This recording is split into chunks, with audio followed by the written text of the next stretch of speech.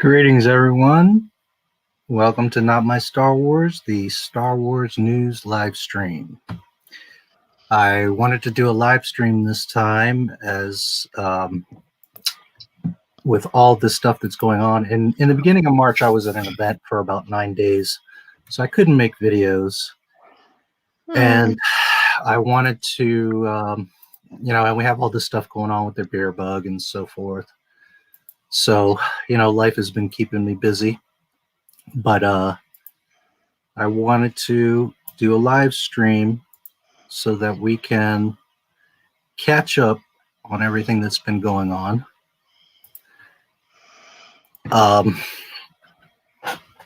I'm here with my friend Shaak Skywalker.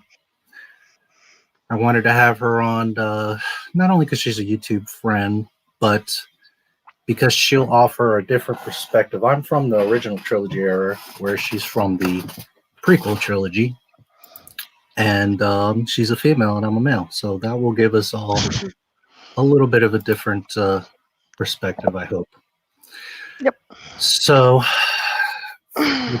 how is everything with you, Shaak? Doing okay. Same old, really. Yeah.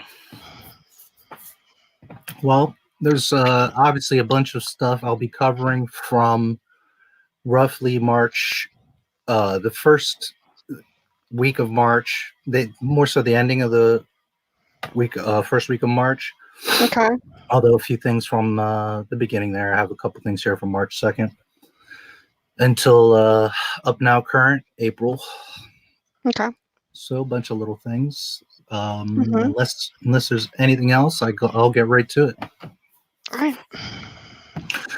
So March 2nd, Clone Wars episode. Dave Filoni breaks down the first episodes of the final season. There's not much I wanted to talk about here, but there's a key thing that he mentions. Okay, so Entertainment Weekly does an interview with Dave Filoni, and he says, "The Bad Batch are mutant clones who are new faces we meet at the top of the season. How did you go about designing the looks for these guys and also new clone hairstyles that I didn't know were possible?" Part of this doesn't matter, but I'll read the whole thing for context. "Yes, we always had this bizarre hairstyle trend with clones where they would pick ways to individualize. And the Bad Batch themselves, that was all right from George. He wanted to explore this idea that there were clones that were a little bit more unique from one another, that were like special forces unit that had enhanced skills. And so the trick for those characters is really making them feel special and what their abilities could be, but not making them superheroes. Wrecker should not be the Hulk, even though we love the Hulk and those types of stories. That's not what Star Wars is. So we had to keep it all within the reality of Star Wars." Okay, so here's the funny part to me, is he says that not only does he mention Wrecker specifically, but that he shouldn't be the Hulk, they shouldn't be superheroes, and that they're trying to keep it in the Star Wars reality. So I'm going to show you guys a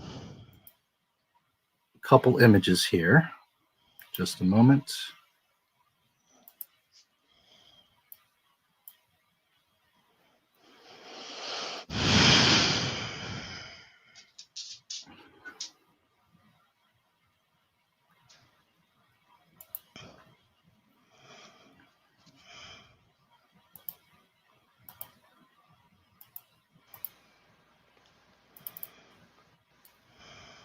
Okay, should be able to see that. Can you see there's Cody here in this Okay. wreckage? Yeah, I see that.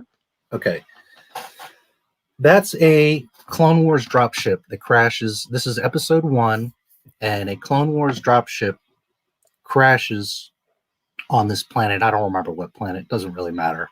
Okay. So they fly in, they get shot down, and they all climb out of the wreckage. But Cody, you can see, is here trapped in the wreckage. Okay, so remember that Dave Filoni just said that they're not superheroes. Well, the very next scene is Wrecker saying, "I got this," and you see him cracking his knuckles. Yeah.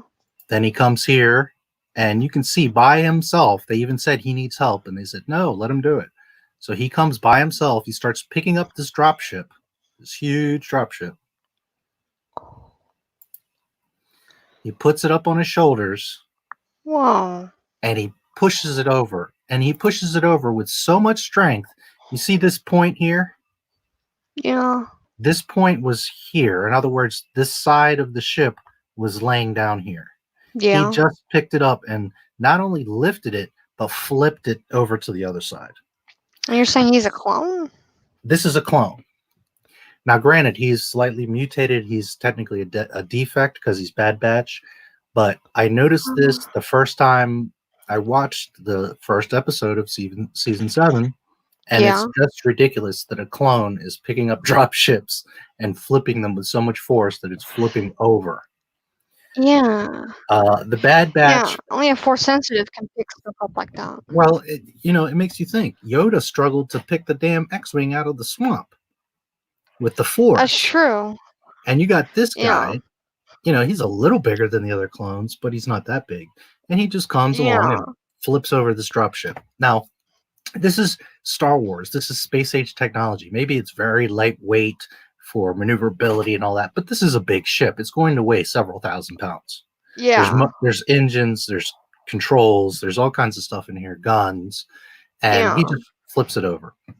So I just think it's funny because Dave Filoni knew, and he even said it himself. Oh, well, Wrecker shouldn't be a superhero, but here he is. Picking up a dropship. Picking up a dropship.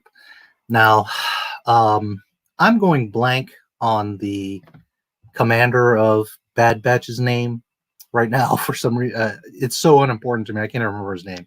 But the leader, he's sensitive to like electromagnetic waves, not just in a vicinity, but across an entire planet. Wow. So it's like these guys have these amazing powers, and yet they're not supposed to be superheroes.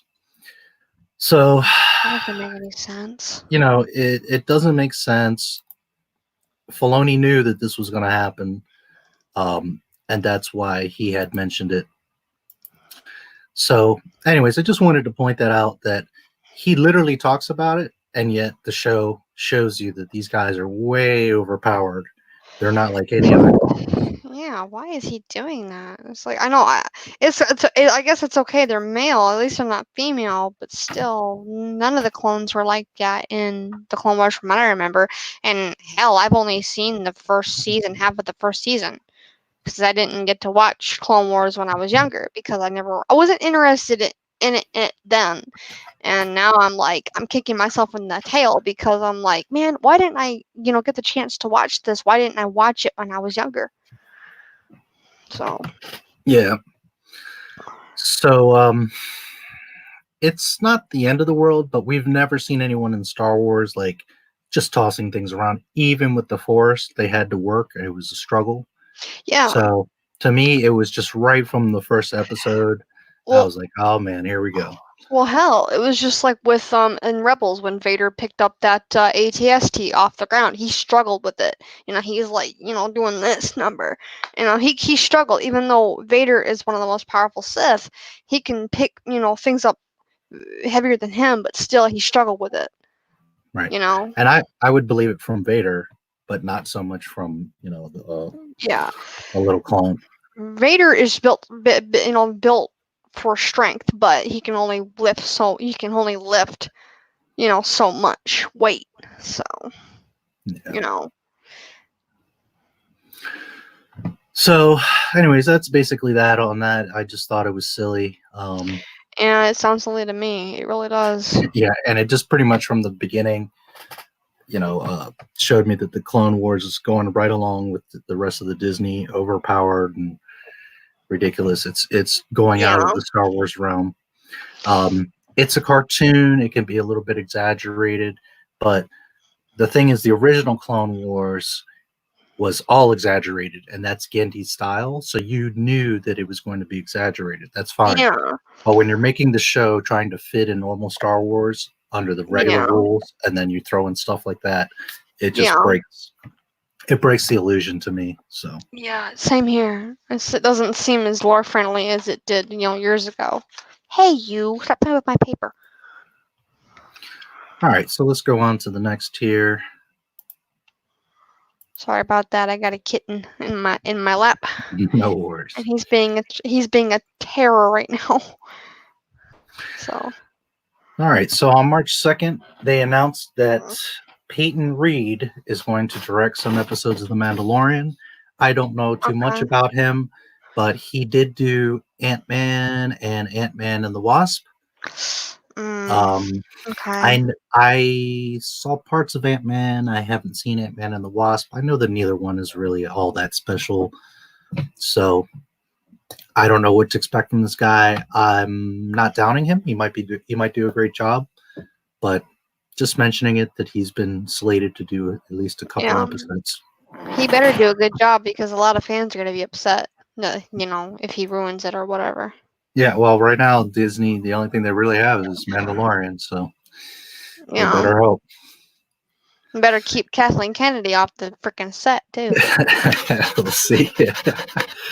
Oh man, there are rumors of that she was kicked off the set. I don't know if you heard that, but yep, I already heard that. I was like, yes, yes, good. I'm kidding. I don't know how true it is, but it sounds like it would be a smart thing to do. So yeah, because she's she's basically hell bent on destroying Star Wars, and any chance she would get, she'd probably get her hands on Mandalorian and tear it all to hell. Okay, so we'll go on to the next. Let me just share that. Got my pencils back in here. Oops, can't leave that out there. Sorry, Foo.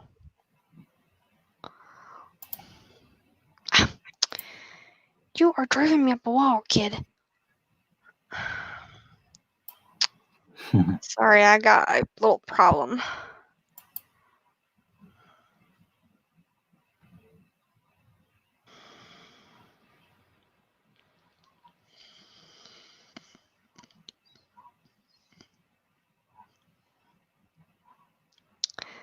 So I was gonna ask, what did you think about that cartoon with Palpatine in it? The pub one, the villain pub. Oh, I thought it was awesome. Yeah. It's pretty funny. Yeah.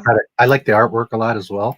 Yeah, I like the artwork in that little cartoon. The only problem is they should have. I mean, I like the voice. It's just they should have done a little bit better job with picking whoever voiced the Emperor, because it doesn't seem. I mean, it's good, but it's not. But yeah, they do what they do to to give people entertainment, and I think that a lot of their videos that they've done for Star Wars are very entertaining, like the recent one they did. Oh, that's not a good sound. My headphones are gonna die. Hold on a sec. Well, it's like everything nowadays. Everything that people outside of Disney make is great, and Disney can't get it right. Fans make it better than what Disney does, because Disney doesn't know anything about the franchise. Ah, crap. Which brings us... Yeah, go ahead.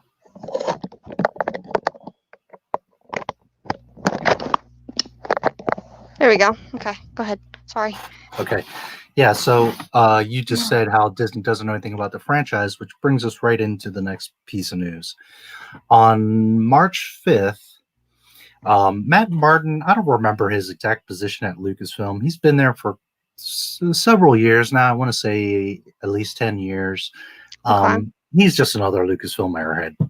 That's how I look at him. He's nobody. I've seen him on some panels talking, but he's just another Lucashead airhead. So on March 5th, someone tweeted to him, "This is going to be a weird question. Given the recent revelations about Rey's dad, is Rey Skywalker Palpatine's granddaughter, his niece, or his daughter? Related, is Boba Fett Jango Fett's son? And if so, why?" Yes, believe it or not, this is all being debated. And Matt says, I'm not sure what revelation you're talking about. Now, this is a guy that works at Lucasfilm. You're kidding. Okay, so then the next tweet is, the revelation is the one where Ray's dad has a failed clone, probably. And then he says, is this another clickbait thing? So then, yeah, people are bending over backwards and playing semantics to not get it. They're honestly arguing that Rey is Palpatine's daughter because Rey's dad is a clone. They also pretend that Boba isn't actually Jango's son because they're genetically identical. Well, yes, if Palpatine's clone made Rey, that's her father, not her grandfather, because the clone is an exact copy of the original, and the same thing goes for Boba Fett. Anyway, so then he says, where does it say Rey's dad is a clone? I mean, this is a guy that's been at Lucasfilm for over 10 years. And then he says, sorry, deleted my tweet to add stuff. Didn't expect you to answer so soon, but it's here. It's Sheev's thoughts as he is falling down the Death Star 2 in Return of the Jedi. So then here it says, from the novel, the heretics of the Sith eternal toil, splicing genes, bolstering tissue, creating unnatural abominations in the hope that one of these strand casts would succeed and become a worthy receptacle. The heretics would do anything, risk anything, sacrifice anything to create a cradle for their god consciences. Nothing worked, but their efforts were not entirely in vain. One genetic strand cast lived, thrived even, a not quite identical clone, his son, but he was a useless, powerless failure. Palpatine could not even bear to look upon such disappointing ordinances. The boy's only worth would lay in continuing the bloodline through more natural methods. Okay, I see where they're going. It almost sounds like they're referencing Triclops from canon. Kind of, but it's not Triclops. It's the guy that you see in The Rise of Skywalker. That's Rey's father. So what they're saying is that a direct clone of Palpatine was a failure, which is the father of Rey. He couldn't hold he wasn't force sensitive, and he couldn't hold Palpatine's essence. So he was considered by Palpatine a failure. But then he went on, met a woman, and had Rey. So this is where the whole conversation started with Palpatine being a clone. But what's important right here, where we're talking about, is that this guy at Lucasfilm is clueless to this fact. They don't talk to each other. They don't check each other's work. They just all are on different pages. So they're basically clueless about the fact that what the hell is going on? And then here it says, oh, and I just noticed Strandcast mentioned in Mandalorian by Quill. Is it a type of clone that isn't a clone, but based on genetic material from another living being? And then he says, whoa, that wasn't in the one I read. This is why I always listen to the audiobooks after they're out. But yeah, exactly. What a Strandcast is not yet explained. So they don't even know what a Strandcast is. They're just throwing stuff out there, and they have no definition of it. And he's saying that he read another version of the book, which again confirms that they changed everything at the end for The Rise of Skywalker. And then here it says, well, when did you read it? And he says, a couple months ago. I usually read this first or second draft, typically first, but it may have been later for Tross since I wasn't lead on that one, since I didn't work on the film. So he sits here and confirms that, there are other drafts of other drafts, which means there's other drafts of the movie. Yep. So then you got Martin is the only one taken aback by the revelation that Rey's father is a clone of Palpatine. StarWars.com blogger Shane O'Neill, who's another airhead that's on the panels, and she swears she knows Star Wars, is casted doubt on his authenticity writing. I'm betting the book doesn't say this, but I'm going to go check. So then here's her tweet saying, I'm betting the book doesn't say this, but I'm going to check. But if it's true, I'm going to need several minutes. So you're Miss StarWars.com blogger. You're Miss Know-It-All. And you're just finding out from people on Twitter that Palpatine is a clone. This is one of the many confirmations that they brought in Palpatine like within just a few months of finishing The Rise of Skywalker. Oh my god. Oh. It's such a jumbled up mess. It just seems like it, you know? It's like, what is it? You know, is he back? Is he a clone? Is he this? Is that? What? It's like, what in the HE double hockey sticks is going on? They don't know. They Lucasfilm, they're totally clueless. They have Yeah. no idea of their own story. Oh my So god. this was a little bit older. It was March 5th, but I never got to talk about it, so I figured I'd mention it. Mhm. It's just ridiculous. It's stupid. It's freaking ridiculous. It's oh my god. I can't even wrap my finger around that. That's just stupid.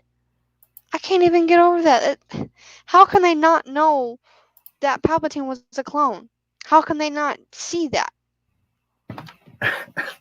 Unless they're Well, saying that Palpatine was actually back in the flesh in a different draft. well, I don't think they. From what I see, everything I've seen, they didn't have an explanation. They just said, "Let's bring back Palpatine, and then we'll explain it later." Yeah, buy our Which, books, buy our content, yeah, and we'll we'll figure it explain out. to you. We'll figure it out later, and we'll just put it in a book. And that's just not how you do stories. You have to have a No, plan.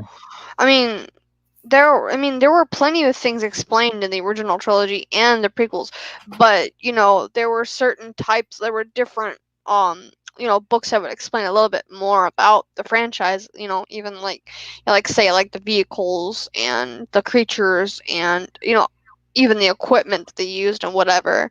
But I think that the prequels and the originals did provide enough information, but the sequel trilogy doesn't. It doesn't make any sense. Nope. I've been watching Star Wars for over 40 years, and I never had these kinds of questions. I always wanted to know extra stuff, like, where's Boba Fett from? What's his story? Yeah, Where does a Rancor come from? Just little things, yeah, but not anything where I was like, well, what's the story? I don't know. I don't understand. None of yeah. that was You're ever. like you're sitting there contemplating like what the sequel trilogy is about, and you already know what the prequels and the original trilogy is about, but you don't know anything about the sequel trilogy because they don't explain it good enough. Yep. So, and it's funny because you can't even Wow. credit them to be smart enough to say, well, we're going to leave stuff out to sell more merchandise. It's just they're clueless and they don't know what they're doing. That's how bad it is. Yeah, they don't know what the hell they're doing. They're just sitting around making stuff up, not Yep. even knowing anything about the lore of Star Wars and what it means. It's a mess. It is. It's a Mongolian clusterfuck, is what it is. Hey, call it like I see it. Yeah. It really is. It truly is. Okay, so March 10th, just a quick side notes. John Boyega partners with Netflix to make films focused on African stories. I just wanted to highlight that. I think it's good for John. Part of why I mention it is because John, like right when The Rise of Skywalker came out, was like, I'm already booked. I've got other work. Oscar Isaac is also, I've seen many articles of him being talked about for different projects. So I'm glad that those two guys have a lot of opportunities. They both seem like cool people as far as people, as the actors, not the characters. Yeah. It's a shame what happened to them in the films. But I also wanted to point this out because Mary Sue Ray Oh can't God. find work anywhere. She's like constantly saying, I'm looking for work. I'm looking for work. Now, I don't have anything against Daisy. I don't think she's an exceptional actress or anything special, but I don't have anything She's against her. terrible. She's whatever. But I just think it's funny because she's probably typecast herself by trying to be, Miss Ray and Mary Sue, and now she's stuck in this, So I don't know. I wish her the best as a person, but sometimes you have to be careful what you ask for, and you want her to be, better than Luke Skywalker. Well, now you can't get any work. So I just Yeah. thought it was ironic. Whatever. Anyways, good for John Boyega. And for some of the other actors, they seem to be still getting work, in particular Oscar That's Isaac and good. John Boyega. So, Yeah, I believe their characters were trashed. They really oh, were. yeah, totally. It's a shame. They could have done so much with Finn. so Yeah. much. Yeah, I agree. Hey, you! It's not playtime. Mhm. Sheesh. Kidding. All right, so let's go on to the next genius at Lucasfilm. Excuse me. All right. Ryan No. Johnson really wished he could have test screened The Last Jedi. Oh, heard about that one. That was March 17th. And again, guys, whoever's watching, some of this news you've probably heard. This is again from the past month. I'm just trying to catch up because of everything that's going on. And I figured I'd do a stream and just cover all this stuff. So uh, this one's pretty self-explanatory. First of all movies get screened. Anyone with a brain Yes. is going to put it in front of some sort of audience to get feedback. Ryan Johnson doesn't like to do that because he knows, and so does Disney, that if he shows his movies to people, they're just going to be like, what the hell is this? And sure enough, he didn't show it to anybody. Now, what I think is funny is his quote. He says, it was like he's talking about Knives Out. It was like a party in the theater. It was really fun. It was like the first time I was like, oh, wow, this actually plays. This is good, which is really nice. And that's something on Star Wars. You can't test Star Wars movies for a lot of different reasons. I've always hated test screening. And when we were making Star Wars at a certain point in the process, you're like, God, I would give my left arm to put this out in front of 300 people in Burger Bank and just see how it plays. Okay, so you're a fucking liar, Ryan Johnson, because number one, all movies get test screening. There's no such Yes. thing as Yeah. you can't test Star Wars movies. Okay, I'm not going to look for the footage right now, but we have all seen George Lucas where Yes. he's doing the Lucas has screening. done tons and tons and tons of test screenings. I mean, how do Yeah. you think he got the parts for Luke, Leia, Han, Chewie, Palpatine, Darth Vader, that sort of thing? It's like how can you not test screen? You need to be able to do that because one, you can choose whoever whoever is best for the part that you want them to be in, and not to mention you're putting it in a you're basically presenting this film in front of a lot of people, and it's good to get feedback off of it, and that's what Lucas did. Yep. Oh. If nothing else, Lucas would have Lucasfilm employees sit with him and they would all watch it. But I know that his kids would watch it and that he would have close people that would see it, probably like Spielberg, Yeah. So that's just an absolute lie that you can't test Star Wars movies. That's just for a lot of different reasons. You can. Yes, you can. I And mean, you I have can. to. I was watching an interview with Ian McDiarmid, and I was kind of curious because he told a lot of stories. He talks about a lot. Yeah, he talks about George or Lucas a lot, and he even said that he did his first test screening as Palpatine. As in Return of the Jedi, and I'm like, yeah. So it's like, why can't you? It's like you have to test screen Star Wars. You can't just. It's like Lucas, needed to do that because he wanted to, he wanted to know what everybody, thought about the movie, and he wanted to, see everyone's reactions. I mean, I'm pretty sure there were probably mixed reactions back then, but yeah, dude, I swear Ryan Johnson is such a freaking idiot. I swear. Yep. Well, here's my favorite part, because these guys contradict and bust themselves in the very next sentence. I've always hated test screening. So the reason you didn't test screen it is because you and Kathleen Kennedy knew that people were going to be like, what the fuck is this? Yeah. What is Luke Skywalker? Isn't that way? You just killed Snoke? What the hell is this? So that is exactly why they did not test screen it, because they knew it was going to bomb. Because Yeah. he's sitting here saying, I always hated it and that you can't. And that's just a straight out lie. That's a lie. Yeah, Yep. exactly. It's a straight out lie. He's like, he knew that the movie was going to be bad. He knew already it was going to be horrible. Yep. So, yep. oh my God. All right. Well, I've had enough of Ryan Johnson. We'll move on to the next. Same here. God, I just his name just stresses my ass out. Just kidding. He stresses a lot of people out. That was a line from Robot Chicken, by the way, when Palpatine's talking about Darth Vader. Mm, He's like, just saying his name presses my ass. I love that. I love Robot Chicken Star Wars anyway. It's funny. yeah, it's awesome. I love Robot Chicken. And by the way, have you noticed that Family Guy and all these guys, nobody's doing anything for the Disney movies? Really? And that's um, part of my assumption is they just don't like the stuff. It's not Star Wars. Also, you know how Disney is with copyrights; they probably are like not letting them do anything. Hey, Whereas yeah. Lucas was always like, "Go ahead, have fun, make fun of it." Lucas loves Family Guy. I have an interview with him and Seth MacFarlane. He's like, "I have your Family Guy on my TiVo." So, Oh wow. Yeah, I remember Seth Green and Seth MacFarlane were actually working with George on the Robot Chicken because I believe Seth MacFarlane actually voiced Palpatine in Robot Chicken. And then of course I think Seth Green voiced a couple other characters. I don't know who voiced Luke or Anakin or the other characters, but yeah, it was pretty cool to know that, Seth MacFarlane voiced Palpatine and I don't know who voiced Vader in that. I don't know. I don't remember. Yeah, I don't either. All I know is It's been a while. Yeah, I have to look up the cast again. But yeah, I mean, it's a lot better than the sequel trilogy. I can tell you that.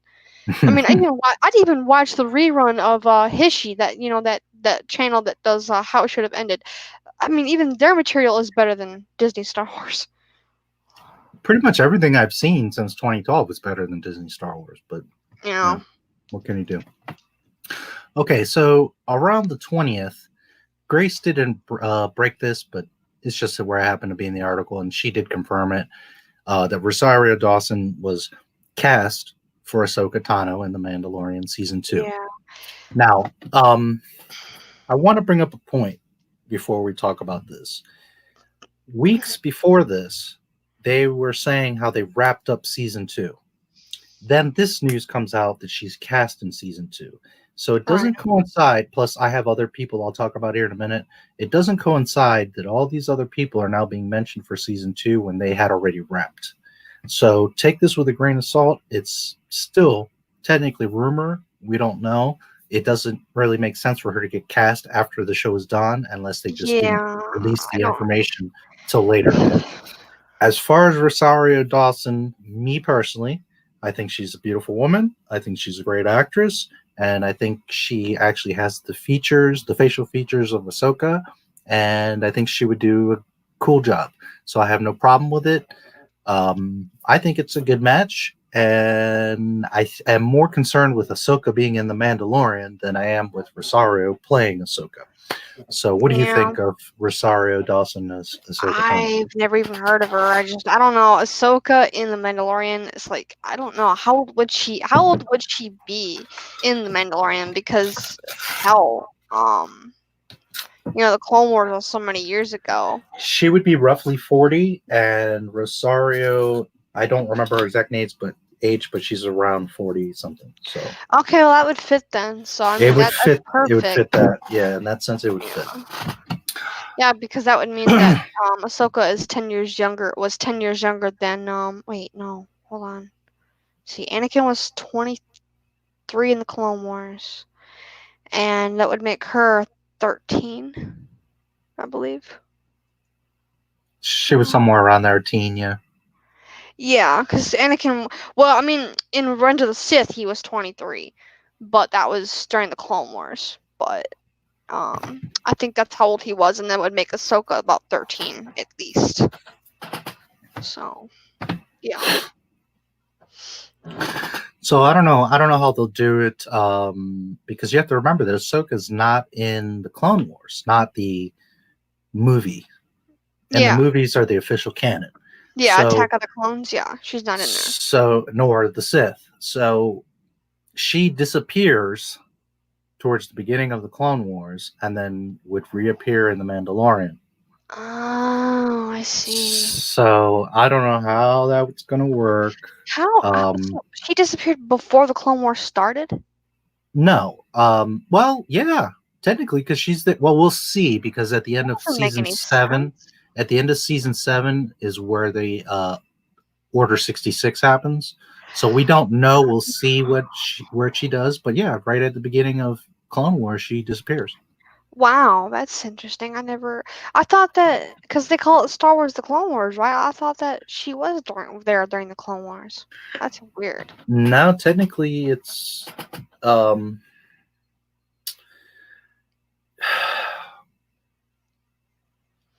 Yeah. I mean, okay.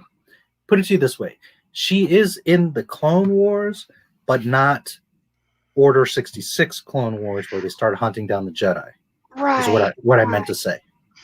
So she Okay. is in the beginning of the Clone Wars. Okay. Gotcha. All right. The clone, I can understand that better now. right? Just to clarify, so she was throughout the Clone Wars, but the important part at Order 66 is where she disappears. Okay. Gotcha. So, along with this, there's supposedly been a lot of talk as well that there'll be a Ahsoka spin-off show coming from this. Ugh. I again don't know because we haven't seen Rosario Dawson play her. We don't know what she's going to do in Mandalorian, if she's in fact there. When I was thinking about this earlier, it just sums up the whole Disney thing. If this was 10, 20 years ago, and Lucas had The Mandalorian, which was supposed to be Boba Fett. So let's say it was the Boba Fett show like it was supposed to be. And Lucas said, hey, we're going to have Ahsoka in it. Myself and everybody would be like, hell yeah, Ahsoka Tano. But it's the same thing as with all the Disney. Anything they mention now, it's like just total cringe because they're probably going to destroy Ahsoka Tano. It's just, it just shows the difference between, back then you would be excited. Now it's just like, oh man, something that could be so cool, Ahsoka Tano, and it's like, it's scary. Yeah, it really is. It's scary because Disney's going to screw it up. Yeah. So, in line with that, let me find it real quick.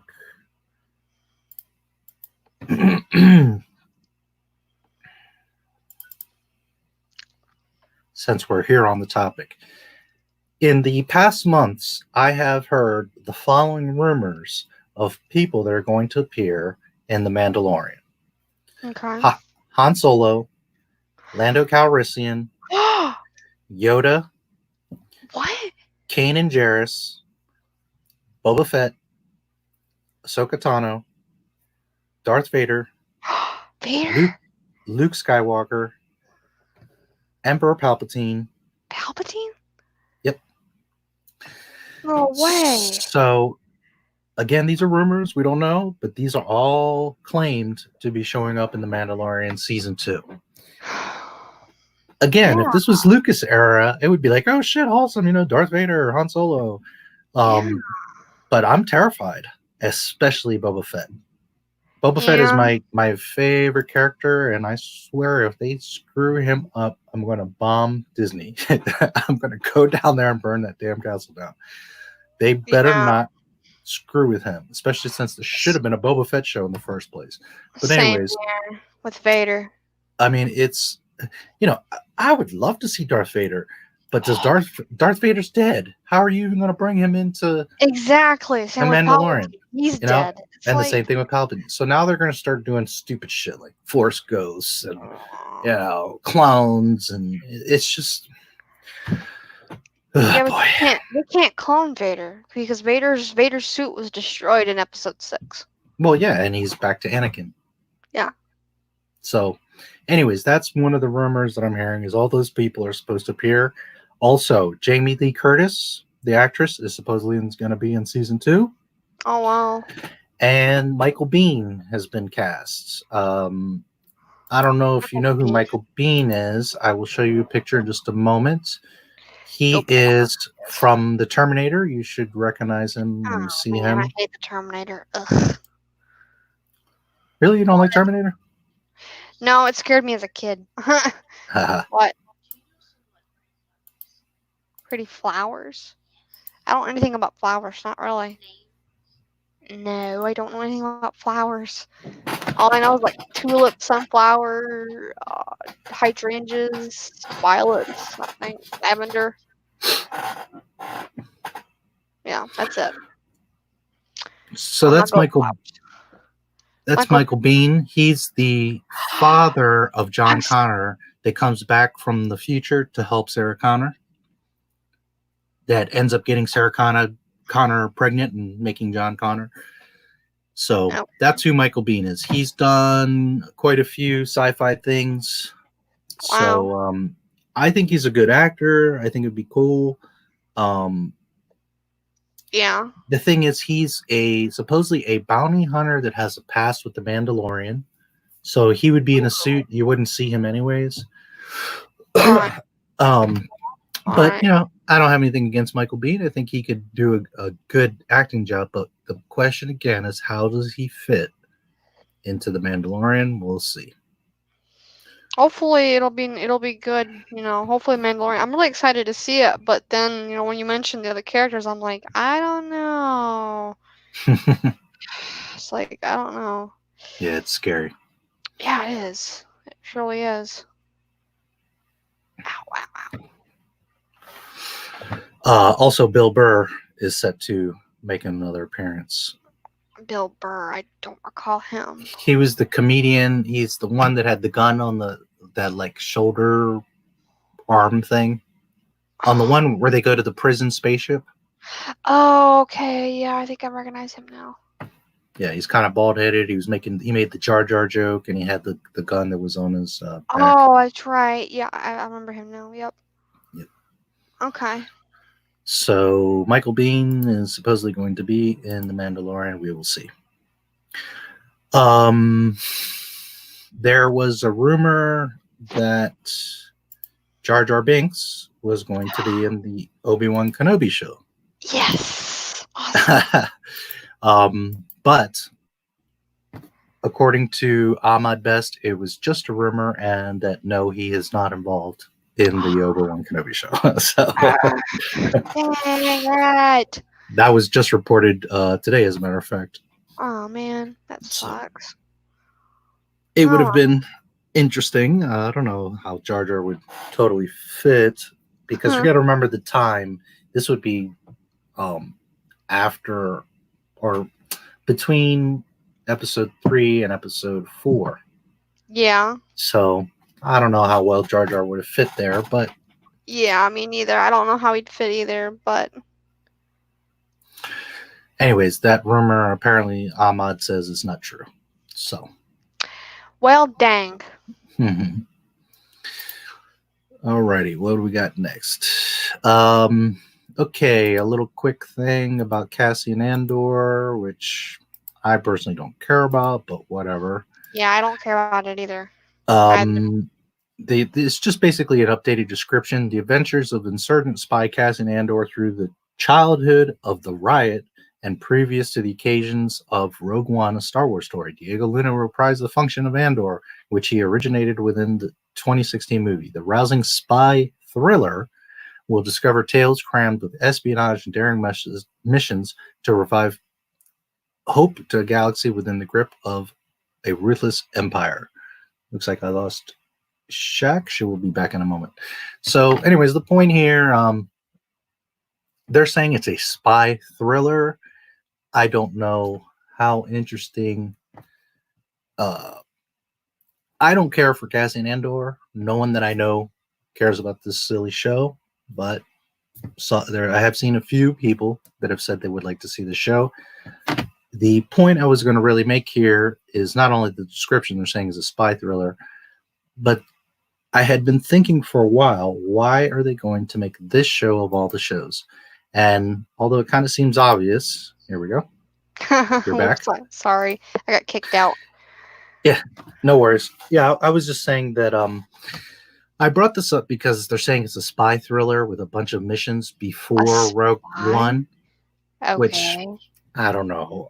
I don't know how many missions they're going to really be able to do. Although, between episode 3 and 4, the Empire was ruling, so theoretically they could do a bunch of stuff. But the main point, true. the main reason why I had mentioned this is because for a while I've been thinking, why in the hell are they going to do a Cassian Andor show? Why would they, of all the shows they could do this?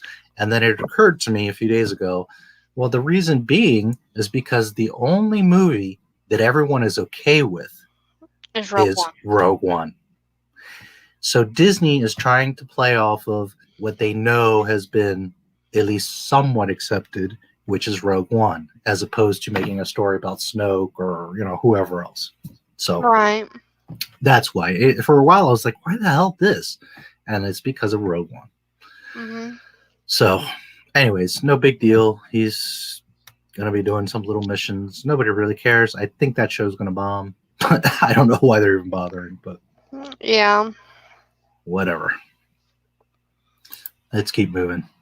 Okay, so here's a good one.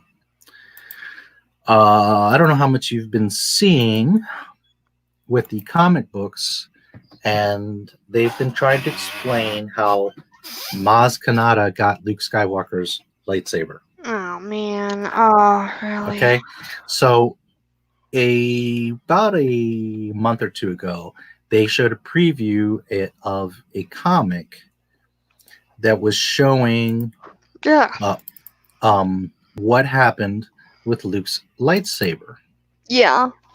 Okay, Okay. so just a moment here. Let me get to it. Take a swig of some. If I keep the darn thing open. Jeez. It's hot in my room. Find that image. Okay.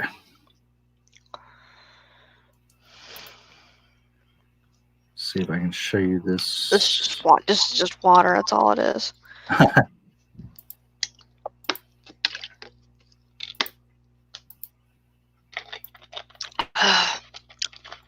Okay, so they've been trying to explain that what happened is when he got his hand cut off, it fell down the shaft. Well, yeah.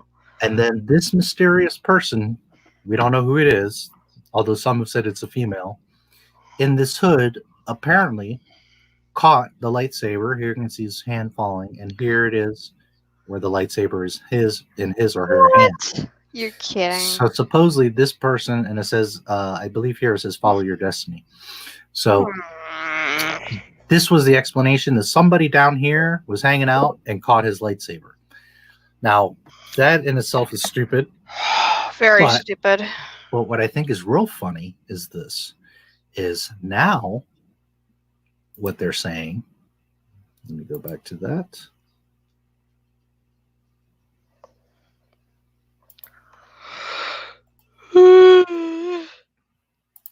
Dig it.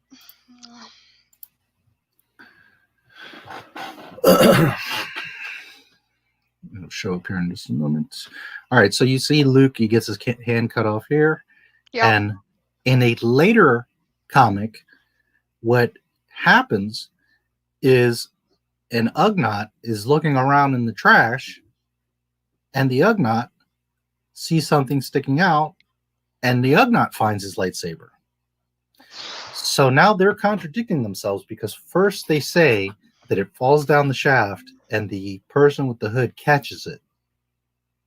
But instead, an Ugnaught now has found it in the trash. They can't keep their story straight. Oh, God. Now, supposedly, at some point, here's the hooded figure again. Yeah, At some point, they have it, and it says Skywalker, follow your destiny, which follow your destiny was what they said in the other panel. So I don't know if they changed the comic book or what they're doing, but again, they're getting themselves confused, because first, the lightsaber's lost in the original movie. Then Maz Kanata gets it. Then this hooded figure catches it. Then, no, it's not the hooded figure. It's an Ugnaught, gets it out of the trash. And now here we are with the hooded figure has the lightsaber again. Oh, man. Without reading the exact comic, it's kind of hard to say exactly what they're doing, but we're seeing enough to see that they are, again, even with the comic books, a total clusterfuck. They can't keep their story straight, because one minute you got the hooded guy catching it, the next minute an Ugnaught is pulling it out of the trash. So they can't make up their minds. There it is.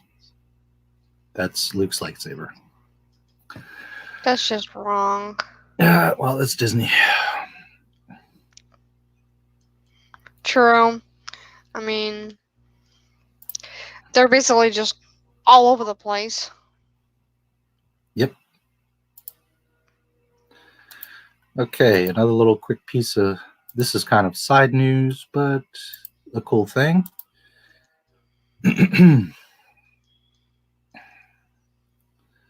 Oscar Isaac has been being eyed to play Solid Snake in a Metal Gear Solid movie.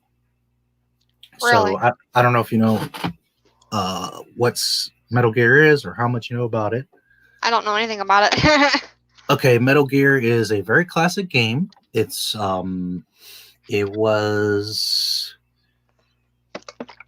I'm trying to remember, it came out on the first Nintendo. I think is when it first came out. It's been a long time. Yeah. It's had several versions. The newer versions have been amazing. It's like playing a movie. Wow. It's called a what was it? Stealth espionage. Oh, okay. Okay, so it's a slower game. You're like creeping around and sneaking around. Some of it is crawling. Some of it is you may know it from one of the famous things he would do is he would hide inside of a box, a cardboard box. In later versions, he would also hide in barrels, but he would like sneak around in this cardboard box. Okay.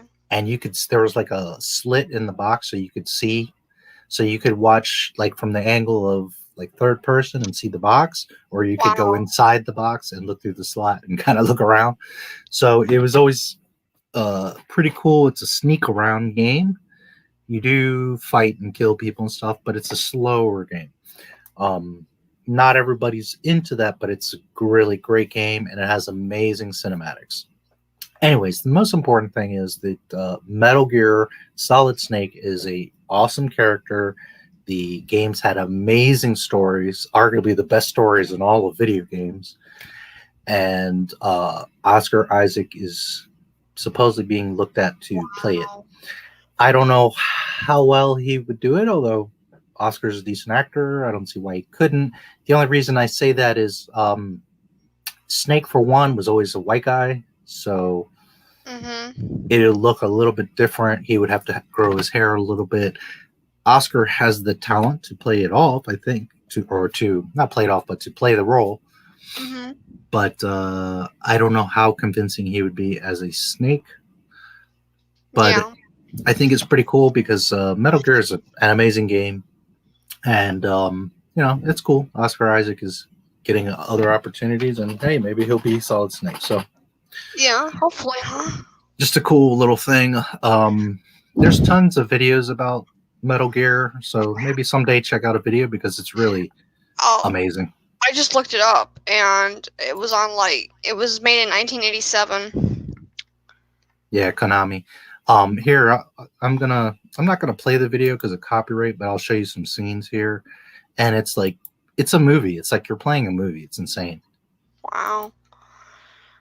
Let's see. So there's one version of Snake. So I don't know. I mean, Oscar Isaac, would he really fit that? Nah, they could do makeup, I suppose. Wow. I'm more excited for the fact that a Metal Gear movie may come out. That would be kind of cool. It could be cool. It's, again, we're in this era of them making movies all crazy, so who knows? I'm kind of scared at the same time, but yeah, it could be cool. Yep. It's sad that we're in this era of who knows what the hell's going to happen, but it is what it is. Yeah.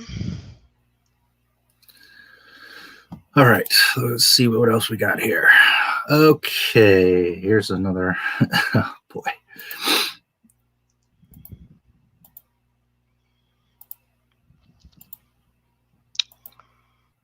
Okay, so something that not everybody realizes, because Disney likes to say that the Clone Wars is canon, and a lot of people agree because Lucas had begun the Clone Wars. Yeah. The problem is that we're talking about many years ago, and he basically wrote the outlines for the series. Mm-hmm. But he wasn't directly involved in making all the episodes. Really, the person behind all the Clone Wars stuff is Dave Filoni.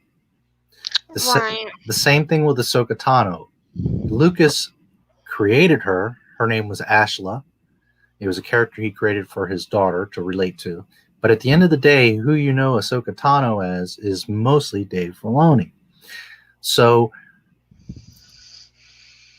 my point here is that while Lucas made the concepts and the outlines and it was his idea, in reality, the Clone Wars is Dave Filoni. And a lot of it is Disney. So it's known that Clone Wars has broken canon in various episodes in the past.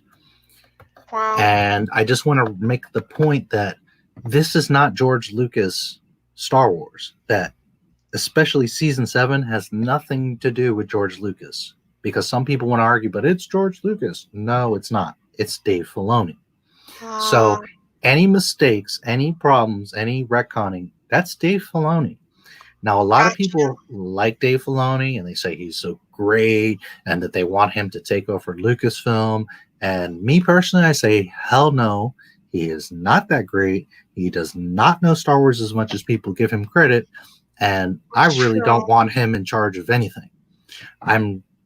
Overall, the Clone Wars is okay. I'm not, I think it's fine overall, not season 7. Season 7 is just a mess.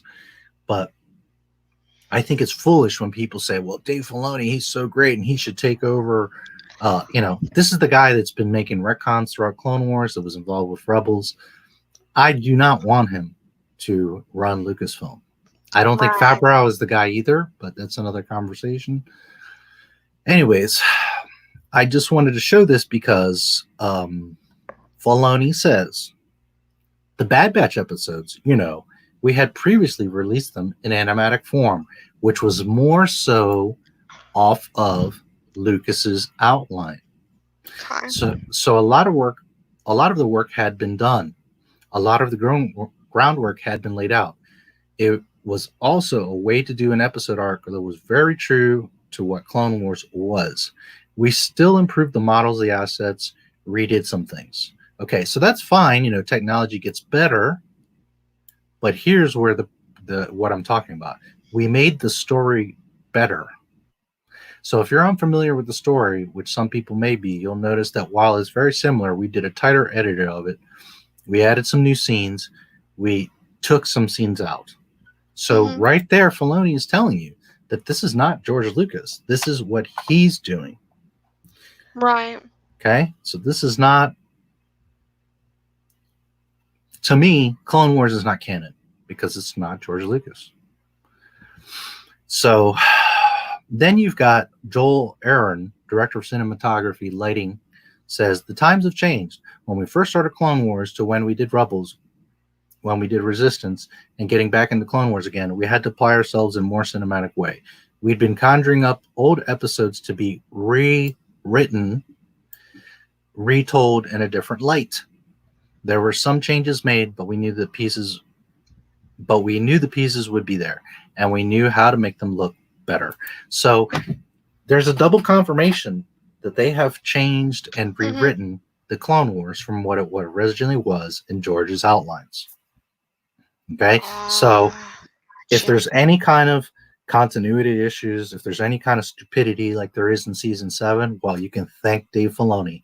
And for those out there that think he's the guy and he knows Star Wars and he should take over Lucasfilm, I say, fuck no. He should not be. He is not all that. I don't hate Dave Filoni. I don't think he did terrible, but he is not as godly as everybody makes him out to be. So great, the Star Wars guy. No, he's not. And furthermore, if you watch video of him when he was doing meetings with Lucas, the whole time he's like drawing stuff. He's not even listening to George Lucas. He's just sketching stuff and doing his own thing while George Lucas is having these meetings and explaining what the Clone Wars are. So Dave Filoni fell into a great position I'm not saying he doesn't know Lucas. I'm not saying he didn't learn stuff from him directly. But just Right. because he did doesn't mean he knows Star Wars like George did. Exactly. Yep. So I'm not a Filoni hater. It's not that I don't want him involved in Star Wars, but there's no way in hell that I would give him Lucasfilm. He is not the person. Right. Especially when he has shown us that he's changing things. And it even says it here in his own quotes that we rewrote stuff. Uh-huh. So he's not staying true to what George Lucas had created. This No. Clone Wars, the Clone Wars is not George Lucas, and as far as I'm concerned, it is not canon. No. Okay. And for what it's worth, anybody out there, overall, the Clone Wars is a cool cartoon. By all means, watch it and enjoy it. I'm not saying that, don't watch it, but don't give Dave so much credit. And remember that it's not Lucas. It's been adapted and changed. Hey, Horror Nation, what do you think? Thanks for stopping in. What do you think about Sam Witwer's comments on the last 4 episodes of Clone Wars being the best in the series? I did see something about that, but I didn't read the exact quotes. I was gathering so much stuff for this stream that I didn't get to that. I did notice something. I did see something about it.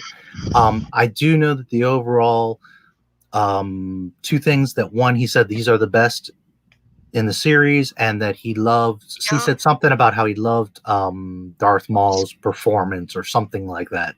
How Darth Maul was in the Clone Wars. Sam Witwer, I think he's a cool guy. I think he has done a great job for what they asked him to do.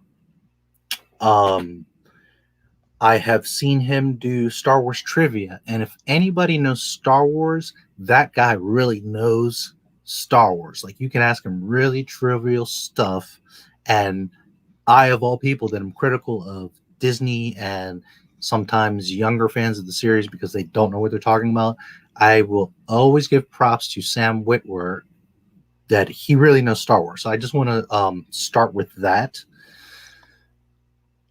But is he watching the same Clone Wars that I'm watching? Because all the episodes, in my opinion, have been pretty much junk. They're boring and uninteresting. And like I was telling you last night, this last episode, they start in a jail, they break out of the jail and go through this whole thing when Ahsoka could have just broke them out in the first place. She's a Jedi, for Christ's sake. And then they end up right back in the jail, and that's how the episode ends, just so that they can have Mandalorian. I don't know if I mentioned to. There's 3 Mandalorians that show up, and it's so that the Mandalorians will obviously break them out. It was like you did this big circle to end up where you started. So, as far as Sam Witwer, in general, I respect his opinion. He is someone, I will stress that he does know a lot of Star Wars stuff. That's good. But I can't really agree with him, Horror Nation, that the last 4 episodes being the best in the series. I don't know. What do you think, Horror Nation? Do you agree with that? I don't agree with that. I think that season 7, and again, we got to see where we're at on. I think it was episode 7, so we still have about 5 episodes left.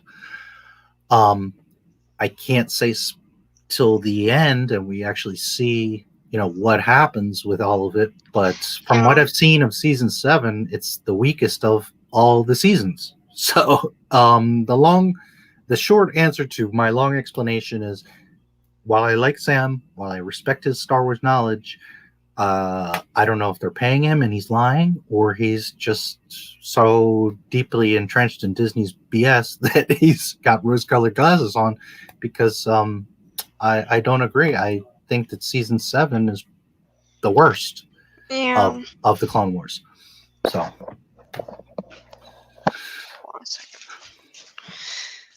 So anyways, Horror Nation, if you want to comment, I'm curious what you think. Sam Witwer's good. I mean, he is a good actor. Of course, I don't really think he does the Emperor's voice as good as Ian, but He also does a very good job on Darth Maul, which, I mean, you know, Darth Maul is a great character, and I think he does a good job voicing Maul. He's very close to the original actor, and I can't remember his name either. It's Paul or Randy or something like that. Well, and see, something happens sometimes, and this seems to happen more in Star Wars than in other things, but something that happens, and this happened with Freddie Prinze Jr., and I've been meaning to make a video about it because there's some people that don't get it. This ties back to Rosario Dawson playing Ahsoka Tano. Mara, A lot of people got upset that Rosario Dawson was cast instead of Ashley Eckstein, who does the voice of Ahsoka. Okay. Yeah. Well, first point is, just because she's a good voice actor doesn't mean that she's a good actor. In front of the camera, does she have the physicality or will she sell Ahsoka? Not necessarily. So it's not like she just gets it by default because she does the voice. And a lot of people got mad about that, and I don't think Ashley is the best fit for Ahsoka. Right. And then the second part of the point here is that this is what Freddie Prinze Jr. has the same issues that you think just because you're involved in a Star Wars project, then now you're a Star Wars expert, and you're not. This is the thing. People forget that the actors don't necessarily know a damn thing about Star Wars. Furthermore, they will all admit that they don't even know what's going on in their story arc. They come in that day, they're handed a script that day, and they just are told to perform that script. They don't know backstory. They don't know where the story is going. They don't know the whole thing. And I could show you dozens of interviews. For example, General Hux, I forget his real name, the actor, Glenn or whatever, is in an interview with Ray and Daisy. And they're talking back and forth, and he says, "Oh, did you know that General Hux's first name is Armitage?" And she's like, "Oh no, I didn't know that." And he's like, "Yeah, a fan told me that." And he's like, "You would think that Lucasfilm would have told me that detail." So they didn't even tell him his character's first name. And then you got it was Star Wars characters answer internet questions, Google questions, whatever. So then they say, "Well, who has the Force?" And then Daisy out of her mouth says, "Oh, everybody has the Force. That's how the Force works. Everybody has it." So going along with what I'm saying is that Ashley Eckstein, just because she was Ahsoka Tano, doesn't mean she really knows Ahsoka Tano. Ashley Eckstein shows up at Lucasfilm, clocks in, reads her little script, clocks out, and goes home. Doesn't mean she's an expert on Ahsoka Tano. And Freddie Prinze Jr. had his little rant, and he wanted to run his fat mouth, Star Wars is for kids, and you don't know shit, and blah, blah, blah. I was in Rebels, so I know what I'm talking about. No, you don't know what you're talking about. You go to Lucasfilm, you clock in, you read your little script, which he has admitted he reads that day. You do your little voice acting, not even real acting, your little voice acting, then you clock out and you go home. That doesn't mean you know a damn thing about Star Wars, Freddie Prinze Jr. And it's also funny because he says, "Well, Dave Filoni told me, and Dave Filoni worked with George Lucas, and George Lucas taught him everything." So that's like me saying, "Hey, Mike, I did this," and then Mike goes to Susan and says, "Oh, well, he did this," and then by the time he gets to the fifth person, that fifth person's like, "Oh, well, he did something totally different." You're going off of hearsay. Yeah. George Lucas, and I have researched this. There's not one interview, not one photo, not one quote, nothing of George Lucas with Freddie Prinze Jr. They've probably never met. And he has the nerve to say, "Well, this is how the Force works because, this and that." And no, you don't know how the Force works, Freddie Prinze, because you're just a sucker that gets paid to read his little script and go home.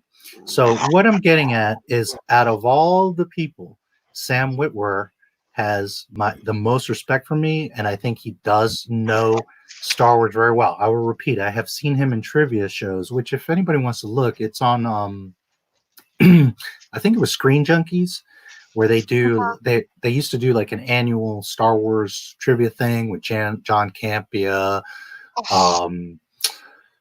Sam Witwer. They had Freddie Prinze once or twice. They had that airhead Jenny Nicholson one time, which she got every question wrong, by the way. I thought was hilarious. Literally every, he's a dumbass. Jenny got literally every question wrong. And then who's the other guy?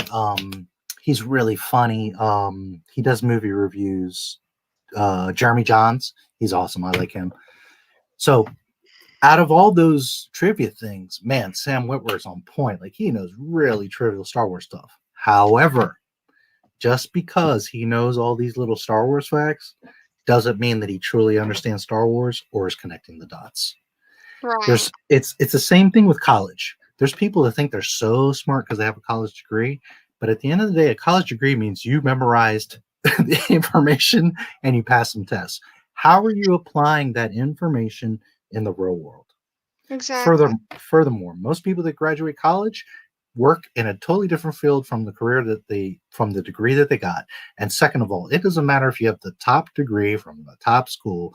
When you go to the job, you still have to learn the job regardless of your degree. The degree just gets you in the door, but as far as doing the job, you have to physically be there and learn it. So Wow. I hope I'm not going on too much about this, but what I'm trying to stress here is that just because you're involved in a Star Wars project does not mean that you're an expert or know Star Wars. I have Right. seen this over and over again. Even, Palpatine, Ian McDiarmid is like, I didn't know everything. He wasn't telling me. Lucas didn't tell everybody everything either. But Yeah. Lucas did work a lot closer with the actors. He did give them a lot of information. You can see a ton of interviews or behind the scenes where Yeah. Lucas is working with Hayden Christensen and Yes. and filling him in, like, well, Vader would do this or Anakin was this way. So Lucas was a lot more would fill in the details. So Yeah. just to get to Horror Nation's comment, I'm not sure. I think the Mortis arc and the last 4 episodes of season 6 are pretty tough to beat. Yeah, I agree. The Citadel stuff was pretty cool. All the Yoda stuff, of course, is going to be amazing. Season 7 to me is nothing special. I haven't seen anything yet, so we'll see where it ends up. But as of yet, I can't agree with Sam. And Sam is someone that I respect, that I think, or I have seen, not even think, really knows a lot about Star Wars. But that doesn't mean he really knows it. He knows Star Wars facts. So, I don't know. Here's my thing. Like, there's different degrees of fandom. Mm-hmm. You don't have to know every little detail about Star Wars to be a fan. Exactly. To me, a Star Wars fan is someone that watches the first 6 movies, because the last movies don't matter. They're stupid.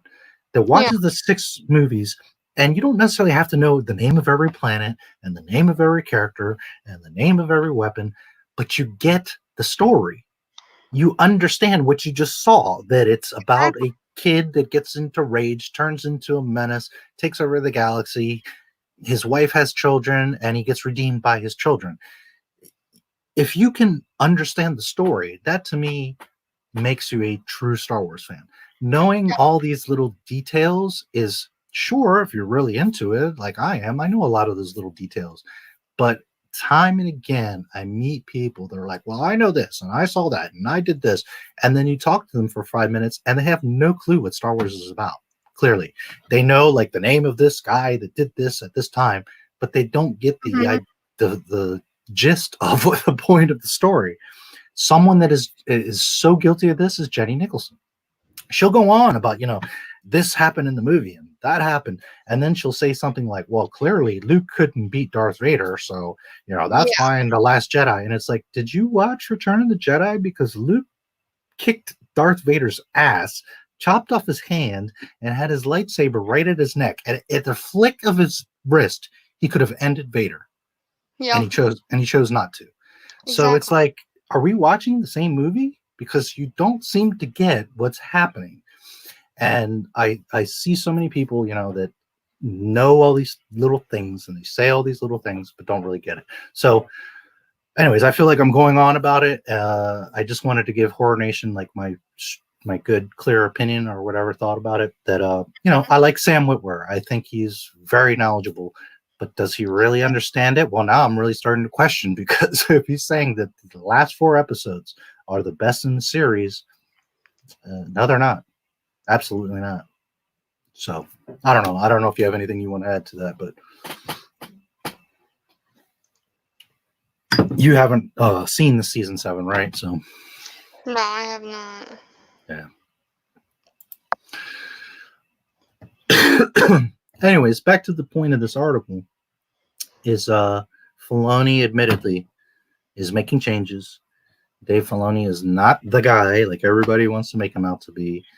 I like him involved with Star Wars. I think he's another guy that knows it very well. But is he the guy to take over and run this thing? Well, if it's him or Kathleen Kennedy, okay, by all means, I'll take Dave Filoni.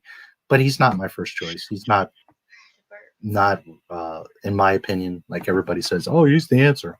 I don't think so.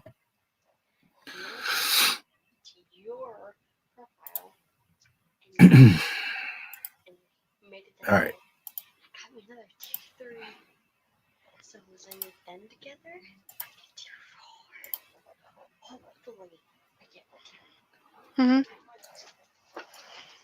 So from April 6th, the Obi-Wan Kenobi series just got some significant adjustments involving its release date and writer.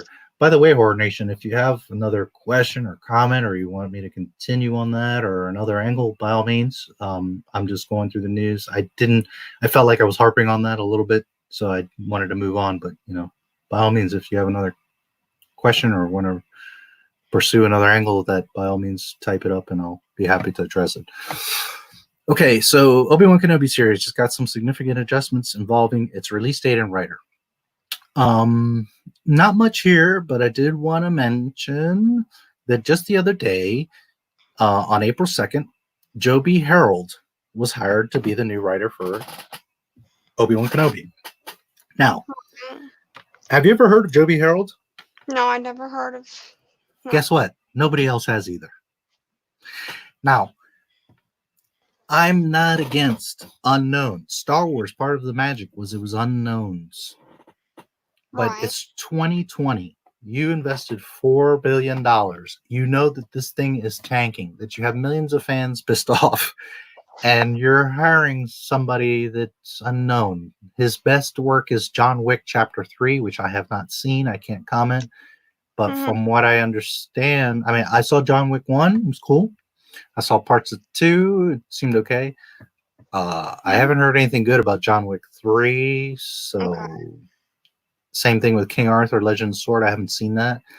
I don't know anything about the guy. Nobody else seems to know him. I think it's a big risk for Disney to be, bringing on somebody that's unknown when one, it's such a big project, Obi-Wan, and then two, all this problem with Disney Star Wars. So yeah.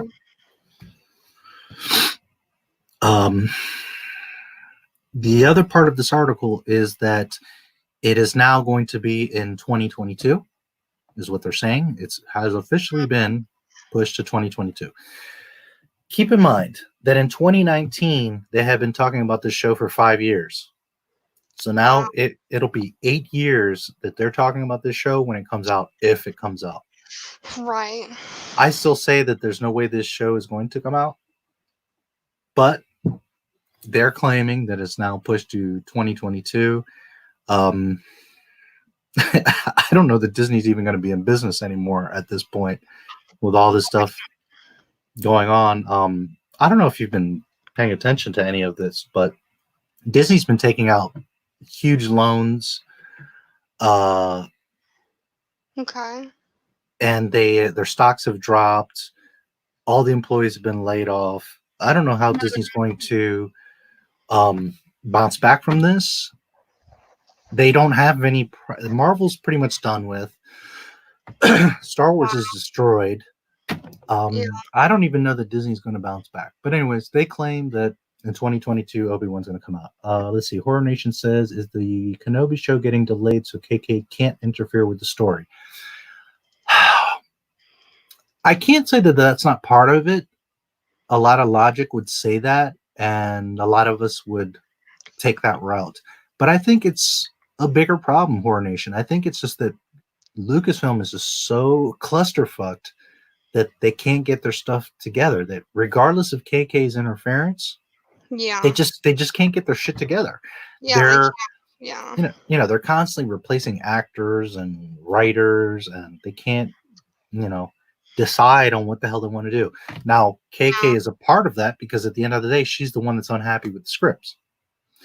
And it would be kind of a smart move to wait out her contract, which is supposed to end next year, and then they can do other stuff. But at the end of the day, here's the way I look at this. If I'm Bob Iger, number one, why not just fire her dumbass if she's interfering? Yeah, I agree. No, number two, you can override her decisions. So while KK is the head of Lucasfilm, I just feel like it's not as black and white as just KK screwing it all up. I think she's a huge part of it. I think she definitely needs to go. But I think that it's also a lot of stuff internally with Lucasfilm. Now that I'm on the topic, I guess I'll mention something that's been on my mind for a while. You have to realize that some of the employees that are at Lucasfilm today are old ones from George Lucas era, and some of them are new ones.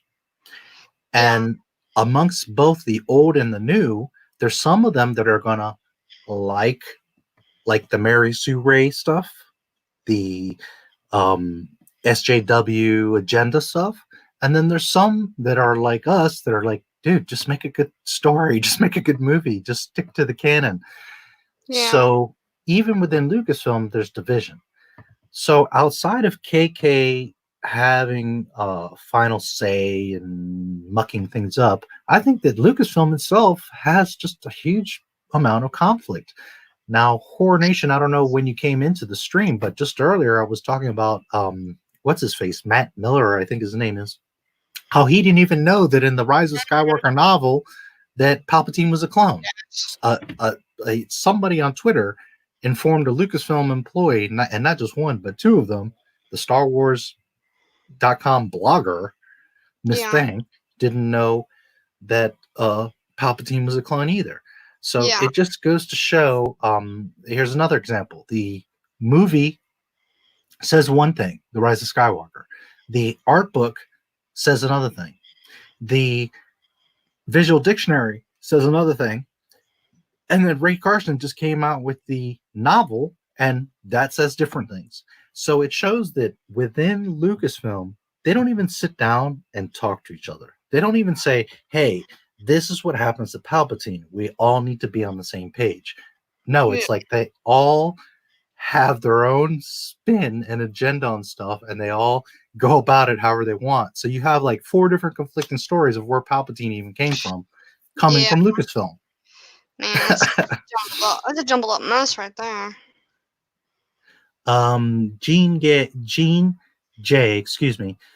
I heard it was because the idea of Ben watching over young Luke was too close to the Mandalorian.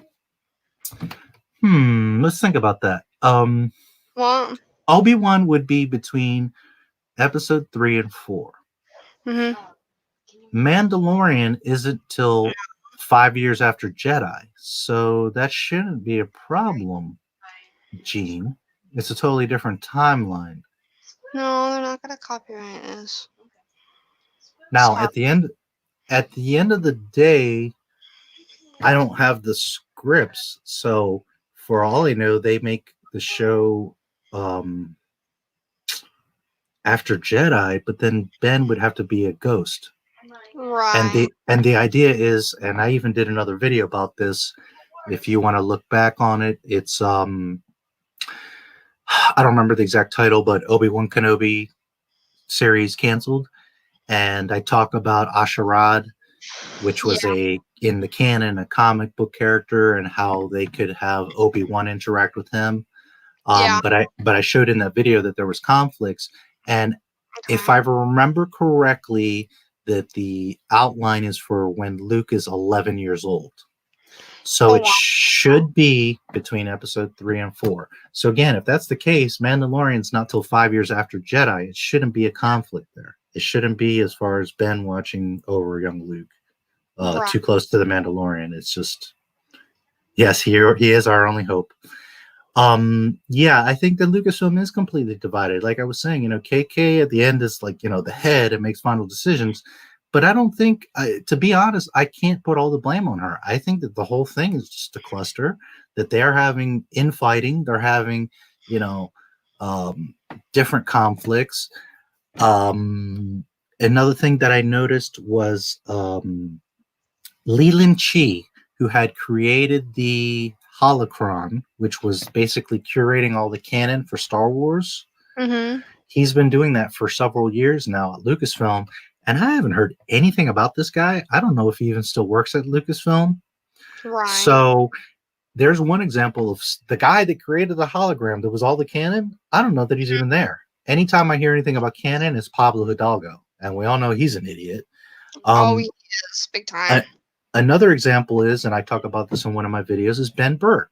Ben Burtt, for anybody that doesn't know, created all the Star Wars sounds. And I mean all of them. The lightsabers, the blasters, the walking of the AT-ATs, the R2's beeps, every Star Wars sound, bombs, missiles, space, everything, engines, is Ben Burtt. He worked on everything. He is the master. Remember that Star Wars is a fantastic story. It's a visual extravaganza. But part of what puts Star Wars over the top is the music, John Williams, and the sound effects, Ben Burtt. They were unrivaled. And Ben Burtt today still works at Skywalker Sound in a side office. And I talk about this in a video where the guys that now make the sound of Rise of Skywalker and the sequel trilogy, they say, well, we see him all the time in the lunchroom, but Ben Burtt is not involved with the new Star Wars movies. He has done little pieces and a little consulting, but he's not the sound guy for Star Wars. You gotta be kidding. And I just don't understand how you could buy. It's like saying, all right, I'm going to buy the Chicago Bulls, and I've got Michael Jordan, Scottie Pippen, all these guys. And no, I'm just going to leave Michael Jordan and Scottie Pippen on the bench because I want to have a female, and because I want to have new people. So instead of using what has won 6 championships and what is the best in the world, I'm going to, because of my politics, bring in someone else to do the sound for Star Wars. It's not to say that someone else can't do it, but if the guy's alive, if the guy is at Lucasfilm, why the hell would you use anyone but Ben Burtt for the sound design? Exactly. He's the greatest. He's talented. He's he's one of a kind. So yes, Horror Nation, they are totally divided because they're all over the damn place. Yeah, and you've got access to, honestly, again, my favorite video that I ever made is my first one. The Rise of Skywalker was finished yesterday because I really go into depth about the stupidity at Lucasfilm. And if anybody hasn't seen it, please go watch that video. I urge you to watch all my videos, but if you want to see just one of my videos, watch that video because I really crunched Disney on that one. And I mean, they just show the stupidity of the resources they have and they don't use them. Now, the main point that I make is this is when Kathleen comes out and says in Rolling Stone, well, we don't have any source material. There's no books, there's no magazines, there's no comics. And yet you have George Lucas on your cell phone. You work at Disney. You probably have like 80 private jets. You could call George Lucas at any time and be like, dude, please come over here for a day, for a week, a weekend, and help us. And instead, they're just like, no, we don't have anything. We're just going to make all this shit up. You literally have the wizard. You have the creator, and you don't choose to use him. So anything that happens with Disney and Disney Star Wars, they deserve it because they chose to, 1, not respect it, but 2, not take advantage of what they have. If you have Michael Jordan on your team, why would you bench him? Exactly. He's the greatest. He's the most famous basketball player in existence. It doesn't make sense. Cool not to have him in the game. You really would. It's just so stupid. Let's see. Gene, not too close timeline wise. I mean, the plot similarities of a guardian watching over an orphan. Okay, so let's see. Idea of Ben watching over young Luke was too close. Oh, you mean the similar? Okay, yes, and I did talk about that in one of my videos as well. I think it's the same video, the Obi-Wan Kenobi's canceled, where KK was having an issue because she felt that the plot line was too similar to what's happening in The Mandalorian. Now, I don't really see how Ben and Luke is too similar to Mando and Baby Yoda. It's like two totally different things. Yeah. To me, that was just some BS that KK made up. Like, here's what I think. And again, I'm going to stress I think because I'm not there. But this is what I imagine. She sees the script. The person that, a mini who wrote the script is an old school Star Wars fan. And he's like, oh man, I get to write the Obi-Wan. And he probably went off. He was like, Obi-Wan's great. He's one of the greatest, wisest, bestest Jedi, and I'm going to make him kick ass. He's going to be awesome. And he probably wrote this amazing script where Obi-Wan is just the man. And then Miss Mary Sue, KK, goes and reads the script and says, well, but wait a minute. There's no girls. There's no Force is female. There's no politics here. There's no messages or agendas. I don't like this. So we got to rewrite it. That's what I think is what happened. So the being too similar to Mandalorian, I think, was just her way of saying, that's her excuse as to why she didn't like the scripts. But I think we all know better at this point that it just didn't fit her agenda, that there was no female.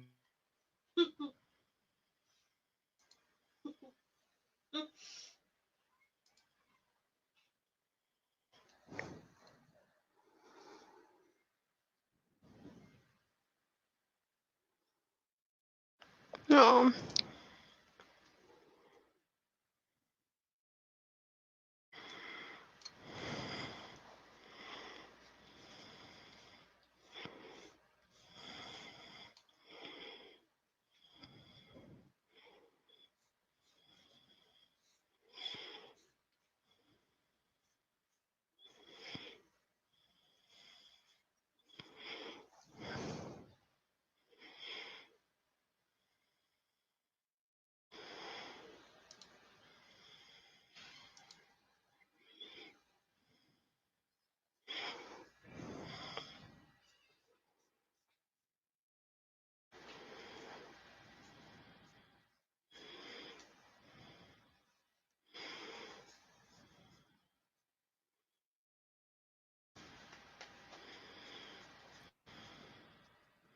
Okay.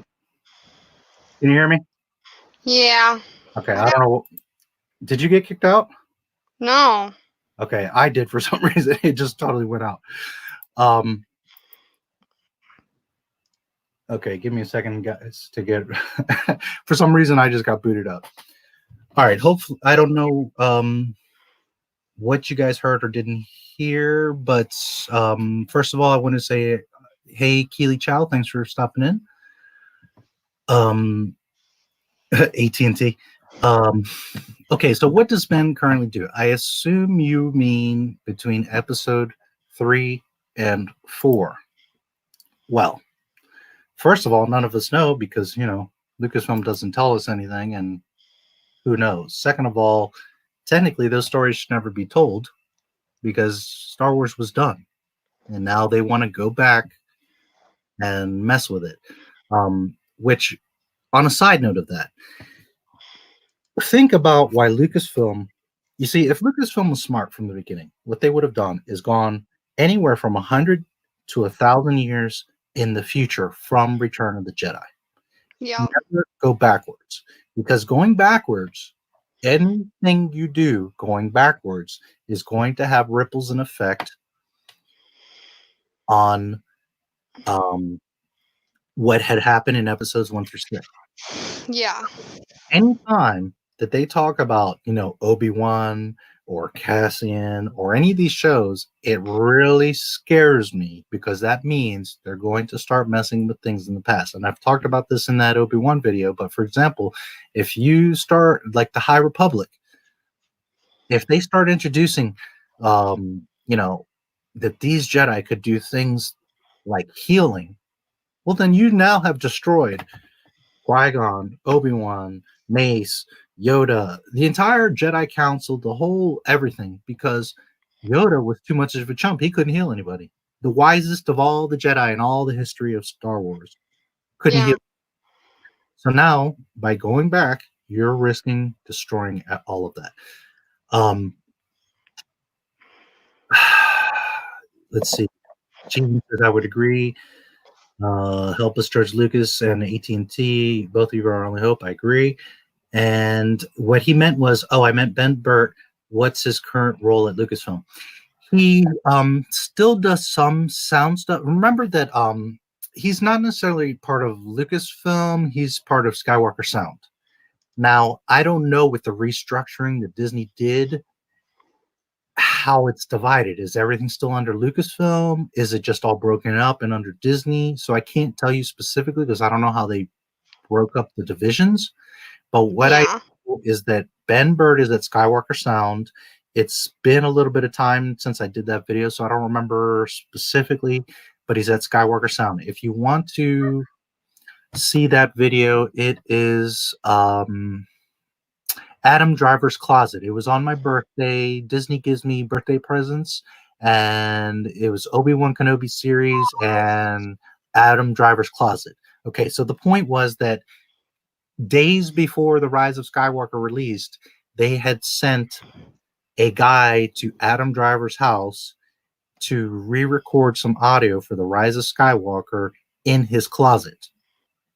Okay? Oh, jeez. And in that video, I have a clip of the interview of the sound guys, and they talk about how Ben Burtt still works at Skywalker Sound, and they see him at breakfast or lunchtime.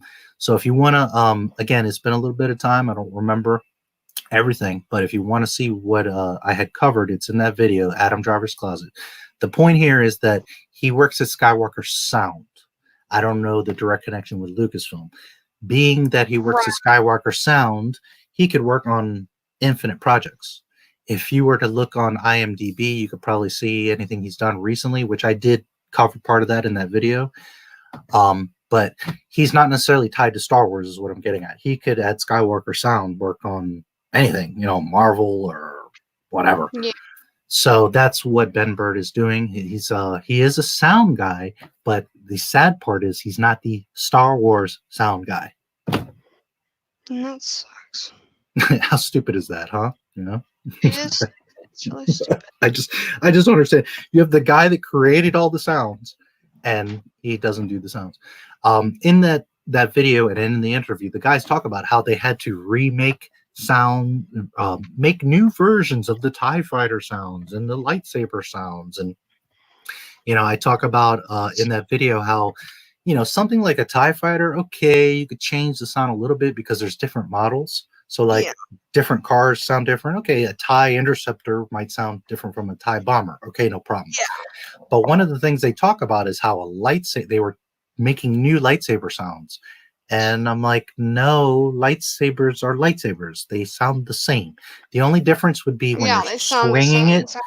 When you're swinging it is either your force, when I say like force, like the strength that you swing it with, or the position you swing it at, or if it's like Darth Maul, a double-bladed, you're going to hear it when he's spinning it, that double-bladed sound. But the basic lightsaber sound doesn't change. It's a lightsaber. You understand? So they're basically, recreating. Here's the thing, and I do talk about this in that video and other videos. When Lucasfilm uses stuff that Lucas had, they have to pay Lucas a percentage. Okay, that was part. This is what Lucas got. He got $4.05 billion. He got like several million shares of Disney, and he got parts of the merchandising. So whenever they use a character, whenever they use a sound, whenever they use a quote or a name, they have to pay Lucas a check. So what happens? In The Mandalorian, you have IG-11. Why? Because if they use IG-88, who's the well-known assassin droid from Empire, then they have to pay Lucas. So what they do is they dip into canon, they make a droid that's just like IG-88, but it's IG-11, and now they don't have to pay Lucas. So know that when they did the thing of, well, we're decanonizing everything and everything forward is going to be canon, and they keep dipping back into canon to bring out new stuff, notice that the stuff that they bring out from the past is slightly different. Why? Because they have no creativity, they have to dip into the past, but they have to remake it in a way that it's not what Lucas created, because then they have to write Georgie a check. So going back to what I was just talking about, yes, 25%. Exactly, he does get a 25% check. So going back to what I was saying a second ago is they made new sounds, not because, oh, they want to, show you that there's new TIE fighters, or that Rey's lightsaber sounds different because Rey's special. No, they did that because if the sound is the same, they have to write Georgie a check. So they think they're clever, but what they do is they take all the stuff they had, they tweak it and change it so that they can say, look what Disney did, look what we did. And they can claim it as their own creation, and then therefore they don't have to write Georgie a check. Meanwhile, all of the Star Wars fans know that that's IG-88 and that's what a lightsaber sounds like, and so on. So yeah, Horror Nation, check out the video. It's actually a pretty good one. That's like I said, it's the one that says Lucasfilm gives me a birthday present. Adam Driver's Closet is the one that I'm specifically talking about with Ben Burtt. I think the better video, though, is the one that's Obi-Wan series canceled, where I really go into depth with why it is canceled and the Asherad Het story. So anyways, as far as like a video quality, I think the other one's better, but the one that you want to see as far as Ben Burtt is the Adam Driver's Closet. And again, yes, Gene, he does get a 25% check. So that is why they do that. Anyways, and I hope that I'm not harping on a lot of this stuff too much. I just try to really give you guys the answers that you're looking for, and I try to elaborate on it. Sorry, I hope I'm not being annoying, but as you can tell, I love Star Wars and I know it well. So anyways, Joby Harold, nobody knows who this guy is. He worked on John Wick. I'm not down to the guy. I don't know him. He might do an awesome job. All I'm saying, go ahead. Hey, let's hope so. Yeah. All I'm saying is, if you know the position the Star Wars is in, if you know what's riding on Obi-Wan, because if you think the Mandalorian's important, let me tell you something. Obi-Wan is going to make or break Disney for sure. Like, they screw this up, then they're really going to take. Because Mandalorian is like a side thing. That's why they made Mandalorian. They knew if they made it what it was supposed to be, a Boba Fett show, that they were going to have to respect Boba Fett. And that if they messed up, then everybody was going to freaking chop their heads off. Whether you're a Boba Fett fan or not, if they screwed up the Boba Fett show, they would get their heads cut off. So what they did is they made something that was totally different, and it's the Mandalorian. A quick side note.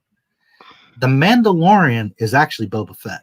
Now, when I say that, what I mean is, and I'm making a video about this, it's a big video, it's a lot of editing, it's coming, but look for a video that will be titled, most likely, Disney traded Underworld and 1313 for the Mandalorian. I won't get into too much here, but basically, back in 2004, Lucas was talking about a live-action TV show. Yeah. That show was Underworld, and there was a game that was going to coincide with that, 1313. 1313 is the 1,313th level of the under part of Coruscant. Okay, the bottom level of Coruscant. Not the very bottom, but I'm saying it's a 1,313 levels down. It goes down something like 5,347. Don't quote me because I don't remember the exact number, but it is about that. 1313 was going to be an amazing game. It went through a bunch of reiterations, but the point is that 1313 was a Boba Fett game. Underworld was also going to involve and cross ties with not only 1313, but Boba Fett. So while Underworld was not a Boba Fett show per se, it did heavily involve him. And then 1313 was in fact a Boba Fett game. I will cover this in great detail in that video, but I can tell you right now that I have all the concept art. I have pictures of Boba Fett, of what he was supposed to be in Underworld in 1313. And guess what the Mandalorian looks like? An exact copy of Boba Fett from 1313. So what Lucasfilm again did is they canned something that was brilliant, and then they took the elements and they created, instead of having to respect Boba Fett and also having to pay Georgie, what they did is they said, hey, we're going to make a new show and it's going to be the Mandalorian. It's really Boba Fett, but shh, don't tell anybody. We're just going to call him Jin or Din, and it's different, but really, shh, it's Boba Fett.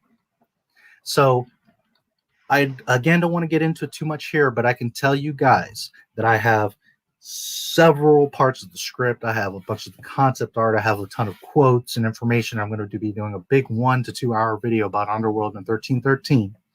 And literally, Jon Favreau did not create the Mandalorian. I hate to burst everybody's bubble. He did not create that shit. It is Underworld, and it's just 1313.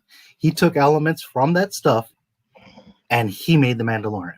Now, I'm not mad at him. If you could end up making somehow that stuff into a cool show, fine. Although I have issues with Mandalorian. But what I want everybody to understand is that both Filoni and Favreau aren't these geniuses that everybody thinks they are. Right. What they did, Filoni took what George Lucas handed him on the silver platter, and with Clone Wars, and Favreau took what Lucas gave Lucasfilm or Disney with 1313 and Underworld, and he created the Mandalorian. Down to his freaking suit is almost identical. Okay, and I will cover it in that video, but it's literally like he didn't create this thing. He took it from Lucas's old stuff. Same thing with Palpatine being a clone. Same thing with Palpatine having a child, because in Underworld, as I've mentioned to you, Shaq, that Lucas had wrote how a woman broke Palpatine's heart, and then he took the dark side to a whole new level. So, you know, it's not a new... Repeat that you broke up. What's that? For some reason. Did you repeat what you said? Up, you know? Which part? Were you talking about Palpatine being a clone and everything? Oh, them taking the concept of Palpatine being a clone was also from Lucas from years ago. That comes from partly Dark Empire, from the old book that came out right after Jedi, sorry. And there was parts of that was in Underworld. And part of what I was saying is that here's the thing. They had to find, okay, I'm going to try to find the point to where I can explain it. They wanted to crush Luke, and they wanted to, because of Kathleen, bring in a girl that was going to be the bestest ever, you know, Mary Sue, and she was going to make everybody look stupid. So then they created Rey. But how do you have Rey, and how do you explain that she's so powerful? So then they were going along, Rian Johnson kills Snoke, and they're like, well, we'll bring in Palpatine to fix that problem, and then we'll make Rey his granddaughter, so that's why she's so strong. Okay. So they, as they're going, are making this shit up, and they're trying to fill in blanks. So what they needed to do was explain, how did Rey come about? Because Palpatine is this old, you know, monster. How does he have a grandchild? So then they started filling in the blanks again. oh, well, we have to make him a clone. And then he had a bad clone son. And then he ended up having a kid and blah, blah, blah, blah, blah. So what I'm getting at is none of this is technically their ideas. It's all old stuff. Like, you can look back and you can see that this is old stuff that Lucas had outlined. These are old stories, and they chose to make it in their own way. So technically, Palpatine being a clone and a lot of things that are in these new movies is nothing new. It's not their creation. It's what's even more hilarious is they have the stuff and they can't even keep it straight amongst their own stuff. Exactly. And it's because they're trying to spin it to where they can say it's our creation. It's a Mickey Mouse creation and not a Lucas creation. But the problem is when you're going against the guy that created the stuff to try to make it your own, you start falling into these loopholes, these problems. And it's like I've said in several videos, a kid tells a lie. So then he has to explain that lie. But he explains that lie with another lie to cover up the first lie. So then the third lie is to cover up the first and second lie. And then it goes on and on. It gets worse and it turns into this big snowball. So now Lucasfilm has to instead of just like keeping the shit straight from the beginning, now they have to go and create all this mess to cover up the original mess. Yeah. And they should have just used Lucas's outlines, and they should have just respected what it was and gone on with it. Yeah. Horror Nation, I would have loved to have seen 1313 as well. The show was actually Underworld. 1313 was the game, but they did cross. They were intertwined.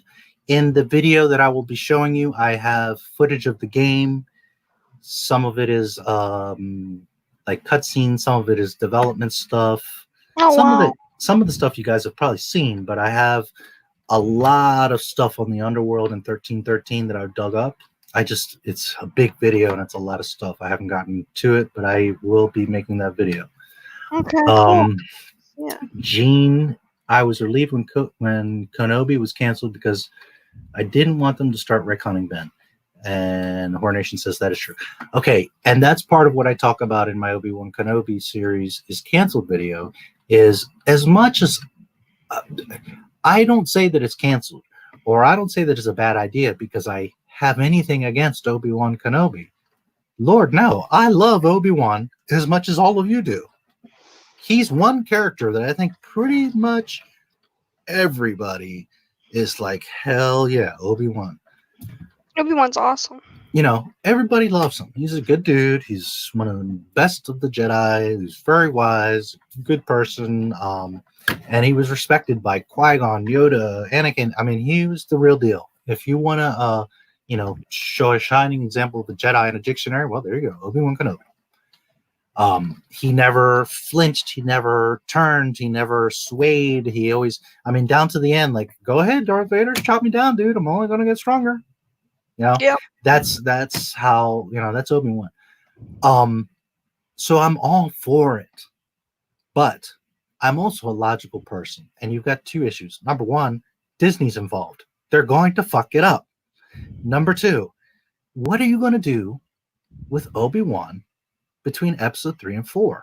Sure, you could do all kinds of stuff, but at the end of the day, he was just a hermit. He was just hanging out watching Luke. Everybody wants him to have all these galactic adventures, and you just need to accept, dude, he was just hanging out watching over Luke. Like, why is it so hard for everybody to understand that that's how dedicated and how righteous, like a monk? It's hard to believe that there's monks, whether they're Shaolin or other types of monks that just hang out in the woods and don't do anything. Well, that's how disciplined they are. And that's how I would like to think that Obi-Wan was, that disciplined, and that he understood the gravity of Luke Skywalker, because he just got done cutting down his best friend who was the freaking chosen one. So if anybody understands the gravity of the situation, it's Obi-Wan. So therefore, it's not a stretch to say, look, he just went to the cantina, had a drink every now and then, and for the most part, he was just overlooking Luke. I don't think he spent his days staring at Luke, but he was around. He would float around Tatooine and listen and look and keep his eyes and ears open and know what's going on. Some people say, well, he's going to go to Alderaan and have a interaction with Leia, or he's going to go here and do that and do this. No, Obi-Wan is not stupid. If he's floating around the galaxy, the Empire is going to hear about it. Remember that he just cut down Anakin. Anakin is actively looking for Obi-Wan. So Obi-Wan is not going to be, you know, floating around and going to Mandalore and Alderaan and all this extra, risking, you know, the Empire getting a whiff of him. The point was to hide the kid and protect him. The best way to do that is to stay a hermit and out of the way. So as much as I know all of us would love to see Obi-Wan flipping around and chopping people down and doing all kinds of great stuff, and even not even that, like his wisdom. I know that we would like to see him doing like Jedi mind tricks, and you know, he's very what's the word I'm looking for? Charismatic, not political. What's the word I'm looking for? Well versed, maybe, for lack of another way to put it. So, you know, he could have really interesting conversations and interactions and all kinds of things you could do on Tatooine. But at the end of the day, you know, he can't draw attention to himself. And he's that unselfish and that self-righteous that I think he's okay. He's like, you know what, I accept that I have to watch out for this boy. Chill out and watch out for Luke, because he understands the bigger picture. So the game looked great too. I do hope we get all the details on the Lucas sequel trilogy one day. Well, slowly but surely, you know, there's stuff being released. As a matter of fact, I don't know if it was just today. I was going to omit it from this stream, but I'll basically mention it that it might have been just today that the editors of JJ's crew that worked on Force Awakens and The Rise of Skywalker are speaking up as two women, and they're saying how, like, you know, we thought there was a plan, like we thought that this should have had a plan, and it's like all over the place and incohesive, and like The Last Jedi totally stands out, and like we just would have thought that it would have more continuity. And you know, slowly but surely, just like a week ago, Chris Terrio, the guy that helped JJ write The Rise of Skywalker, is saying, like, we daily, okay, not weekly, not monthly, daily, they were revising things in the Rise of Skywalker script. Okay, now that's not to say that when Lucas made his movies, they didn't make adjustments. They didn't make little edits while you're filming and creating a movie. Sometimes things change. Sometimes you go back in post-production and you pick up shots and you do different things. But I've been a Star Wars fan for over 40 years. And I've seen all the behind the scenes and all the deleted scenes and all the interviews and all that little stuff. And never once was Lucas like, well, damn, you know, I really screwed this up. We had to rewrite the whole chapter or the whole movie or this whole scene. No, that never happened. Did they make adjustments? Did they change some stuff? Mostly in editing? Sure, no argument. That's every movie. But nothing like this. That's why it's whittled down to only 5 episodes. It's actually 4 episodes. It was moved from 6 to 4 episodes. In an article that I think it might even be here in this one, it does say 6 again. But when I made the video about how it was canceled, it's quoted by Ewan that it was from 6 to 4 episodes, which is another silly thing. Like, you're making all this hype, waiting 8 years to make this damn show, and you're going to make it 4 episodes? Like, what's even the point? Yeah. And it's because Disney, you know, wants to ride off of, well, it's Obi-Wan, we'll make money. People will hear Obi-Wan and they'll get excited. It's so stupid. I would like to see Qui-Gon train Obi-Wan on becoming a Force ghost. That would be very cool. I would also love to see more adventures of Qui-Gon and Obi-Wan, honestly. I think that would be neat. In a fairly recent video, I did talk about how Qui-Gon is not interested. Liam Neeson is not interested in doing Star Wars at all. He said one, he's old, too old for it, and two, he's not into the green screen stuff. So I can't imagine what ever happened, but that would have been something pretty cool to see Qui-Gon and Obi-Wan. It would be very cool to see in some capacity Qui-Gon passing the knowledge to Yoda and potentially other Jedi. Although from what I always took from it, he taught it to Yoda, and then Yoda taught it to Obi-Wan and to others. That's how I always perceived it, is that because in I guess it's Sith. It's been a while since I watched them. You know, they're towards the end where they're looking at the security cams, and he says, "Oh, by the way, Qui-Gon has contacted me from the other side. He said he can teach me how to convene from the other side," something like that. So, from my understanding, it was always Qui-Gon taught Yoda, Yoda taught Ben, and then from there we have the Rise of Skywalker, where apparently everybody knows how to do it. So stupid. So, but it would be pretty cool. It would have been, or would be cool to see Qui-Gon training with Obi-Wan in any capacity, but else, as a Force ghost. But to kind of touch on that, my assumption is that Yoda taught Obi-Wan and not Qui-Gon. Hey, you little stinker. Great. Okay, so the point of this one was that Joby Harold, who nobody knows, was just brought on to do the most important show that Disney Plus could potentially ever have. And they're taking a huge risk. Now, if Star Wars was on fire and they were making billions of dollars and everybody was happy and they said, "Hey, we'll give this new guy a chance." Okay. But in the state of affairs with Disney and Star Wars and your most important property right now, Obi-Wan, I just think it's foolish. Now, it gets better. Oh boy. The next article, which I believe was the same day, but I picked up on it yesterday. Let's see, where did it go? There we are. So Deborah Chow is going to be the director of Obi-Wan. She did, I think it was 2 episodes of The Mandalorian, which they were pretty good. Most people say those were the best episodes. Fine, I have no problem with Deborah Chow, whatever. I don't care that she's a woman. I don't care that she's Asian. I don't care anything about that. She did a good job on her episodes. She seems to be a good director, although a lot of people are like, well, she could run Lucasfilm, or she should do the new movies. And I just think, like, people are so quick to be like, well, yeah, give it to them. I don't think she's earned any of that. But anyways, she did do a good job. She's going to do the Obi-Wan. But now, 2 days ago, Obi-Wan show reportedly having more trouble behind the scenes. And guess what? Deborah Chow and this guy, I can't even remember his name, Joby, whatever his name is, aren't getting along. They can't play nice. So, Deborah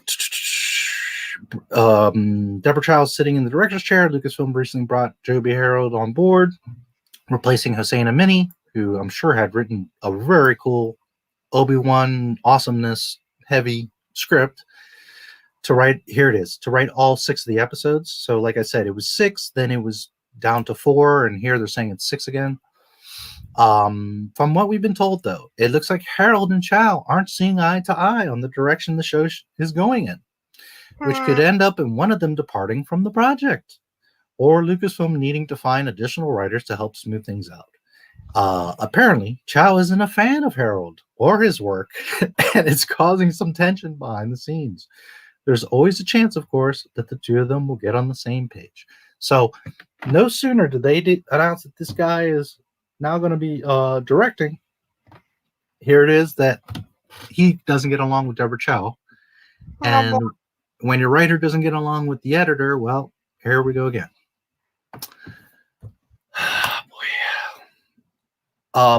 Honestly, guys, I don't think the Obi-Wan show is ever going to happen. It doesn't make sense. What would he even do? And it's had so many problems. And like I've stated in other videos, he Ewan McGregor's all hyped up about it. Like, yeah, wow, the scripts look awesome and they're great. And I read 80 to 90% of them. But the point that I made is you've been talking about this for 5 years already. Now it's pushed to 2022. When you see the new scripts that are all SJW'd, are you still going to be all excited, Ewan?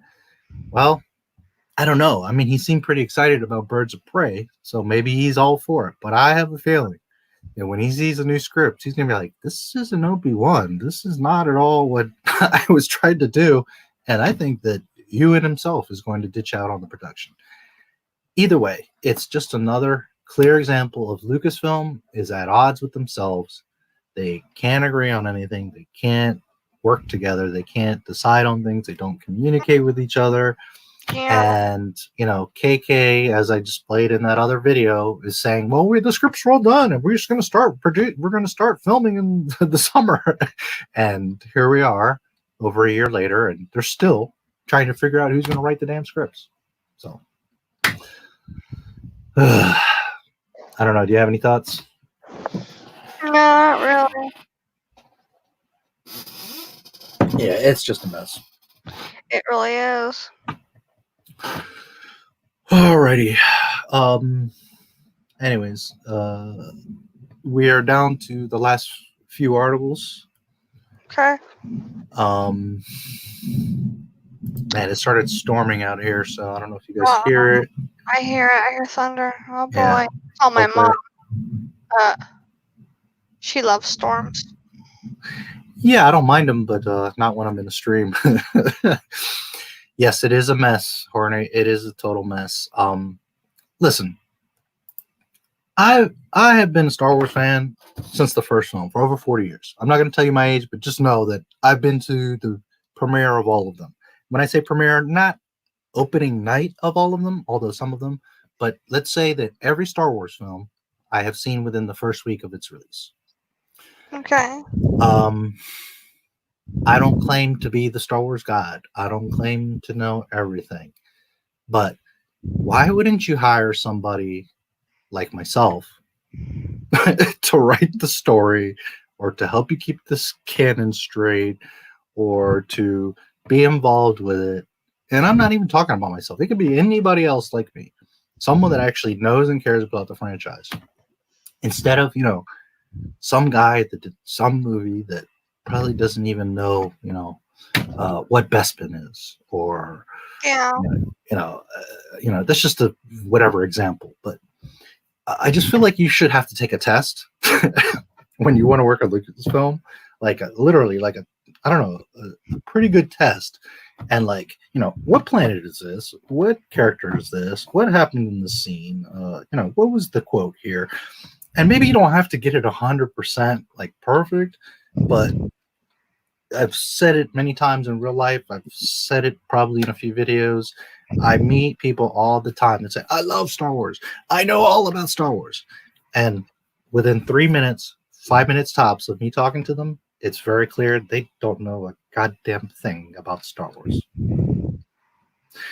Just because you saw the movies, and just because you can throw out a little quote, and just because you know the name of 2 characters doesn't mean you know Star Wars. It's just that simple.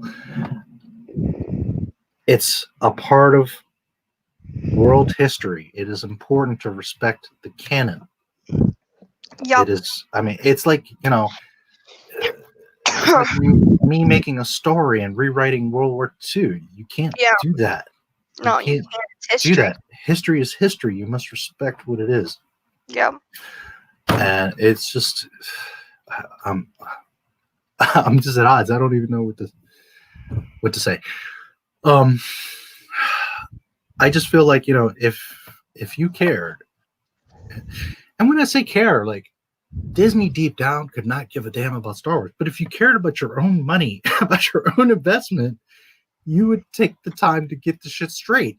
You would take the time to get the people involved to know what's going on and care about it, so that the fans are happy, even if they've respected the canon and they made the story mostly about Luke, which it should be if it's called the Skywalker Saga. Hello. Even if all the new fans were like, oh, but that's Luke Skywalker. I've seen that. I'm not interested. At least they wouldn't be angry about it. They would just say, okay, well, I wanted something new. But everybody would be okay with it. Why? Because of continuity. Because you would watch the 9 movies and then say, okay, well, this all makes sense. It's a story. But when you've just gone so far away and created whatever that has nothing to do with what it was, you know, you're just going to piss everybody off. So, all right. Let's look at another Disney screw up. Falling asleep? Yeah, I got a kitten on my neck. He's actually laid up on my chest. And I can't really exactly move at the moment. You're pinned? Yep. No worries. Yeah, they like the heat. Okay, so this is in a few videos, but on October 21st, Star Wars, you can see this is the Star Wars YouTube channel. Yeah. Star Wars put out the final trailer for The Rise of Skywalker. Now, I can't show you much of it because of copyright, but I can show you here a couple seconds. And I want you guys, you see here Kylo. Well, there's a lot of lightning outside. You can see her Lamo here with his lightsaber. You can see that? Yep, I can see it. Okay. So here I'm going to play a couple seconds, and you all are going to, once you see this, you're going to recognize what I'm talking about. Okay.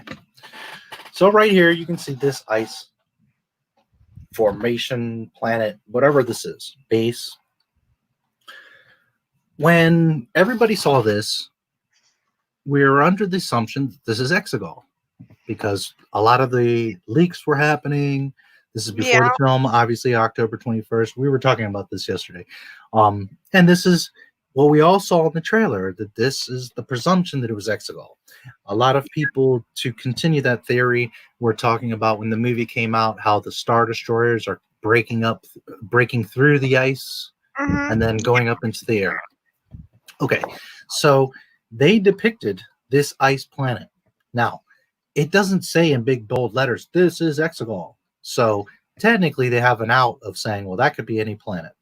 Okay, but we all presumed, we all were under the impression that this is Exegol, an ice freaking planet. Now,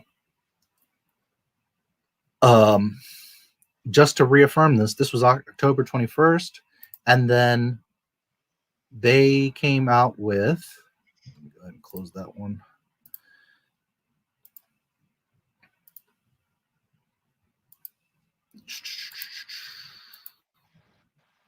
December 22nd. So you see, this is after the film came out. Okay.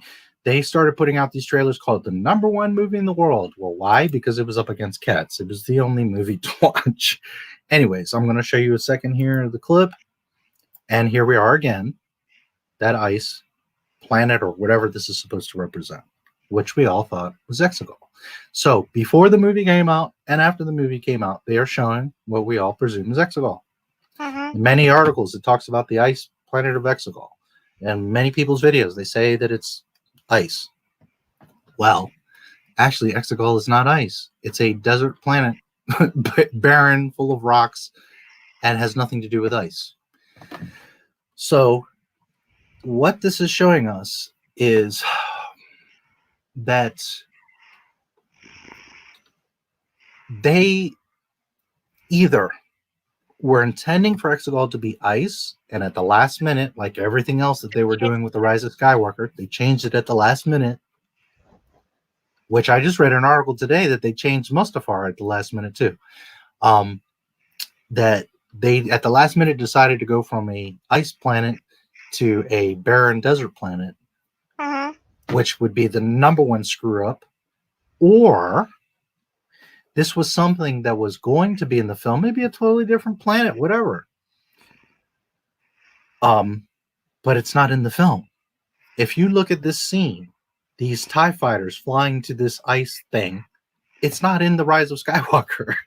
So it was either intended to be Exegol and they cut it out and changed Exegol, or it was intended to be some other part of the Rise of Skywalker, and they didn't end up using it in the film. Now, Yeah. in general, that's not a problem. It's okay that you see a trailer and then later that scene is cut out. The issue occurs when, one, everybody was under the impression that this is Exegol, but also this is December 22nd after the movie came out. So it goes to show you again how disorganized Lucasfilm is, because in their own damn trailer for the #1 movie in the world, they have a scene of a planet that's not even in the movie. That means their own editing department, they don't communicate with each other, and they didn't even realize that they're continuing to show something that's not in the movie. That's just stupid. They're airheads. They're total airheads. They are. Big Starklighter standalone. Recycled the cut original Star Wars footage. I'm not sure what you mean there. Big Starklighter standalone. Recycle the cut original Star. It was, you're probably reacting to something I said. Now I'm not sure what part it was. Yeah. Recycle the I should get off my neck. cut original Star Wars footage. I'm not totally sure what point you're referring to, Gene, if you want to elaborate. But I think you mean that recycle the cut original Star Wars footage. You're talking about footage from the previous movies? I'm not sure what you mean there, Gene. It would have been cool to have used Biggs more, yes. I mean, they could have. The possibilities are just endless of what they could have done, and they just chose to go away from all of it. And then it creates problems like this ice planet that everybody thought was Exegol, and it's not. Now, I didn't pull up the articles, but I can assure you that yeah. in the novelization I spent last night looking at all of this, and it's a desert planet. It's all rocks. It's all dry. And in fact, it's so dry that it's saying that there's crystals in the atmosphere that are rubbing together, and that's what's creating all that wicked lightning on the planet. Okay, so that's how dry that planet is. So it's just interesting because they made this big thing of this ice thing that's just not even in the movie, and it just goes to show that they're not paying attention to their own properties, because this should have been edited out. I can understand on the previous video that was October 21st, but this is after the movie came out, and you guys are claiming #1 movie, and yet you've got scenes in here that aren't even in the movie. Yeah. So as an extension to Exegol,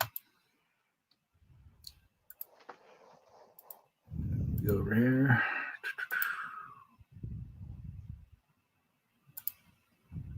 Which, if some of you guys are unfamiliar, this is a really cool site. It's called swgalaxymap.com. This was the one I was looking for when we were looking at the map before.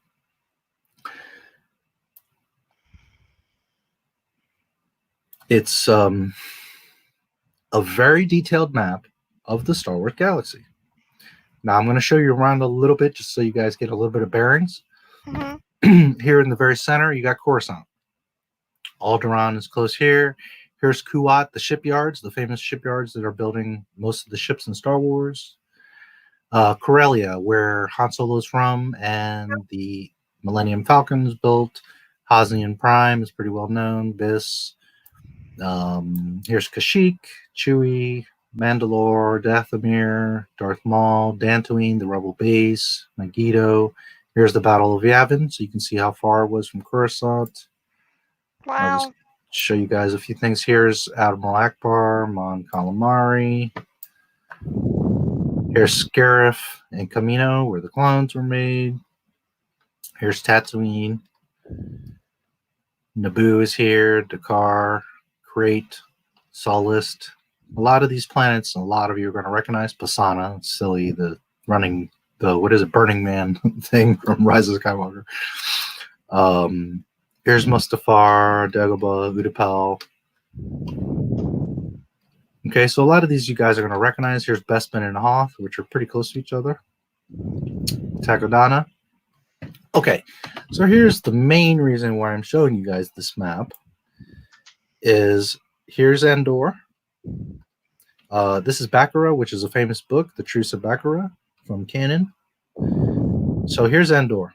Now, this section here is the unknown regions.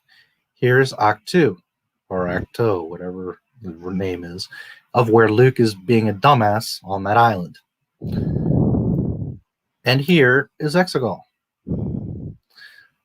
Here's Ilum. That is the Starkiller base. They dug out Ilum to make Starkiller base. So let me zoom out. I wanted to give you guys an idea. Now, here is Endor. I don't think they show Kef Burr, but where the Death Star is wreckage is in the Rise of Skywalker is the moon that is close to Endor. Here's Exegol, where Palpatine has his little hideout with his clones. Okay, so the Death Star 2 gets destroyed.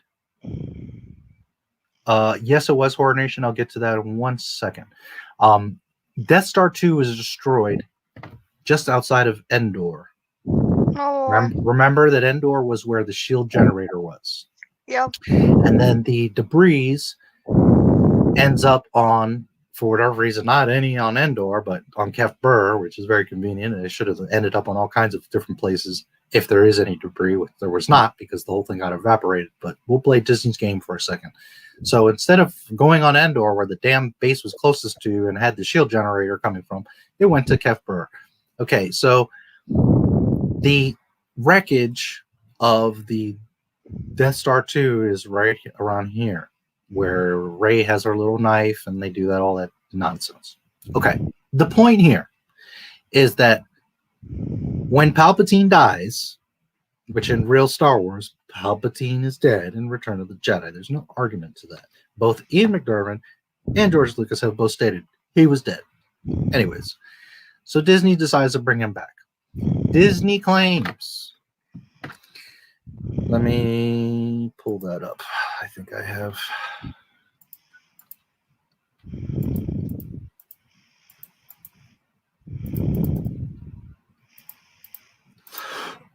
Okay.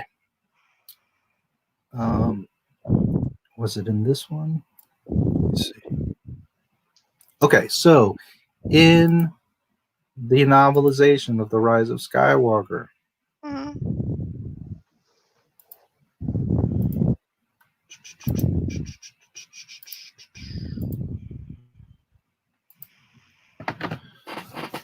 Ray Carson, who wrote the novelization, page 220.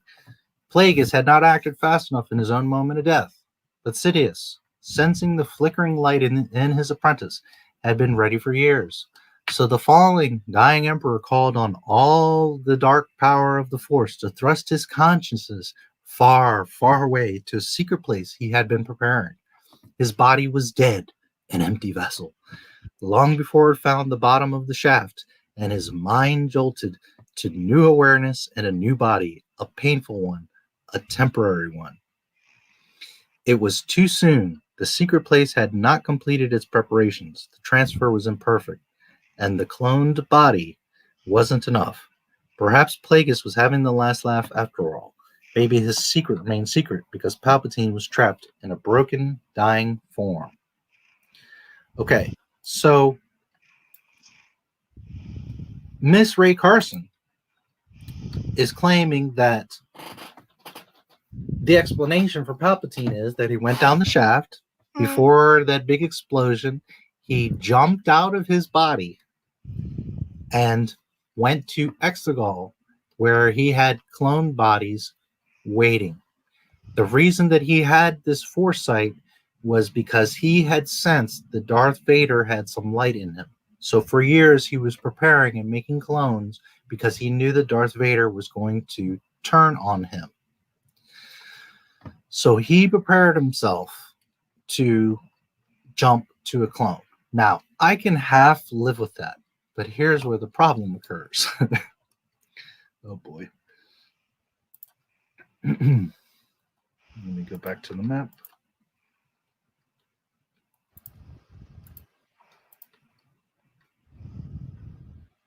Okay.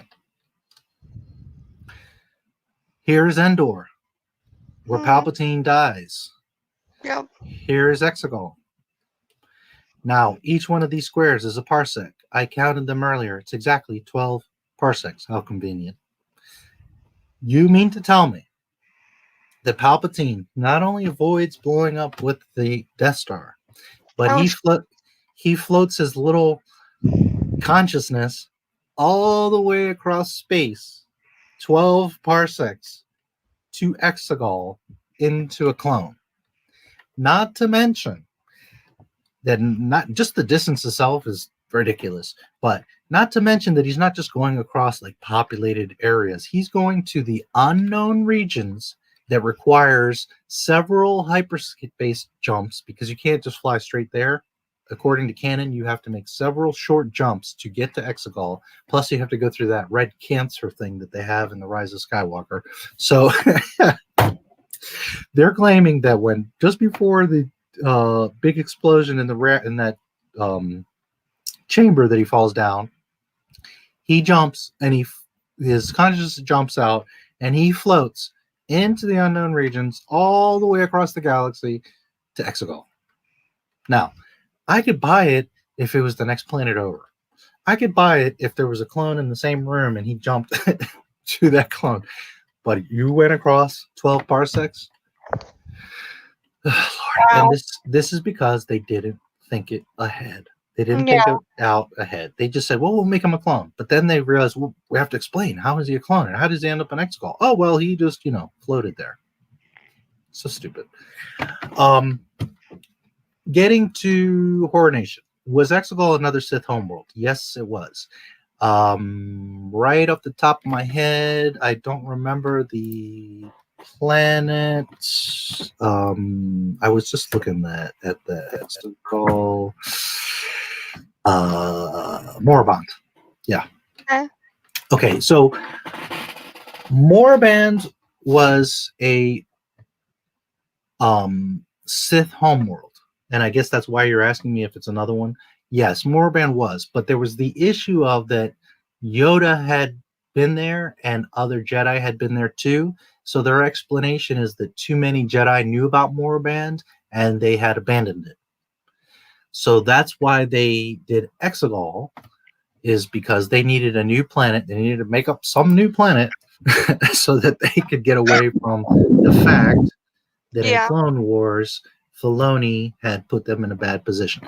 Again, I will stress, they don't communicate with each other. Just like Rian Johnson stepped all over The Force Awakens and then that forced JJ to step all over The Last Jedi. Well, Dave Filoni started making his own canon, started doing his own thing.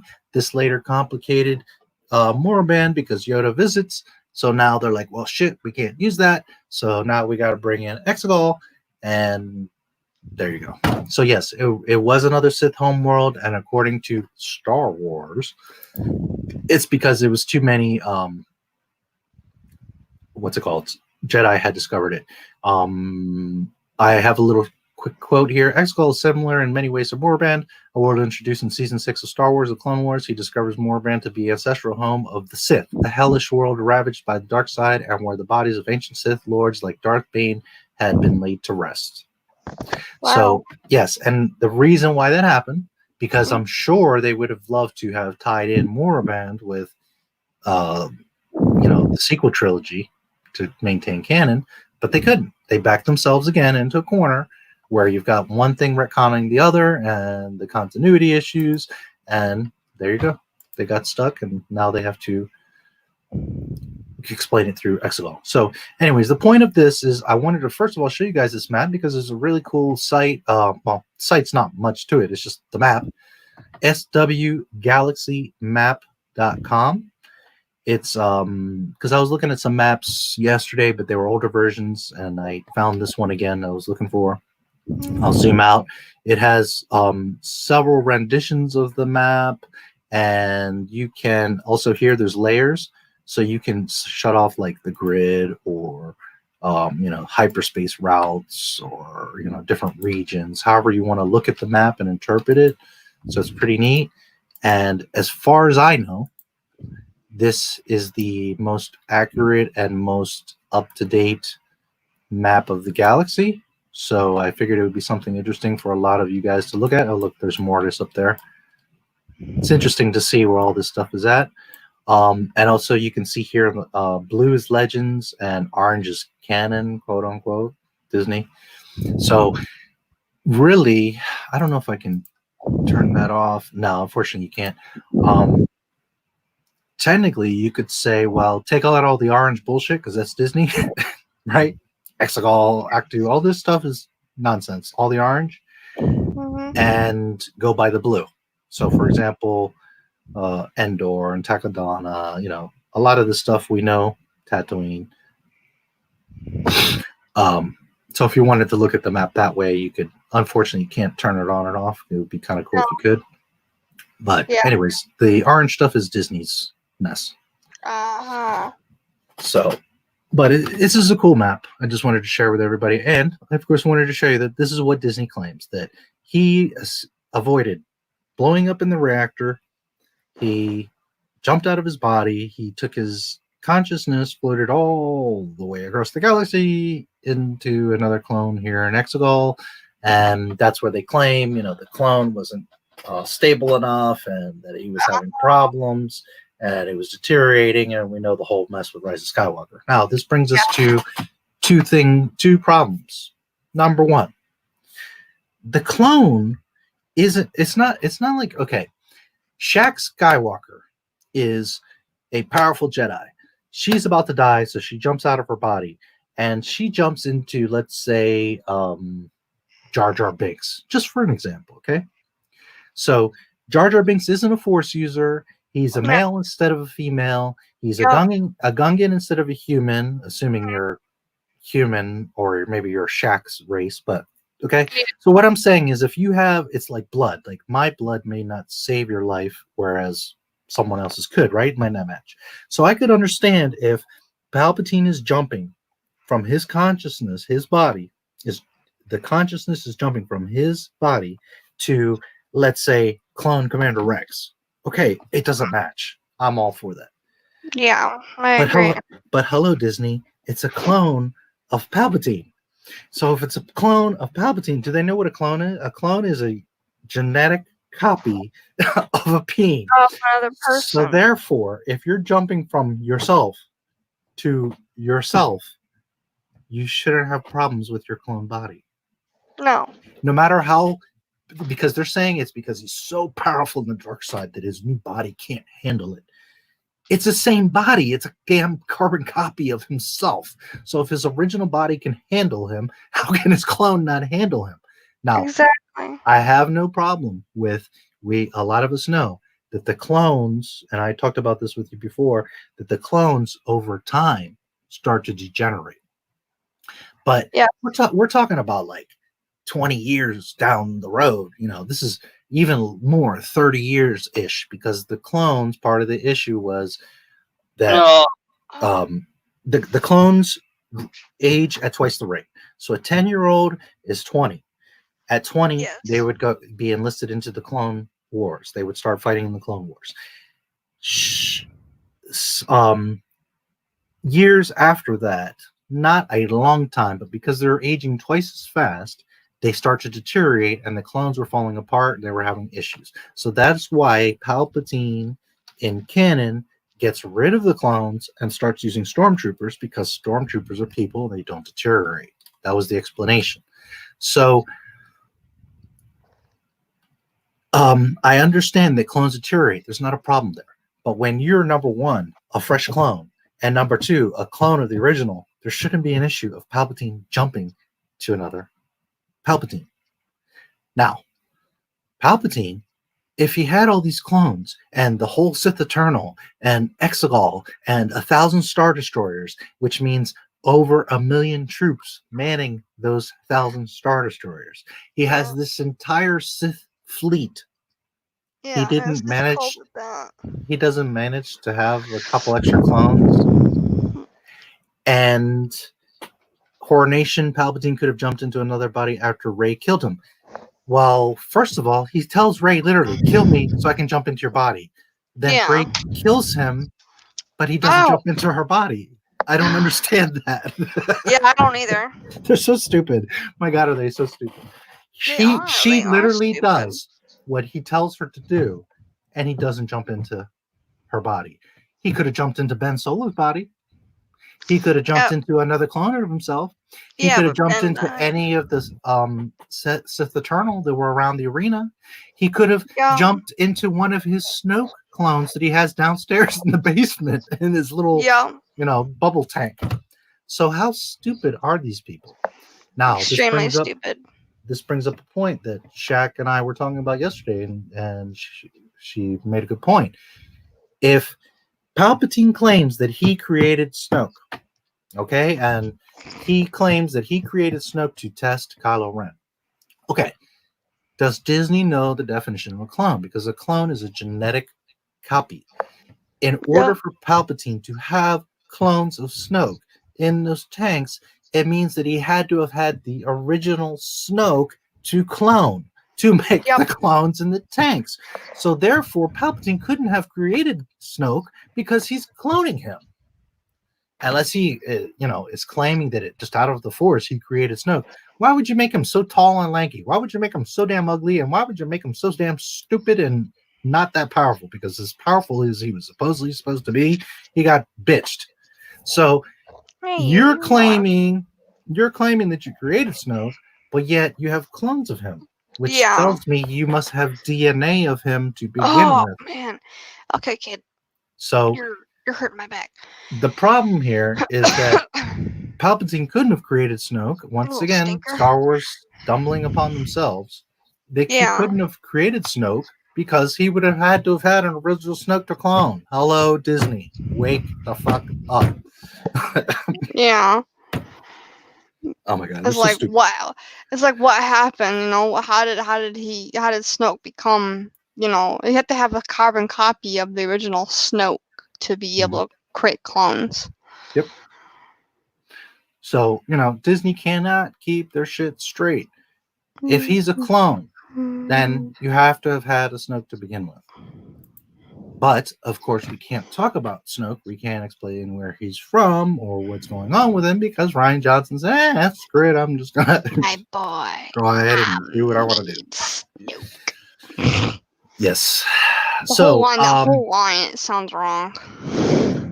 It really does.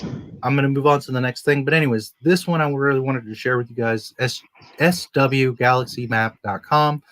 It's a cool map. It really shows everything, and there's different renditions here. You can look at it in different layers. Here, let me look here. Wow. I know there's some differences in these. Yeah, I don't remember exactly.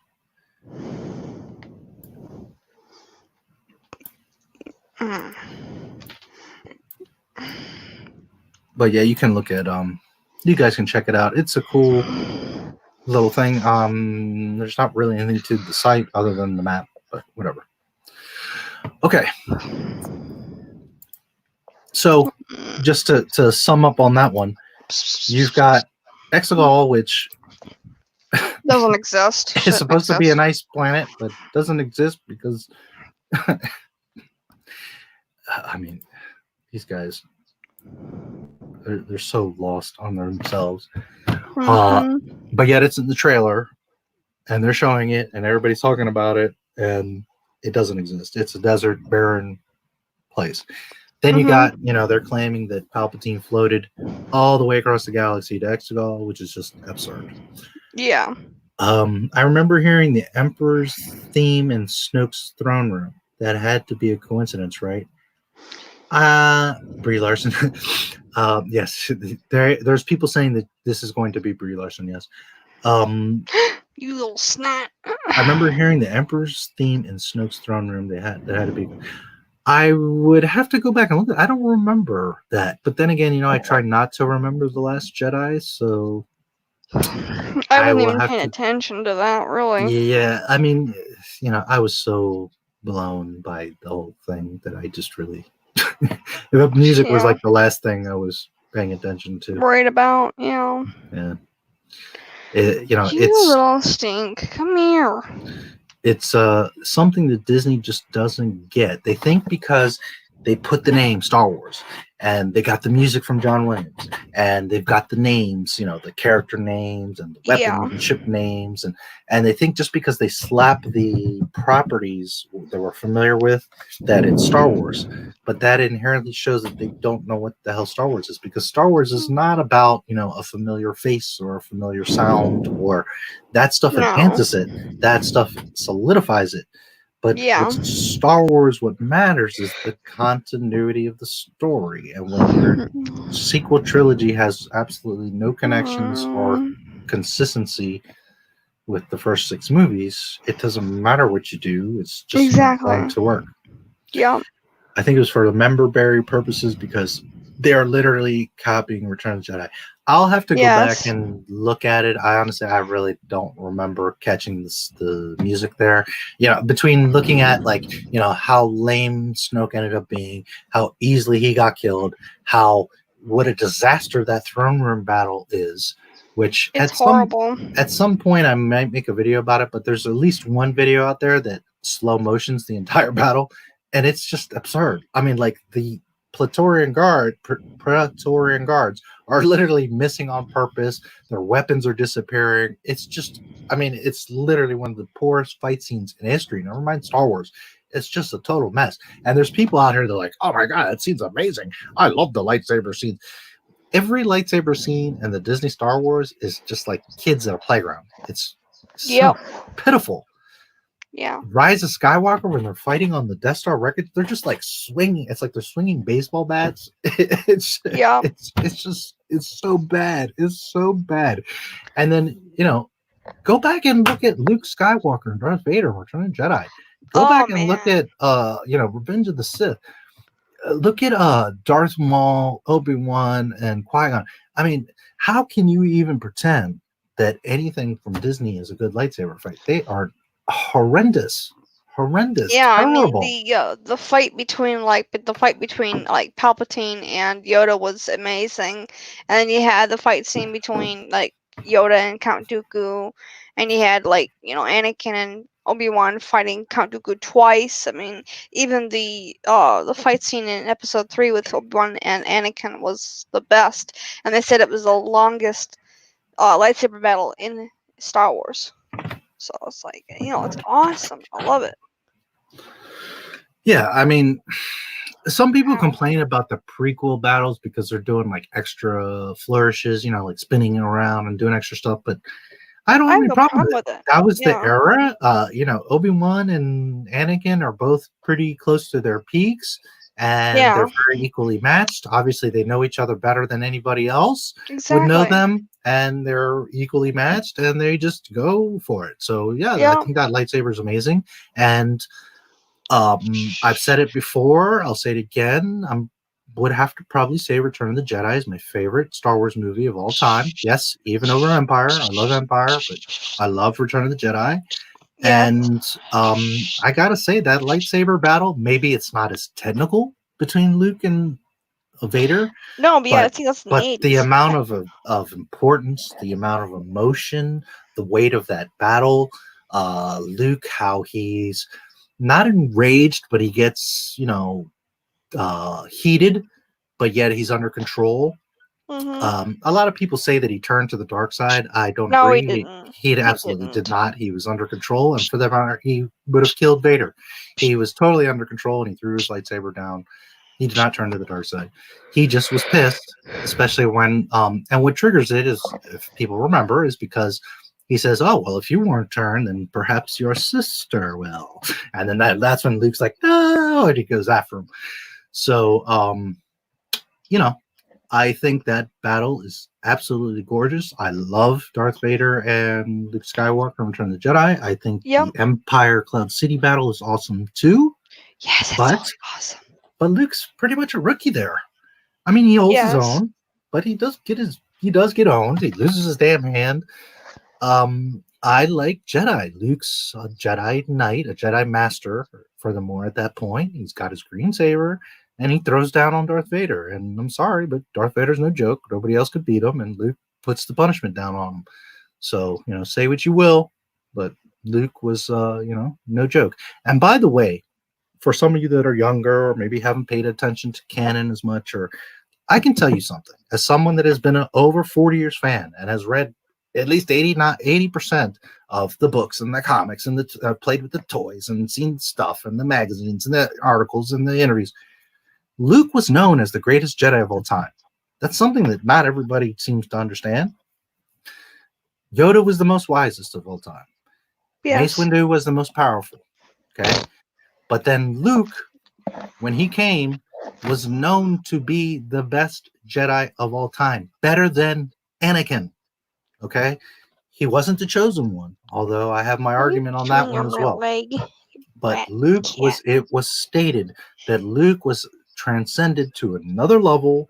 And if you read the canon books, he went on thousands of missions and he rebuilt the Jedi Order by himself. Wow. Before he, really met up with Mara. Later, he gets involved with Mara and they have kids and it expands and all that. But Luke was known as the greatest Jedi of all time, the most powerful Jedi.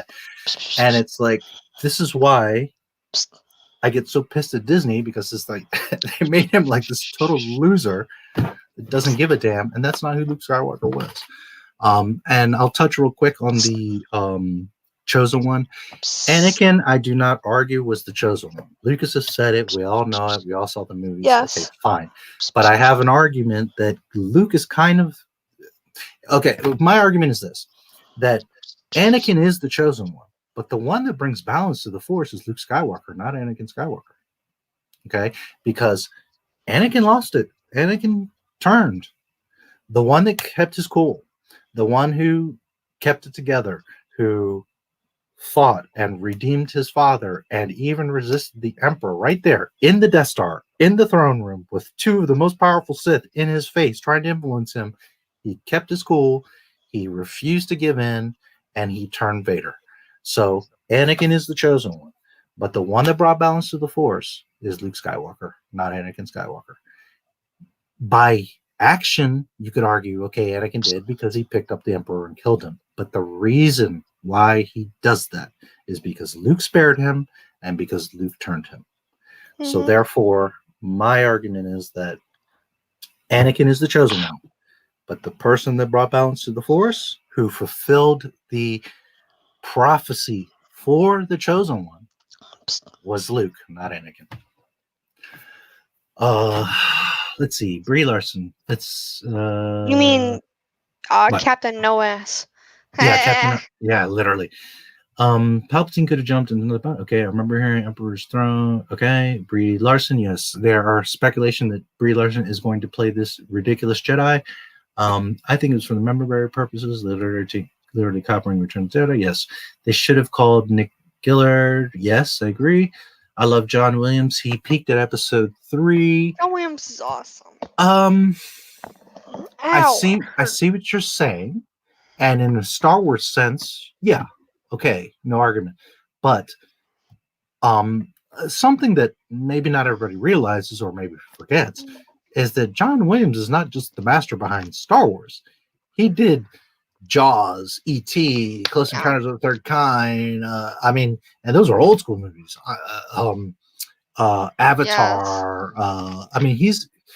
I don't remember all the titles, but if it's a huge, huge film, John Williams did the soundtrack. So Indiana Jones, so to say he peaked at episode 3, maybe Star Wars wise, but John Williams is still a beast. He has the most awards of any composer. And wow. Yeah, and Star Wars was episode 3. Yeah, true. Yeah, I can't argue that. And that's again part of the Star Wars magic was the music, by all means. Yeah. But it goes back to what I said a minute ago, that just because you have the music doesn't mean it's going to be Star Wars. Just because you have the character Luke Skywalker doesn't mean it's going to be Hook. Yeah. Star Wars. You have to understand the context and use those resources in the right way. So it's like saying, just because you have Michael Jordan on your team, you're going to win. Well, not necessarily. Yeah. You have to use him the right way. Another argument I've had since I'm a basketball fan and I always played sports. So an argument I've had since forever is if you had 5 Michael Jordans, right? 5 starters that would play, you could like clone Michael Jordan. It doesn't mean that team would be any good. It might be it would probably be Lucasfilm. Because while Michael Jordan was unselfish and a great player and all that, it doesn't mean that he would mesh with himself.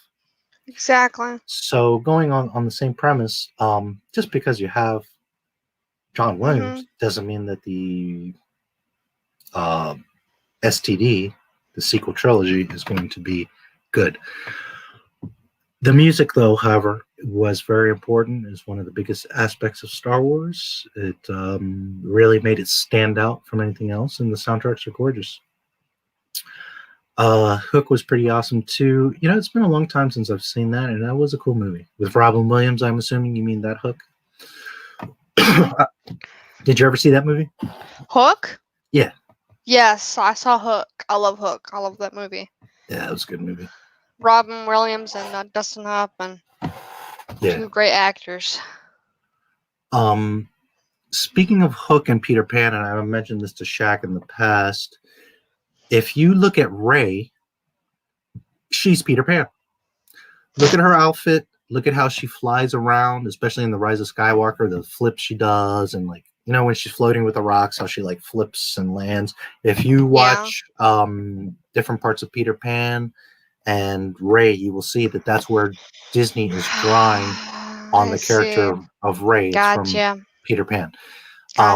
Which one specifically? I don't know. It's been a while since I've seen Hook or the original Peter Pan, but I just remember from growing up with this stuff, the way that Peter Pan would fly around and move, and his characteristics, and the way he was dressed, and the way he would float. That's Rey. That's where they got Rey from. Is that they drew the inspiration? The little hood, her little outfit, the clam digger pants, the way she floats and flips. It's Peter Pan. Yeah. So again, Disney has zero creativity. They literally steal from themselves and other people, and that's Rey. It's Peter Pan.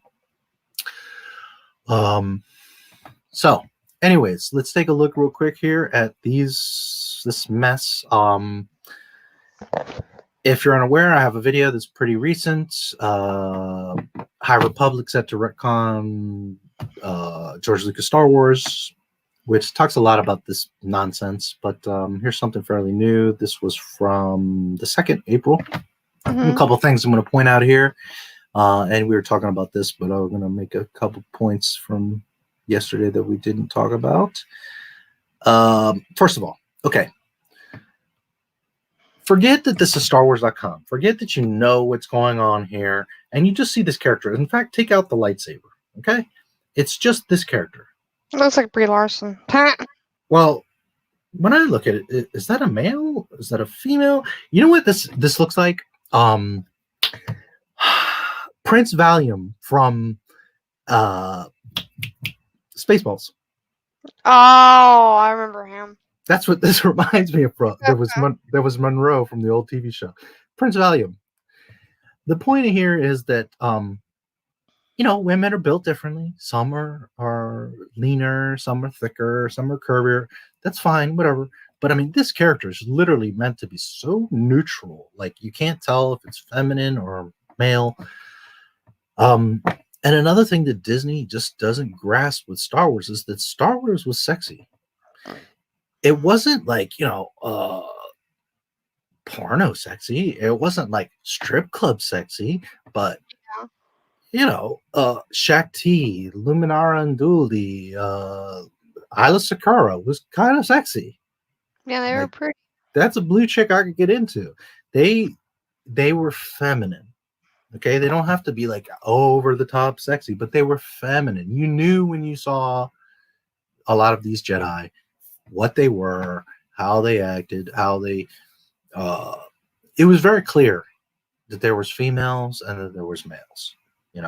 So not only was there plenty of females and always in Star Wars, but Star Wars was sexy, especially the cosplay. Now, I mean, if you have seen cosplay of Rey, it's like totally uninteresting. Can you imagine cosplay of this thing? What the hell is this? Anyways, Star Wars is not about sex. Star Wars is not about sexuality. It doesn't have to be overly sexy, but inherently, Star Wars was a sexy thing. It was cool. It was sexy. The guys wanted to date the girls, and the girls wanted to be the girls, and vice versa. Yeah. The girls liked the guys, like Han and Luke, or they wanted to, they either would have liked to date them or be them. That was never an issue with Star Wars. We all loved the characters, and now they're just made so bland, so Yeah. Anyways, so this one is, they literally say she's the best of the best. This one, the best of the best. So I'm going to point out just a couple things here. Just got to go through here and find them again, but and I'll get back to this one because it's really the nail in the coffin for these guys. But I'll get back to that. First, you've got this one, Avar Chris, and it literally says here, Avar Chris is the best of the best. Okay, let's look at her description. The brightest, the most noble example of Jedihood. Really, ever? That's the brightest, most noble. Always tries to see the good. Never puts herself first. She is invigorated about life and frontier and challenges brains and inspiration for those who work with her. She is compassionate, not dogmatic, and always ready to sacrifice herself over others. Avar Chris is the best of the best. Okay, so she has no flaws. She's great and fantastic, and she's the best of the best. Stop it. Stop it. Yoda wasn't good enough. Luke wasn't good enough. Leia, Asajj Ventress, Ida Sakura, all these people, Ahsoka Tano, none of them are any good. Yeah. Avar Chris is the best of the best. All right. We got this guy. Look at his robe. Okay. Mhm. First of all, it's again trying to make it very gender neutral. Yeah. Hey, now look at this thing and be realistic. This guy is going to be tripping and falling all over this damn train, all over this thing that's hanging here. Yeah. The only time you have this is with a wedding dress, and that's a woman with heels, number one, to get away from the length of this, and also moving very slowly, and generally a child in the back holding, the train part so that she doesn't trip, she doesn't fall. A Jedi wearing this would just be stumbling all over itself. So this is, again, them trying to make it look cool, but not even thinking about what they're doing. Mm-hmm. By the way, look at her outfit. It's white, pristine, white, holy, saintly, virgin, and gold. Here, white and gold. Lame. Okay? Now, the man, is one of the best teachers, strong and wise, good sense of humor, learning. Okay, so he's basically just a teacher. Not that great, not the best of the best, not unselfish and all these great things. The guy, he's just a teacher. Okay. Then we got this one. She is a firebrand, which most people interpret this as being a black lady. I interpret it from Clone Wars as them being Latinas. But either way, notice her outfit. It's all brown. She's the one that is not all white and holy like these guys. Look, white and gold. Okay? So I'm not going to go through and read all their descriptions because they're all lame and you guys can read them, and who the hell cares about these fools? But he's pretty generic. And then this one is 16 and newly minted, devoted. 16, she's one of the youngest knights in a generation. She struggles to fit in with adults while also setting a good example for younger Jedi, whatever. We had Ahsoka as a teenager. We don't need this one to show us anything. Could she be a cool character? Okay, whatever. But I just don't see... I don't think the artwork's that great. I'm not an artist, so I couldn't possibly draw this, but I just don't think it's that great.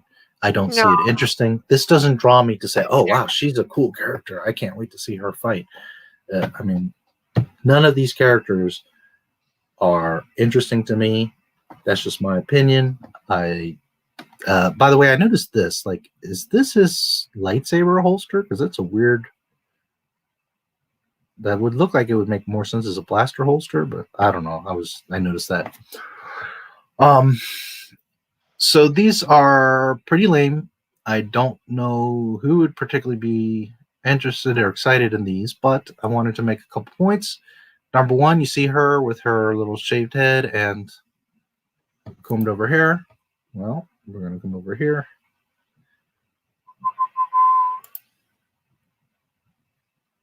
Let me find her. Okay.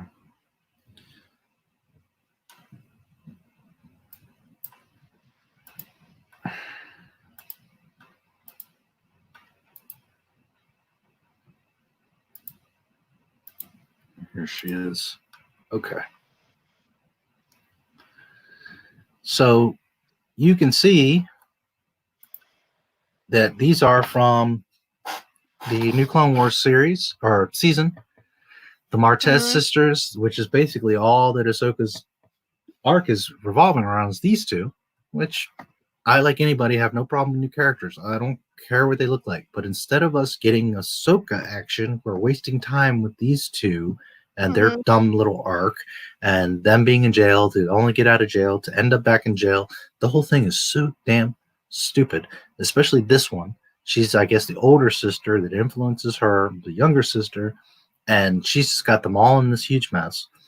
Anyways, as you can see, the shaved head with the flop over. So this is their new. This is their new. You know, this is what Star Wars looks like. I don't have any problem with what anybody looks like, but it's when you see the consistencies, when you see where they're going with things, and there it is. Okay. The other point I wanted to make is, and this we had talked about yesterday.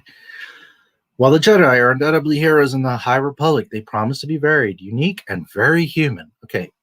Star Wars is about aliens and characters from all over the galaxy. So no matter their species, they're all very human. I don't want them to all be human. That was the point of the space fantasy, is that they're not human. That, yes, some of them, Luke is human. Cool. I can relate. But I also like that Hammerhead and Bosk and, I could just name 1,000 other people are not human, and they act and looked and sound and walked and talked and moved and did their thing in their way. I like that there was other species. That was the point of Star Wars and the diversity. They claim that they want all this diversity, yet they're making, no matter what the species is, they're all very human. It's like they can't keep their own shit straight. They literally contradict themselves every freaking sentence. So we've put a lot of time and effort into making our Jedi feel like real rounded individuals. Yeah, because, Yoda wasn't rounded, and neither was Obi-Wan or Qui-Gon or anybody else. Leia, she's not a solid rounded individual. She was just, stupid because, she was Leia and not good enough.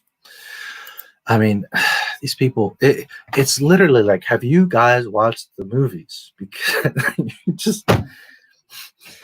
Okay, so Kevin Scott, Airhead, one of the architects of High Republic, tells StarWars.com, they are all different, approaching the Force in individual and unique ways, and yet are united with a common goal. They serve not out of unwavering dogma, but a deep passion to protect light and life. Okay. Yeah. I'm not going to bother with this because it's the same stupidity. This is what's important, is that the people, and I've said this in many videos, the people that own and create Star Wars don't know what the hell Star Wars is. And I'm going to show you exactly what I'm talking about. They have They serve not of unwavering dogma, but a deep passion to protect. So, I'm going to show you how damn stupid Disney is. And even worse, Lucasfilm.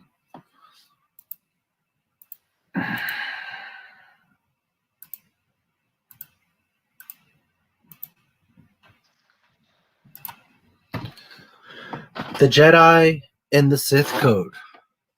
I will read them and then I will elaborate on them. The Jedi Code. There is no emotion. There is peace. There is no ignorance. There is knowledge. There is no passion. There is serenity. There is no chaos. There is harmony. There is no death. There is the Force. The Sith. Peace is a lie. There is only passion. Through passion, I gain strength. Through strength, I gain power. Through power, I gain victory. Through victory, my chains are broken. The Force shall free me. Okay. In a quick nutshell, the Jedi do not work with emotion. They are taught to not have emotion because emotion means you have feelings. When you have feelings, you create attachment. And when you create attachment, you put yourself at risk of loss. When you have loss, you then get angry. And when you get angry, you get Sith. So the Jedi are taught to suppress connections and feelings and emotions. Doesn't mean they're robots and they don't feel or see anything. They do use their feelings through the Force to sense things, to accomplish things. They do have a level of compassion. They do have a love for their peers, for the people, the Republic that they protect, for life, for the Force, but not direct like I love you to a woman or to a man or to, have a marriage or children, etc. So the literal Jedi code is to not have any passion.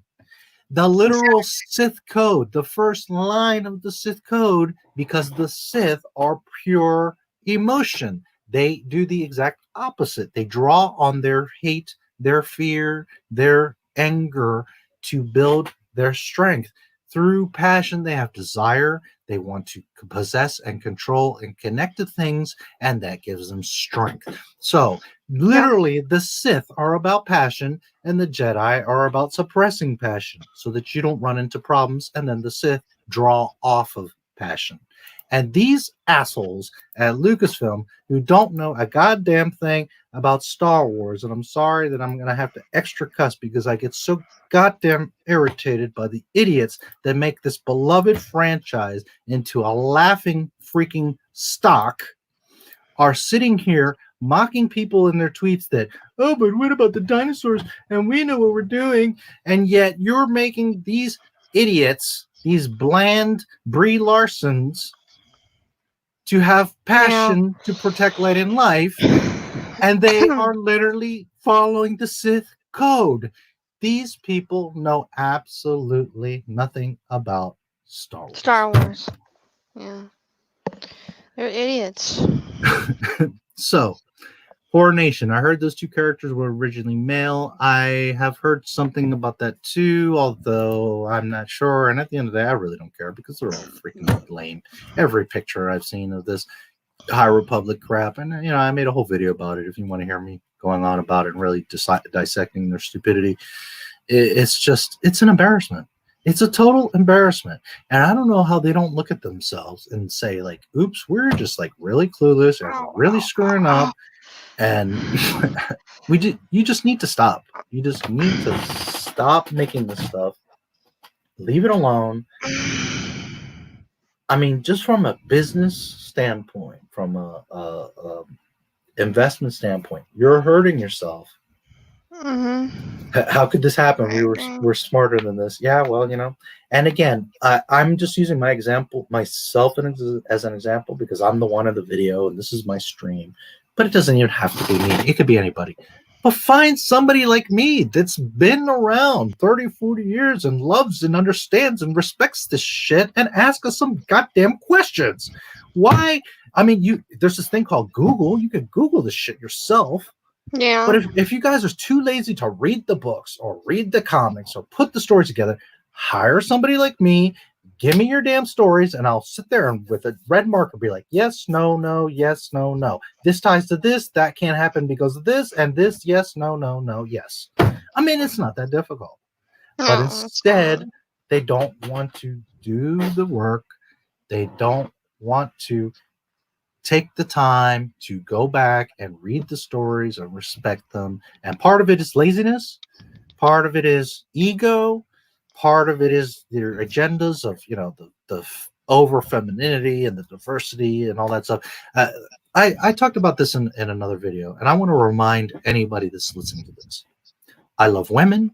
I love female characters in Star Wars, and they have always been there. And if some idiot tells you, but there's no diversity and there wasn't females, you're a complete idiot, and you need to watch Star Wars again, because there was always females, and a lot of them. Yes. And I'm going to remind everybody that the first main character you see in Star Wars in 1977, technically the first main character you see is Darth Vader. But what you see is the Tantive 5 get captured by the Star Destroyer. Yep. They break in, and the first really technically person you see is the rebel troops. Okay, but they're just like generic soldiers, so who cares? They're just there. Okay, then you see Darth Vader. Yep. Okay, so technically the first real main important legendary character you see is Vader. But the first human, yeah, Shaq loves Darth Vader. That's her favorite. Mine's probably Luke, but I love them all. I love Star Wars. No, I take that back. Boba Fett is my number one character of any movie, any show, any story, fantasy, anything. Boba Fett. I'm Boba Fett all day, 1,000%. I'm Boba Fett. Anyways, the first human, main, important, good character you see is who? Leia freaking Skywalker or Organa. Okay, so don't tell me there are not women, or there's not strong women, or there's not diversity, because the first freaking character you see is goddamn Leia Organa. And I just want to choke people like Kathleen Kennedy when you have the nerve to tell me, but I can't relate, and there's not enough women, and there wasn't strong women. Well, I got Leia against pretty much everybody. The only, technically, if there was a one-on-one, I probably got Padme, because Padme was a badass. She was a queen, and she fought, and I don't know. It's hard to say. Leia's got the Force, and she could have trained with Luke, so maybe at the end of the day, Leia would win out. But, Padme was no joke. Padme was in the thick of all those battles and stuff. That's something that people don't always give little Padme, is that she didn't play around. She wasn't just a politician, a mouth. I mean, she walked the walk. So, but anyways, yeah, forget all the expanded universe, forget all the extras and background characters and all the extras, Padme's decoys and, people in the Senate and all this other stuff. The main freaking characters of Star Wars, Leia, Padme, Shakti, Luminari. I mean, it just goes on and on. Ahsoka, one of the biggest, most beloved characters of all time, is a freaking girl. Yeah. Thank you, Horror Nation. I would like to say and believe that is true. Will definitely agree with you, and I hope that you take that with sincerity, not ego. But it's just, you know why I know more than Lucasfilm? It's not because I'm special or because I think I'm great. It's because I love Star Wars and I really care. And because I paid attention. So, yes, the problem with Lucasfilm is they don't care. It's just a property, and they just want to make money off of it. So, Yep. I truly care about it. I would have never let any of this happen. I would have never let any of this happen. Would I have made a story that everybody would love? No, probably not. Not everybody's going to love everything that I want to do. I would have definitely made a Boba Fett movie. That's for damn sure. That would be no question. Boba Fett, I would have made an amazing Boba Fett movie. But, awesome. I certainly would have respected Luke Skywalker. I certainly would have respected Leia and Han, and I would have had a big chunk. I mean, probably the whole freaking first movie of Luke, Leia, Han, and Chewie, R2, 3PO. I mean, Seriously.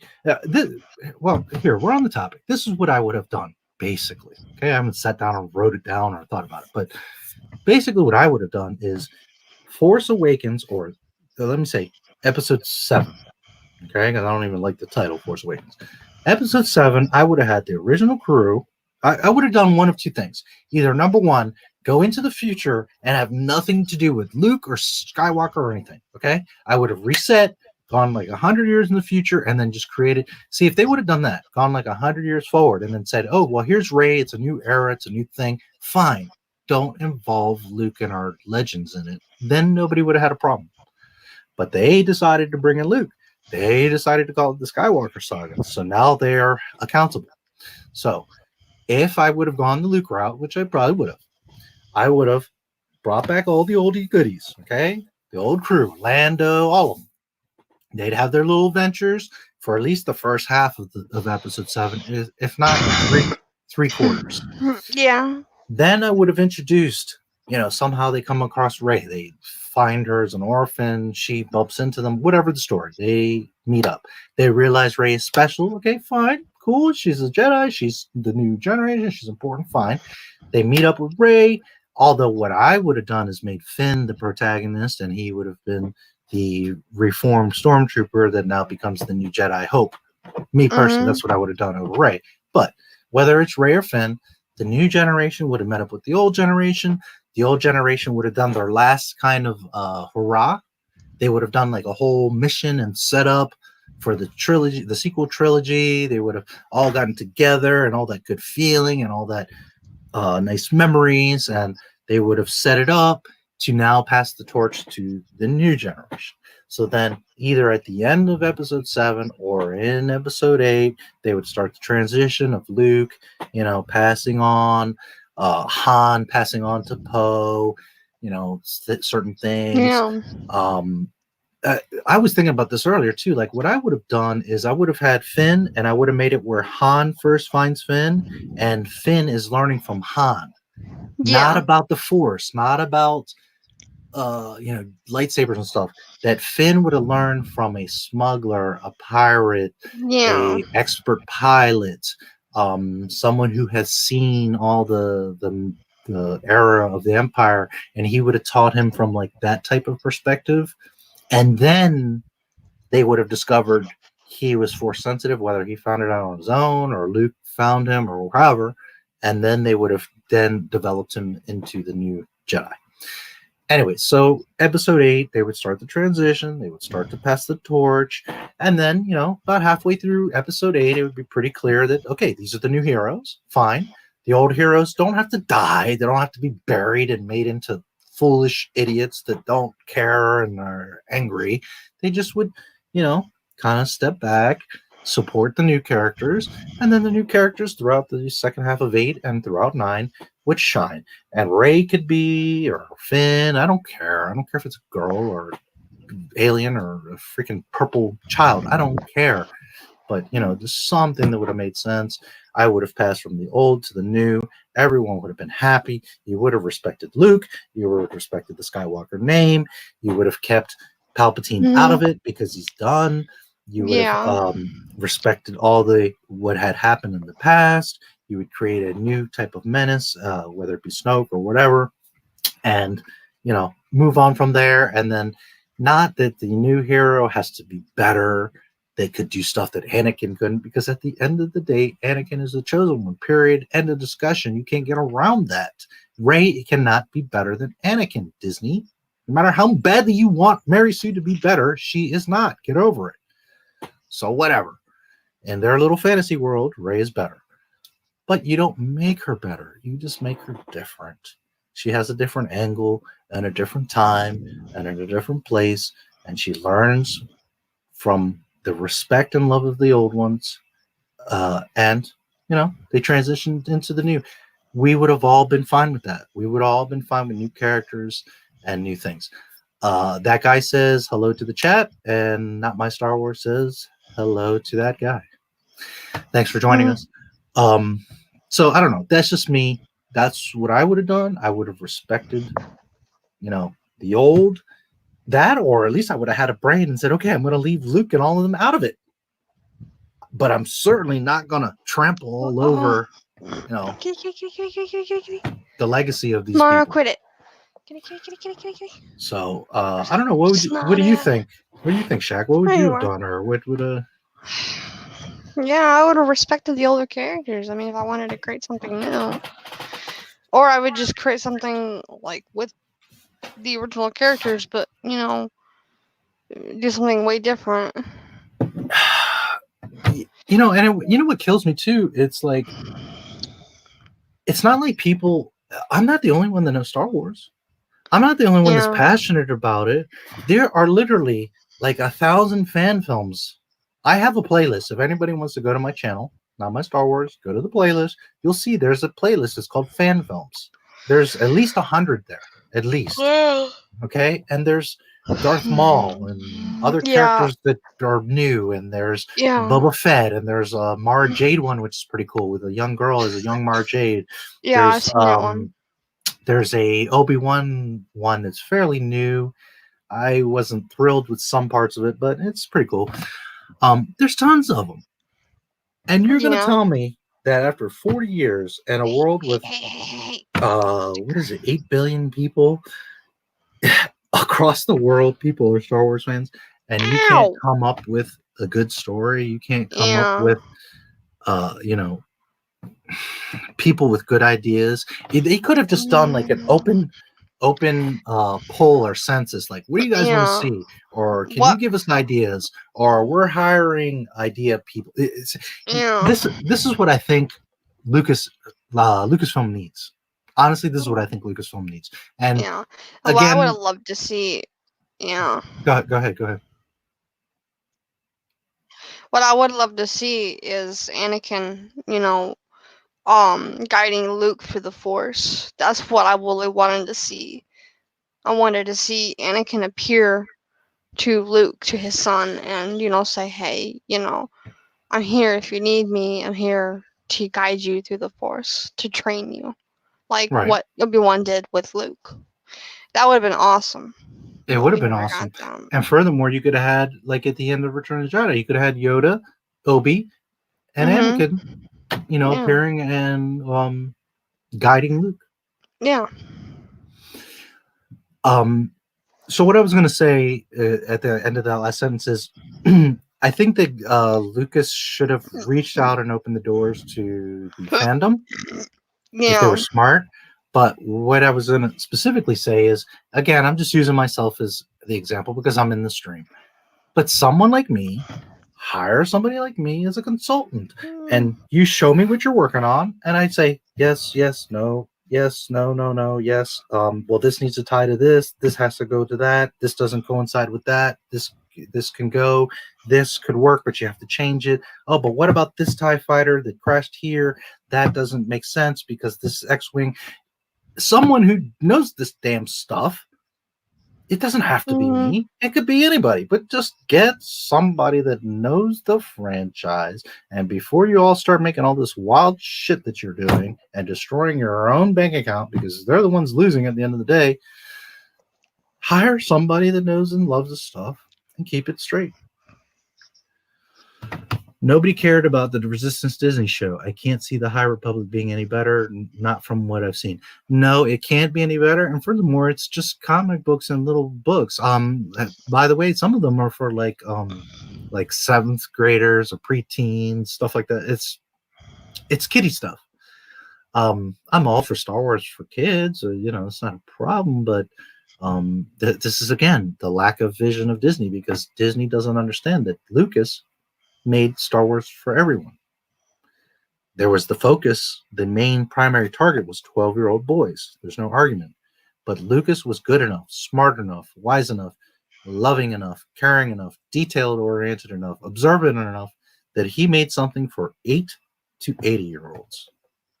Even younger, even older. But he knew and he understood how to make something that appealed to all kinds of people. Star Wars, when you have dumbasses like Freddie Prinze shooting off his fat mouth, it's for kids.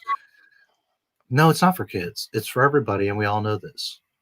By the way, in a video that I have coming up, another one of many videos, because they're heavy videos, a lot of editing. I literally have a quote of Freddie Prinze when he's talking about I forget if it's Rebels or Resistance, but he's going on about Star Wars is for everybody.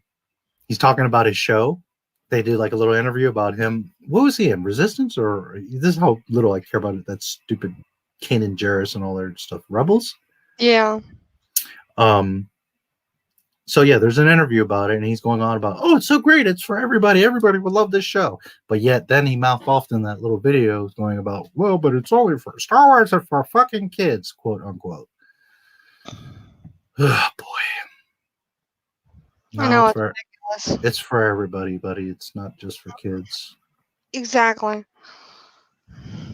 Kids can enjoy it. That was the beauty of Star Wars. It was simple enough to where a child could love it and understand it, and it could become a part of their life. 40 years later, here I am with a YouTube channel talking about one of the most important things that has ever been in my life. Mm-hmm. But on the same token, an adult, an intelligent, observant, analytical adult can watch it and say, okay, this stuff makes sense. It matches up. It has continuity. It has a story. A lot of people like to complain about the prequels or even the OT, like, oh, well, but there's this mistake and that flaw and this and that. But you never walked away from those movies like confused and like, WTF. You just walked away like, okay, well, he could have explained this better, or this could have been, but you weren't like angry. You walk away from 7, 8, 9, and you're like, what the hell is this? Forget that 1 through 6 exist. Just watch 7, 8, and 9, and you're going to see that they don't make any sense amongst themselves. Never mind the 9 movies. The High Republic seems too sterile. If there's actual motion depth loss, I can see it succeeding. Yeah. Yeah, but we can't really expect that from Disney, can we? No. Because Disney doesn't instill any emotion in me except for, I'm not going to say anger, because they don't affect me like that. Like, I'm not at home pining about it. I don't break things. I'm not like throwing stuff because of the mess that they made. But depth, well, I don't see any depth, and I think it's actually pretty. Yeah, you know what? Maybe Freddie Prinze was right. Disney Star Wars is for fucking kids. Yeah. But Lucas Star Wars certainly was not for kids. Lucas Star Wars was for everyone. But Disney Star Wars, okay, I'll give it to you. That's definitely for kids, because this is what it is. There is no depth. There is no thought. There is no continuity. There is no to a 5-year-old, you show them the stuff. It looks all cool on the screen, and they're not going to follow the story, so they don't care that Palpatine's a clone because they don't know any better. So yeah. Mm-hmm. Loss. Well, I don't know. There is quite a bit of loss in the Disney Yeah. stuff. So I don't know. I know it's a big if. Yeah, it is a big if. Yeah. Well, I don't know what else to tell you. I mean, you guys saw the code. I think that guy says just came in. I don't think you were here earlier. So since we're on the topic, I'll show you what I was showing everybody, because they're talking about how in the High Republic these Jedi are about passion.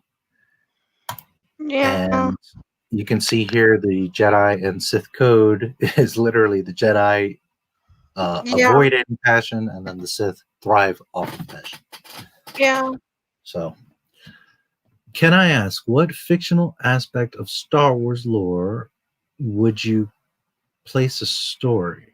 Any aliens you'd like to see? What fictional aspect of Star Wars lore would you place a story? Any aliens you'd like to see? I will be happy to answer that, but Shaq, do you want to maybe comment on that? The alien thing? Well, what fictional aspect of Star Wars lore would you place a story? Like, what would you like to make, I guess he's saying? Like, if you had control, this is what I'm assuming you're saying, that guy, that if I own Star Wars, what would I create? Like, what era or what storyline. Right. If you wrote a Star Wars movie, show it. So One thing I really, I'll go be ahead. happy to answer that. But Shaq, why don't you? I'm curious what you'd say. A lot of things I probably would have wanted to focus on would probably be between episodes 3 and 4. The reason why I say that is because I've always wanted to see Vader, just after Order 66, everything, and see basically Vader take down the Jedi. Because I mean, I've always wanted to see how he did it. Just how he found these Jedi and took them down. And I always wonder if like Palpatine sensed, or he even sensed a Jedi, and announced it to Palpatine, saying like, Master Sergeant, I found another Jedi, and then Palpatine would say something like, do what must be done, destroy the Jedi. We must destroy the Jedi at all costs, and it would be really cool to see, what what Vader did in that timeline. And another thing I probably want to focus on is what I said earlier. Um, when you know, uh, after the Battle of Endor and the destruction of the Death Star, I would love to see Luke interact with Anakin's Force Ghost. To see exactly what what Anakin would teach Luke, in his, life as a Force Ghost, you know, and I almost would wonder if, Anakin would watch proudly over Luke. I really think so. That's one of the reasons why I like Sebastian Shaw so much as Anakin, because he has such a fatherly, look on his face. He's proud of Luke for what Luke did. And I mean, I like Hayden too, but when they inserted Hayden into it, it just didn't feel. It didn't feel like Anakin was fatherly. He wasn't looking at Luke. But then when they had Sebastian Shaw in there, um, he looked at Luke like, this is my son. He would help restore, he helped restore um balance to the galaxy. He saved me from myself, from the dark side. I mean, it just, to me, Sebastian Shaw was the older version of Anakin, in my opinion. He Mhm. surely was. And Hayden was perfect as the younger version.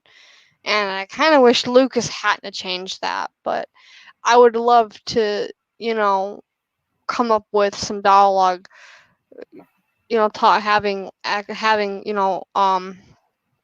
Anakin talk to Luke about certain things, even tell him about the Clone Wars, basically fill in the details that Obi-Wan never failed to mention, and basically, have Luke listen to Anakin's side of the Clone Wars. It would be kind of cool, I mean, Yeah, that would be pretty interesting to hear Anakin's perspective. yeah. I also want to mention having hearing about his time as Vader and what it felt like to be encased in that suit of armor, and what he endured during that time, and also talking about like how many Jedi he slayed. Just a lot of things that I always wondered, what Vader did during that time, and also wondering what he would do as a Force ghost. So Right. Okay. Let me ask you. You said that you wish Lucas hadn't changed that. Are you referring to the Force Ghost at the end of Return of the Jedi, the Anakin yeah, from it's the the old to the fixed young? version, not the specialized, but the special edition where they did inserted Hayden Right. into. Okay. So Okay. I, as a fan from the OT, agree, and I was like, why the hell did you do that? I don't know if we spoke about this before, but there is a reason. And the reason being is because Sith cannot become Force ghosts. They do not pass on, they die. Only Jedi and the highest level of understanding Jedi. So a Yoda, a Qui-Gon, not every scrubby Jedi. A highest level of understanding Jedi can become a Force Ghost. So by default, Ben Solo couldn't even have been a Force Ghost because he was good for 10 seconds and he wasn't even good because he didn't even redeem himself. He didn't do anything. Anyways, Yeah. that's another conversation. The reasoning why you see Hayden is, and Lucas actually said this, is because you must be light side, you must be a Jedi to turn to a Force Ghost. So as Vader, he could have never become a Force Ghost. It was only until he redeemed himself, he then became good, and that's why you see him as Hayden, is because the only way that you would see that Force Ghost is as Anakin's true self as a light side Jedi. The last we saw Anakin was how? As you see him as the Force Ghost when he gets chopped up by Obi-Wan.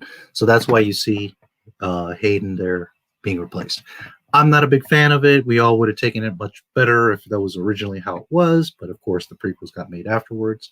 But there is, I will give Lucas that one because he has changed a lot of little things, and that one actually does make perfect sense that he, as a Sith, he cannot become a Force Ghost.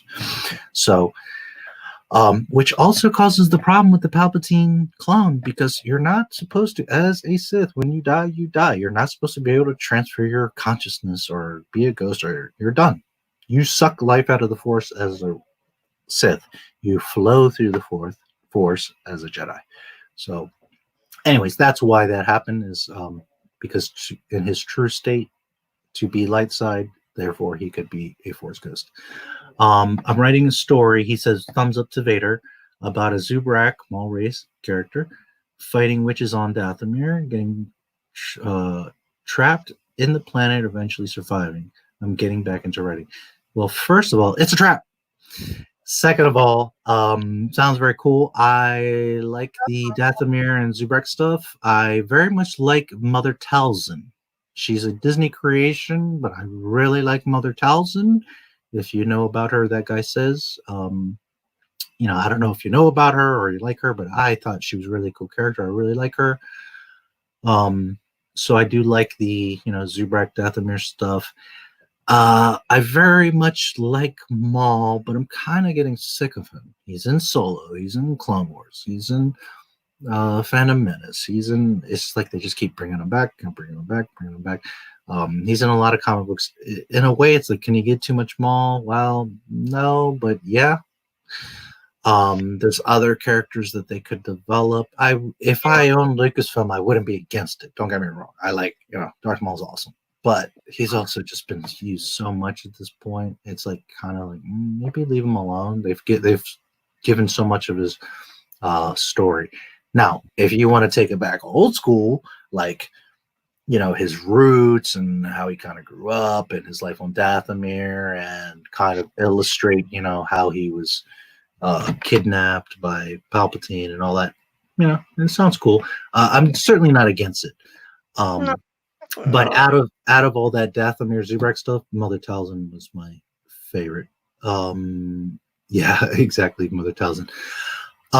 Okay, so for me, first of all, I love Star Wars, so you know, to begin with, I'm happy to see any story, whether it be, you know, filling in stuff between 3 and 4, stuff after Jedi, even before the prequels. I'm pretty open to a lot of stuff. I wouldn't make like a Jar Jar movie, or you know, some stuff you just kind of wouldn't mess with.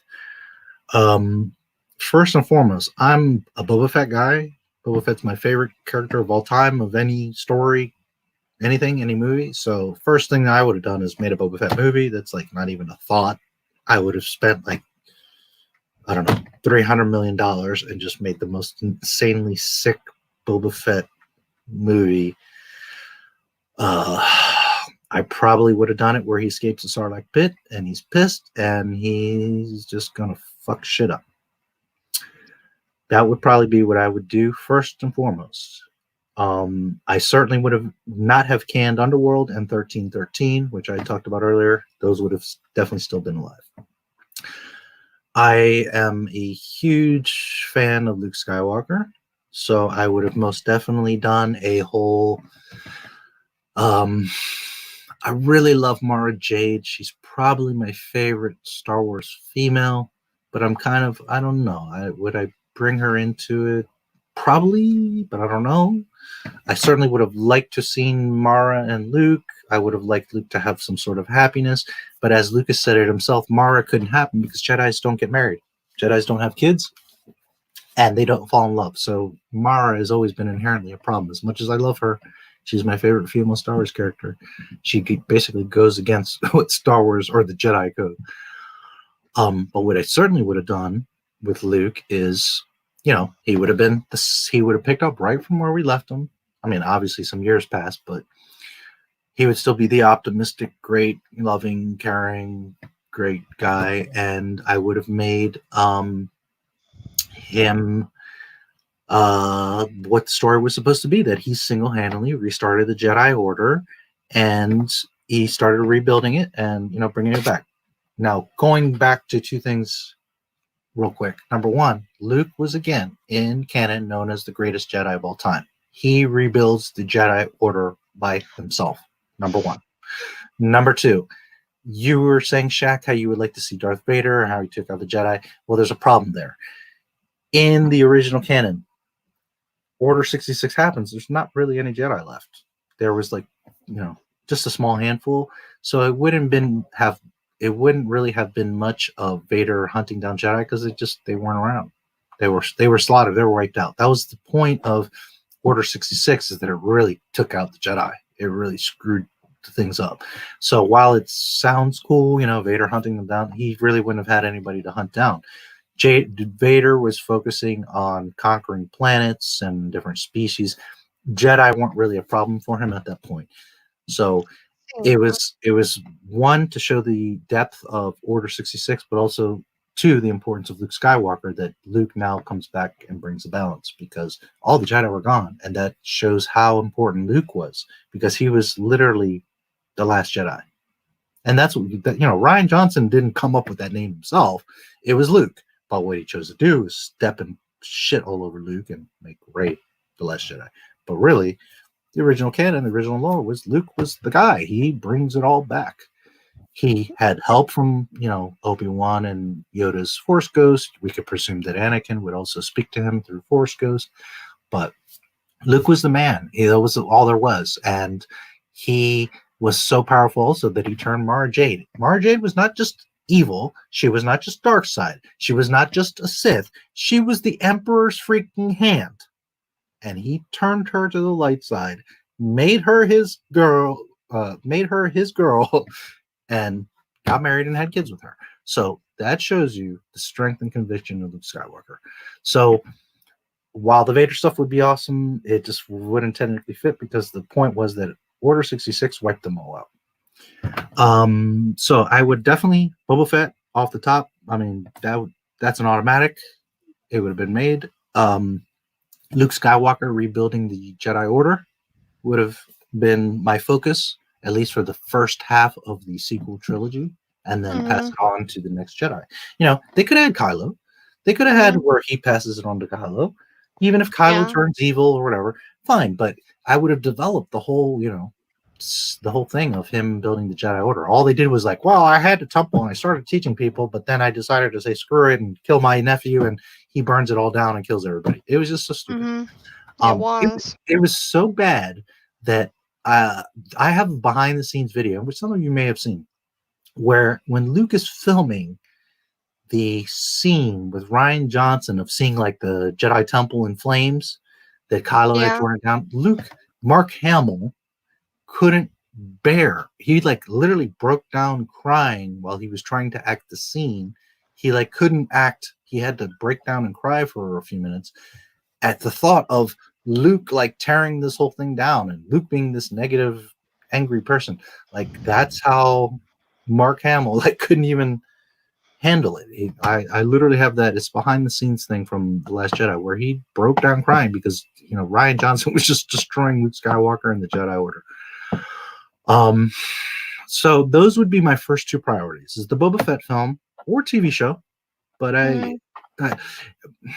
there was talks of a movie for a while. Then there was talks of a TV show, and I thought the TV show would be pretty awesome. Like every week he goes on some Yeah. bounty adventure. That could have been pretty badass. Either way, a Boba Fett project would have happened. And then I would have focused, the trilogy. And Boba Fett, by the way, would be a separate property. I'm not against him coming back in the sequel trilogy, although the time wouldn't have fit. It would have had to have been fairly short after Jedi. And I probably would have made 7, 8, and 9 a little bit after Jedi, so I don't know how it fits. So I'm not against him being in the main movies, but what I'm saying is that there would be a solo project for Boba Fett, whether it would have been a show or a movie, that would have definitely happened. Luke restoring the Order would have been my other main priority. And what I would have done is closed out 7, 8, and 9, the Skywalker saga about the actual Skywalkers, and actually shown respect to Luke, finished out the story, and then from there you can have 15 raids. I don't care if they're all Mary Sue, I don't care if they're all female, I don't do what the fuck you want, but just leave the legends alone, close out the story, tie that knot, and then move on, and you guys can do whatever you want. Exactly. But they chose not to. Jedi Academy over Jedi Praxium, or whatever they renamed it. Yeah, I don't even know. I don't even care what they did.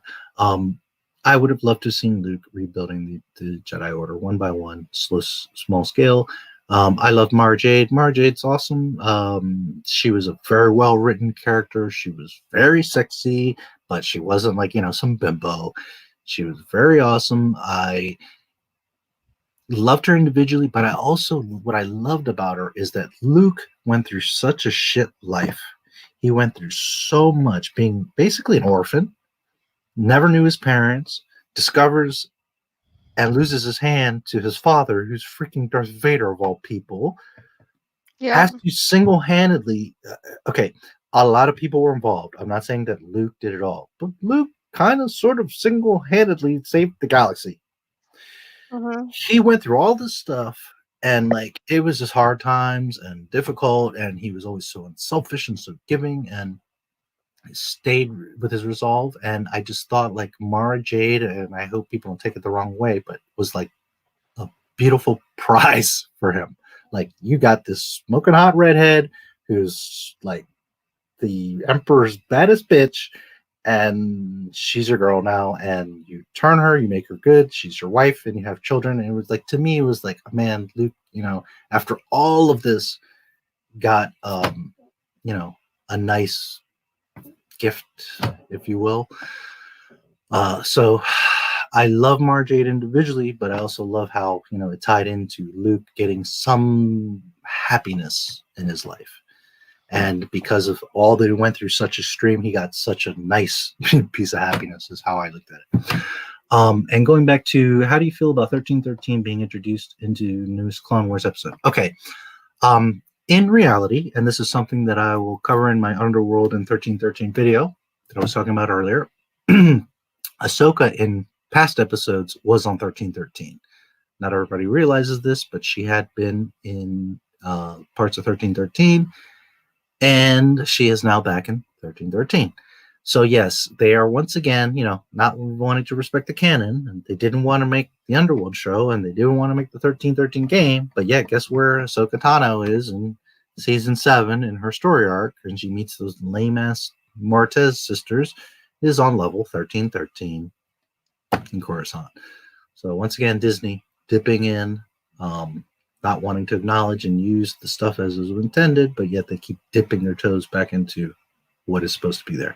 So how do I feel about it? Well, I mean, I like the Underworld of Coruscant. I just wish they would have gone farther with it. I wish they would have done what they were supposed to do originally with it. So it's kind of cheesy, but I'm not like against it or upset about it. I mean, it's cool. At least we get some glimpse of it by Ahsoka going there. But you see, it's like they've so disjointed it. They so have disrespected it and so like disconnected it that most people don't even know that's 1313. And furthermore, most people don't even know what 1313 is. So it's like kind of insignificant that she's there, unless you're like a hardcore nutso like me that follows and looks into all that stuff. So that at the point that it takes someone knowing very detailed that she's on 1313, yet you've destroyed the 1313 game. It's like, how am I supposed to feel about it? I don't know if that answered your question, but it's like, I'm not mad about it, but I'm not very excited about it because it's like they've killed the significance of it. I agree. I like the Boba Fett comics from Dark Horse. Those were amazing. Yes, they were very good. If you like Boba Fett, there was a it's been a long time, but I've read every Boba Fett book and story, unless it's been. Put it to you this way: when I talk about Star Wars, I know the canon very well, but up to 2012. Once Disney took over, I haven't been reading their junky comics, so I don't know. I do know some of the stuff, but when I refer to knowledge of Star Wars, it's just before October 30th, 2012, because when Disney took it over, I was just like, whatever. Anyways, there are some really great books about Boba Fett. A great series, which you may be familiar with, is Bounty Hunter Tales or Tales of the Bounty Hunters. It's been a while. You could easily Google it. It was like a series of maybe 3 or 4 books. And they would talk about Bosk and IG and all the bounty hunters, but most of it revolved around Boba Fett. And the books really showed you that Boba Fett was no joke. Not just Boba Fett, but also Slave One itself. That ship had a lot to it that people don't realize. That ship was no joke. It was very well known. It was very well feared. And it was full of all kinds of booby traps and cells and gadgets. There's actually a story where Bosk tries to steal Slave One, and he ends up trapped by Slave One inside of Slave One. So it's kind of funny because Boba comes later. Bosk is stuck inside of Slave One, I think in a cell. It's been a long time, but I do remember that Bosk almost gets Slave One, but then he ends up getting booby trapped. So anyways, Bounty Hunter Tales or Tales of the Bounty Hunters. It's been a while, but really good series. There was also, I think there were the comics. There was a series of Jango Fett's. It was like, again, maybe 3 or 4 comics. And they showed how Jango had like a relationship with Zam Wessel, which was kind of interesting. They show Boba Fett when he was younger. I love all that stuff. Anything Boba Fett, I really like. And of course, they talk about how he climbs out of the pit. There's a couple different renditions of him getting out of the Sarlacc pit, but for the most part, it's the same. You know, he's very resilient. His armor helps. He fights his way out. And Boba Fett doesn't play games. No. He gets out, and you know, okay. Again, if you're an old school Star Wars guy, there's certain things you know. Yoda was the wisest. Luke was the greatest Jedi of all time, and it literally says it on StarWars.com still. Boba Fett is the best bounty hunter in the galaxy. It's not even like kind of the best, or this guy is second, or someone is close. No, Boba Fett is the best bounty hunter in the galaxy. It wasn't even like close. There was nobody that was even like in comparison. Now it's like, you know, he doesn't exist. Nobody cares. But Boba Fett would put the smackdown on everybody. And as far as this little Mandalorian goof, Boba Fett would, you know, just country line dance all over his face. Because the Mandalorian is such a pussy, such an idiot, such an over-trusting fool, such a rookie. Boba Fett would, you know, just eat this guy as a snack, not even for breakfast, as like just like a gummy bear. Like, here, boop, you're so insignificant, Mandalorian, to what Boba Fett is. So, anyways, Boba Fett is amazing. Boba Fett always was and always will be the greatest bounty hunter. He has embarrassed, if you read the books, if you read the comic, he has embarrassed the IGs, he has embarrassed Bosk, he has embarrassed Dengar. He's, you know, he fought with Vader. I mean, anyways, Boba Fett from Dark Horse, Mara, Luke and their love, it made his trials worth fighting for. Yeah, and you see, the thing is Luke didn't know anything about Mara. He was just doing his thing. He was just growing up and trying to do the right thing, and he understood. Even before he understood that he was Vader's son, he understood that he had like some sort of special place, that he was supposed to do something more. You get that right from the beginning in New Hope. And, you know, he unselfishly just did things. He just wanted to do the right thing. He just wanted to help people. He wanted the galaxy to be calm, you know. And then as he goes, he realizes he's got the Force, and he meets Yoda, and he gets his hand chopped by Vader, and discovers that the baddest bad guy is his father, and he goes through all this stuff. And Luke had no bearing, concept, anything of Mara Jade until much later. And again, it was, I hate to put, I hope it doesn't come across wrong, but it's like he got like the ultimate prize with Mara. I'm not trying to make her like a material thing. But it was like, he went through so much, and it was so unselfish that the universe kind of like, hooked him up. The funny thing is that 1313 was like the bowls of the end of the pit, or bowels of the end of the pit. I'm not totally sure what you mean, but the funny thing is that 1313 was like the bowels of the end of the pit. I'm not totally sure what you mean there. I can tell you that the Coruscant Underworld is actually 5,000 plus levels. I believe it's 5,347. Wow. I don't remember the exact number, but that is the number that sticks out to me. So 1313 is actually, if that's what you were referring to, is not the end or the bottom, because it actually goes down 5,000 plus levels. However, in general, the farther down you go, the worse it gets, like the more kind of sinister and grimy, and there's no power, and but 1313 is in particularly special because that is known as kind of like the most sinister level for whatever reason. And I think it's because it's somewhat, not that 13 is exact half of 5,000, but it's kind of in the middle. And by it being there, that's saying that a lot of criminals and crime lords and bounty hunters and stuff like that could go down far enough to do dirt, but didn't have to go all the way to the bottom. That was just like totally uninhabitable and no power or lights or anything. So again, I'm not totally sure what you meant by that. It's the bowls or bowels of the end of the pit, but if you were referring to that, Coruscant actually goes down 5,000 plus levels. Boba Fett 4 seasons was so good. Yes, it was. It's been a long time, but I do remember that. I have Tales of the Bounty Hunter, Dark Empire 1 and 2. I have so many to list, hundreds. Yeah. I had a shit ton of the books and, different stuff, magazines. Unfortunately, life does what it does, and I suffered a loss. I lost a storage unit that just had I had to, man, an amazing Boba Fett collection of toys. I had figures from Japan, and it breaks my heart to even think about it or talk about it.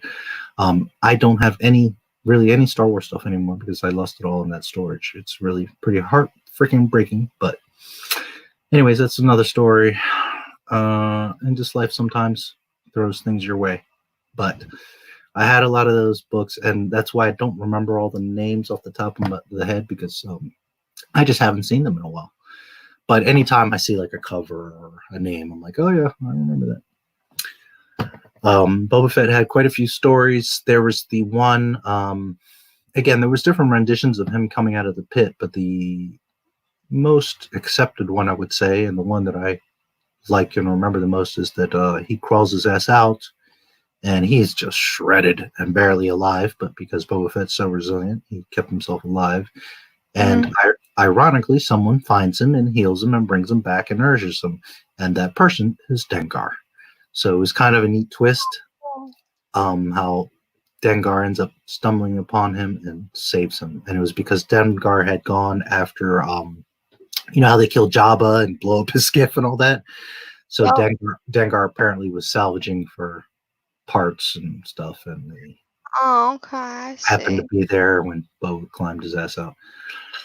4 seasons. I have Tales, Bounty Hunter, about 1330, meaning the cooler part of the Sinister aspect of it would have been better to see, but Disney, being Disney, they nerfed the aspect and everything in Clone Wars was in the tunnel into the depths.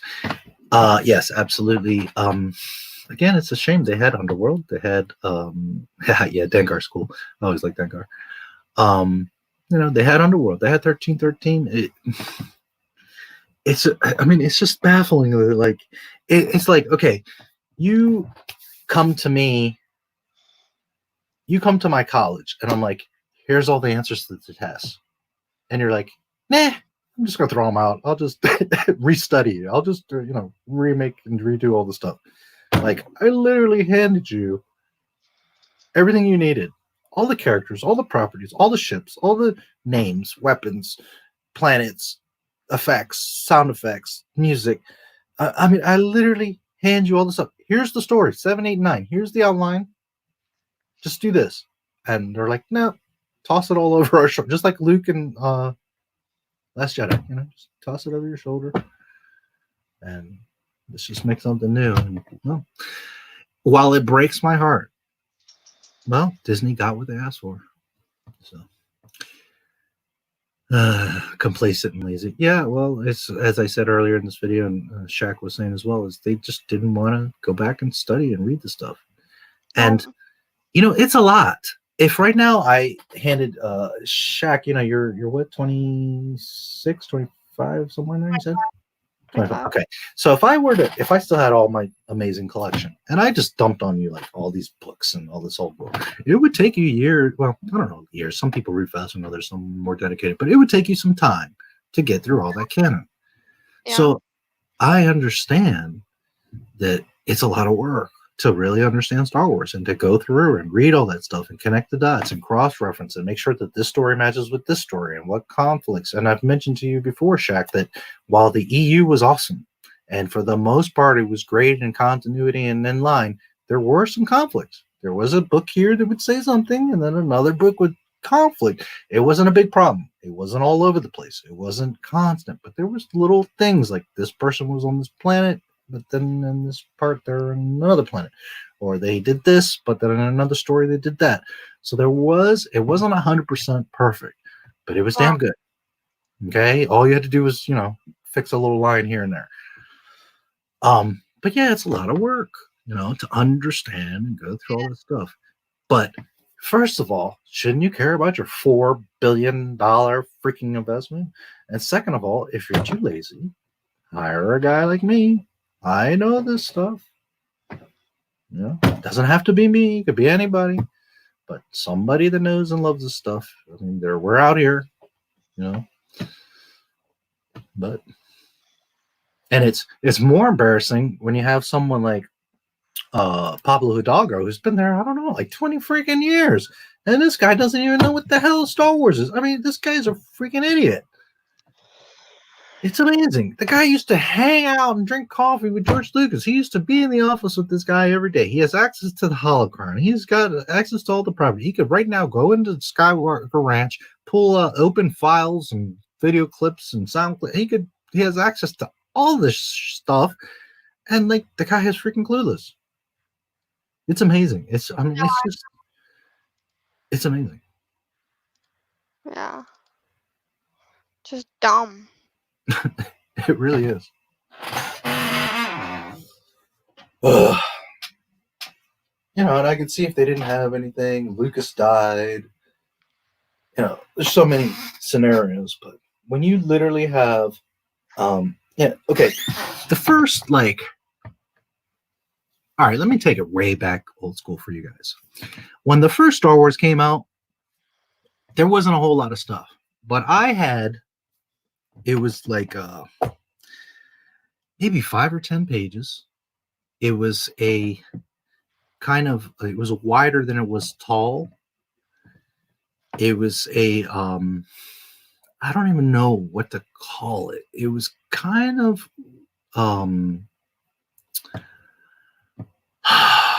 like a movie guide.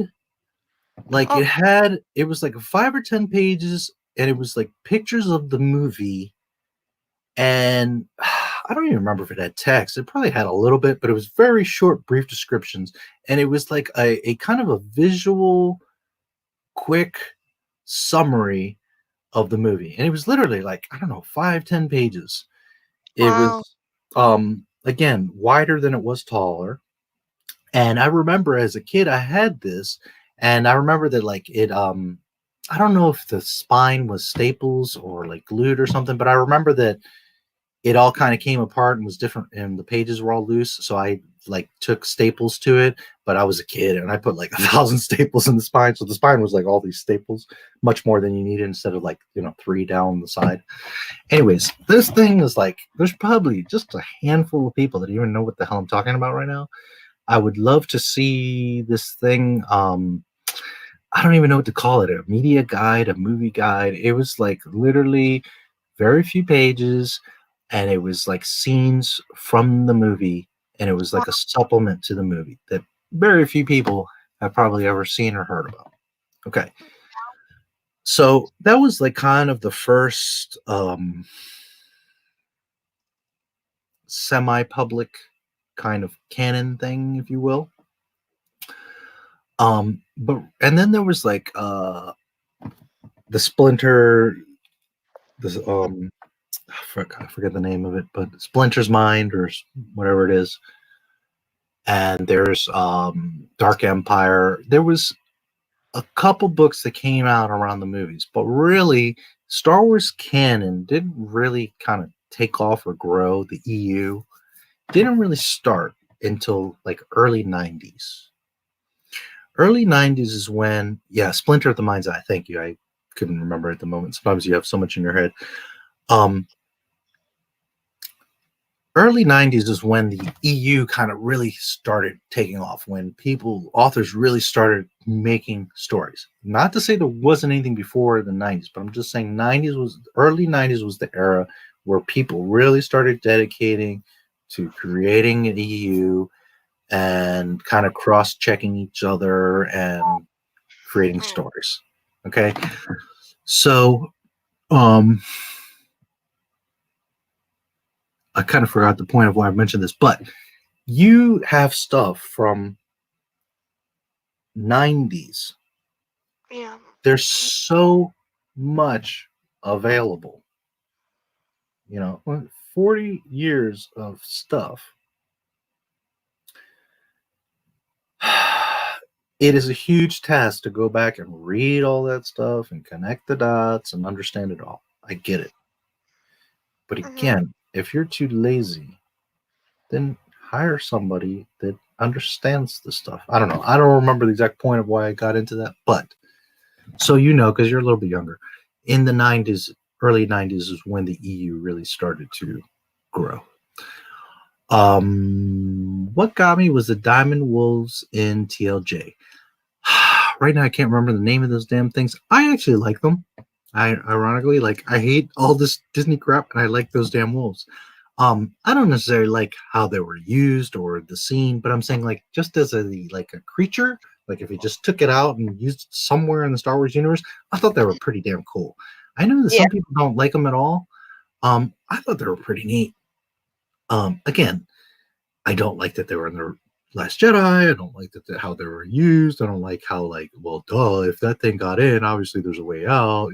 They were used in a stupid way and at the last moment.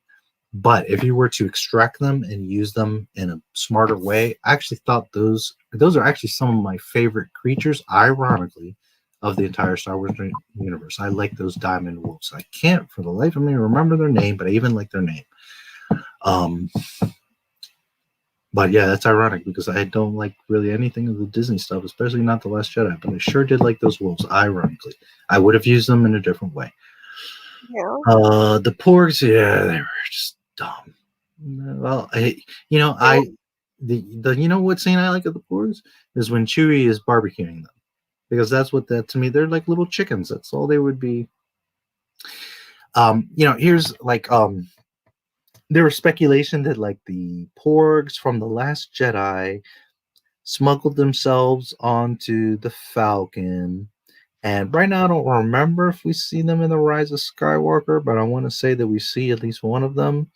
And there was this whole theory of that they had kind of made a nest in the Millennium Falcon and they're hanging out. Yeah. So if you use some logic, those little creatures would have gotten all into the wires, chewed up the wires, messed up, sometimes cats will get into a car's engine compartment and then they get chopped up in the fan or the belts. That's what would have happened with the Porgs. They would have just made a whole mess. They would have been laying eggs all over the Millennium Falcon, and this is what happens with Disney Star Wars is people that are watching these movies and that are creating them do not understand Star Wars nor use logic. They just turn off their brain and they just look at it and they're like, oh, look how cute the porgs. But if you actually use your damn brain, it would not be at all beneficial to have these porgs living inside of the Millennium Falcon, inside the bowels of the Millennium Falcon and the wiring and all that. They were pretty lame. Yeah, they're cute. I mean, I'm not denying that.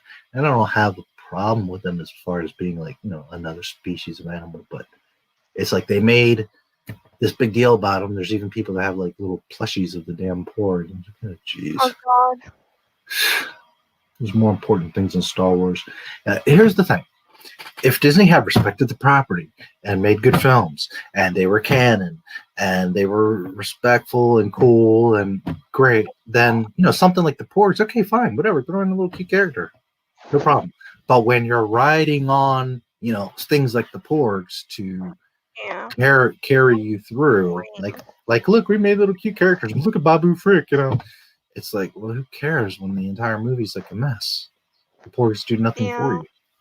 And that's what makes me sad is people get sucked into the porgs. People get sucked into Baby Yoda, and you're not looking at the fact that they're using this as a distraction from what's really happening, that this is a train wreck. Disney doesn't care about the attention to details. No, they don't. They just want to... this is the thing. Disney figures there's 3 types of fans. There's the ones that are brand new and aren't going to know any better. So fine, whatever. There's the ones that have been around but just don't care. They just want to see a space movie. So, okay, whatever. And then they have the old schoolers that they say either, well, who cares because we want a new audience, or, shh, they won't notice. Stinker. They won't see that Boba Fett is really the Mandalorian. Shh, they won't notice that Luke is like totally out of character. Shh, they won't notice that Rey is Mary Sue because Luke was Mary Sue, but not really. But you see, it's like they just totally... Disney is just trying to reach the broadest audience they can. And, when you have a property, when you have a product that sounds good on paper, but it's much better to have... thanks that guy says. I appreciate it. I really appreciate you commenting and watching the video. If you haven't subscribed, please do. I have a lot of good Disney trashing videos, so hope to see you around. I appreciate it. Oh snap! It just, they just. It's like you said, they just don't care. Nope. I just don't even know. Don't even want to harp on it. Yeah, you too, bro. Thanks again. That guy says.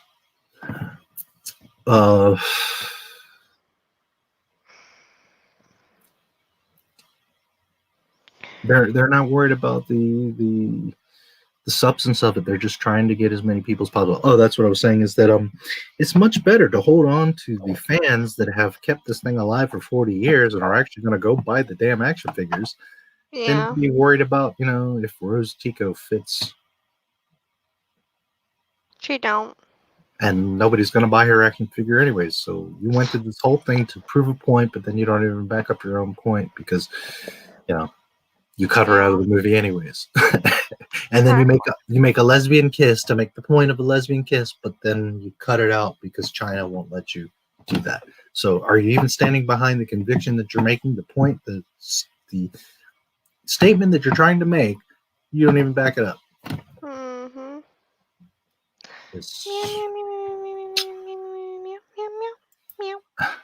Are you speaking cat? Yeah. Just pin down again. Go to the kitten. Well, I have no idea how long we've been on, but it has been a while. We've been on for like 4 hours now. Yeah, it's been about 4 hours. I'm out of news. I don't mind if you want to chat some more. I don't mind if you want to cut out. Either way is fine with me. But I have Go ahead. Sorry. No, I was going to say I've gotten through all the articles that I was going to share. I'm just double checking if there's any pictures or anything I needed to mention, but that's pretty much the news. Okay. Again, just to kind of reiterate, I was at an event in the beginning of March. It was about 9 days, so I got cut off from making the Star Wars News Weekly. I was just too busy, and then we got this beer bug and all this other stuff going on, and I'm working on other videos. So I hadn't been able to do the Star Wars News Weekly like I want to. The idea was for me to do it every Sunday and kind of, talk about what's going on during the week. So as I was not able to, I decided to do a stream to cover everything that has been going on and catch up. Now, part of why I mention that is for a few reasons that anyone that has been watching or that is watching, please feel free to leave in the comments. Would you prefer weekly news like I was doing? Is Sunday the day that you would like? I like Sunday because you finish out the week. Do you prefer a longer thing that's like maybe every 2 weeks or once a month? And the other main question that I wanted to ask my viewers is, do you prefer me to make a video like I was doing, or do you prefer me to do a live stream? I can certainly have Shaq and or other guests come on, and I can also do this on my own if need be. But the main question becomes, do you guys want a live stream of the news? Or do you want videos? And do you want it to be the weekly thing? I would think probably weekly is the smartest. The thing is if all I was doing was the news or like one video a week or something like that, then it wouldn't be a problem. But the problem is that I'm working on a lot of videos, and a lot of them are bigger videos, like an hour to 2 hours long. So that's why I haven't been able to really do the news as consistently lately, but I can certainly do an effort to do so. So the main question is, how did you guys enjoy this? Please comment. And do you prefer me to do a live stream like this, or do you prefer a video? And if it's a live stream, do you want it like it is now in the middle of the night, or do you want it during the day? Right now with the beer bug, everybody's home, so I suppose some people are liking at this hour, but most people obviously are going to be awake and paying attention during the day. So if anybody wants to comment on that, I would be happy to hear your feedback. I hope that this was fun, me talking a bunch of smack for a few hours. Thank you very much, Shaq, for joining me. And the cat that's attacking you. I don't know if you have any other. Oh, you know what I forgot to do? Since I'm here. He won't let me up. You're a brat, kid. You're a brat. Yeah, you are. I forgot to do the little banners, so I'll run them through real quick since we're doing it. Since we're here. I forgot about those. You can find me on Twitter, of course. NotMyStarWars77. I do have a Facebook group. You can find me Facebook. There's a LinkedIn page. Facebook group. There's a LinkedIn page. There's a Reddit page. There's a Tumblr. I got Tumblr. That's cool. I got a bunch of social media, so if anybody wants to search Not My Star Wars, you can find me. The only really one that's different is the Twitter, which is NotMyStarWars77. If anybody wants to email me, that is also a little bit different. It's NotMyStarWars1977 at Gmail. Star Wars 1977 at Gmail. Here is Shaq's Twitter, Aaron East 95. I have a Star Wars page too. Yeah, what's the name of your Star Wars page? Tell them where they can find you. Fans of the original and prequel trilogy, I believe is what it's called. Right, that's a Facebook page. Yeah, it's a Facebook page. Yes. It's not a group; it's a page. It's a group actually. Oh, okay. Sorry about that. Yeah. Yeah, it's actually a group. So. So you all Yeah. can find me on there. There's some cool stuff in there. I also post in there as well. So anyways, yeah, I figured I'd get the little banners in while we're here. Yeah. So any other things you want to mention? Any last thoughts? No, not really. All right. Well, I appreciate you, Shaq, for hanging out. I appreciate that guy says, of course, Horror Nation. Gene J, I don't recognize you from the past, so I appreciate you stepping in. Hopefully you will subscribe. I've got plenty of videos coming and already around. Horror Nation I've seen for a little while now. He's been a subscriber for a while, so I appreciate you stopping in, brother. That's cool. Assuming you are a guy, I do assume that. And again, if anybody that sees this or that was part of this, if you could just comment, do you want this to be a live stream? Do you want videos? Outside of that, hopefully this was fun in these times. I will continue to make videos for you guys. I haven't been able to put out a video in about 3 weeks just with all this stuff going on and some heavy editing. But in the next couple days, I have a big one coming out. It was a 4-hour video that I've gotten down to under 2 hours. I'm trying to get it as close to an hour or hour and a half as I can. Okay. It's just under 2 hours right now, but it's called All the Problems with the Mandalorian, and it's chapter 1. So I had to read down 4 hours of problems with the chapter 1. That tells you how bad it is. So that'll be coming out in the next couple of days for sure. That when I'm finishing up, hopefully people will be interested in that. I think they will. I think I'm also going to get a lot of hate on that one, but that's okay. All right. Well, I appreciate all of you. Thank you so much. Little stinker. Hopefully this helped you pass the time, and I hope to see you all soon. Shaq, I will talk to you soon, as we always talk. And anybody, hit me up if anything. I really appreciate you all. May the Force be with you. And The Mandalorian, All the Problems with the Mandalorian, Chapter 1, The Mandalorian, will be out in the next couple days. I also have some other big ones coming.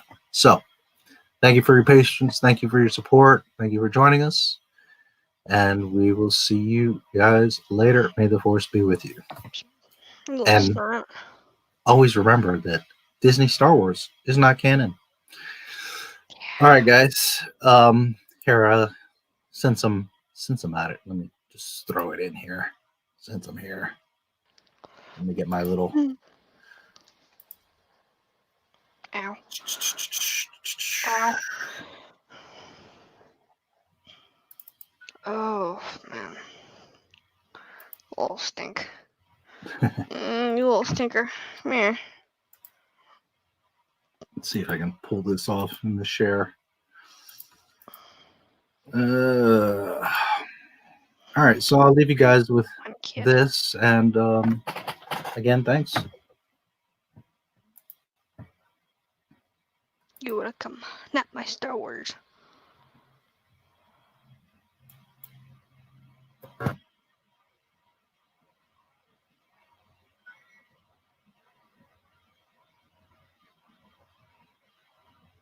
Cool.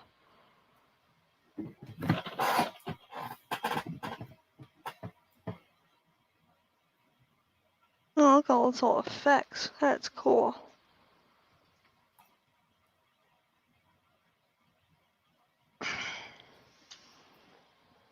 You are a pain in the rear.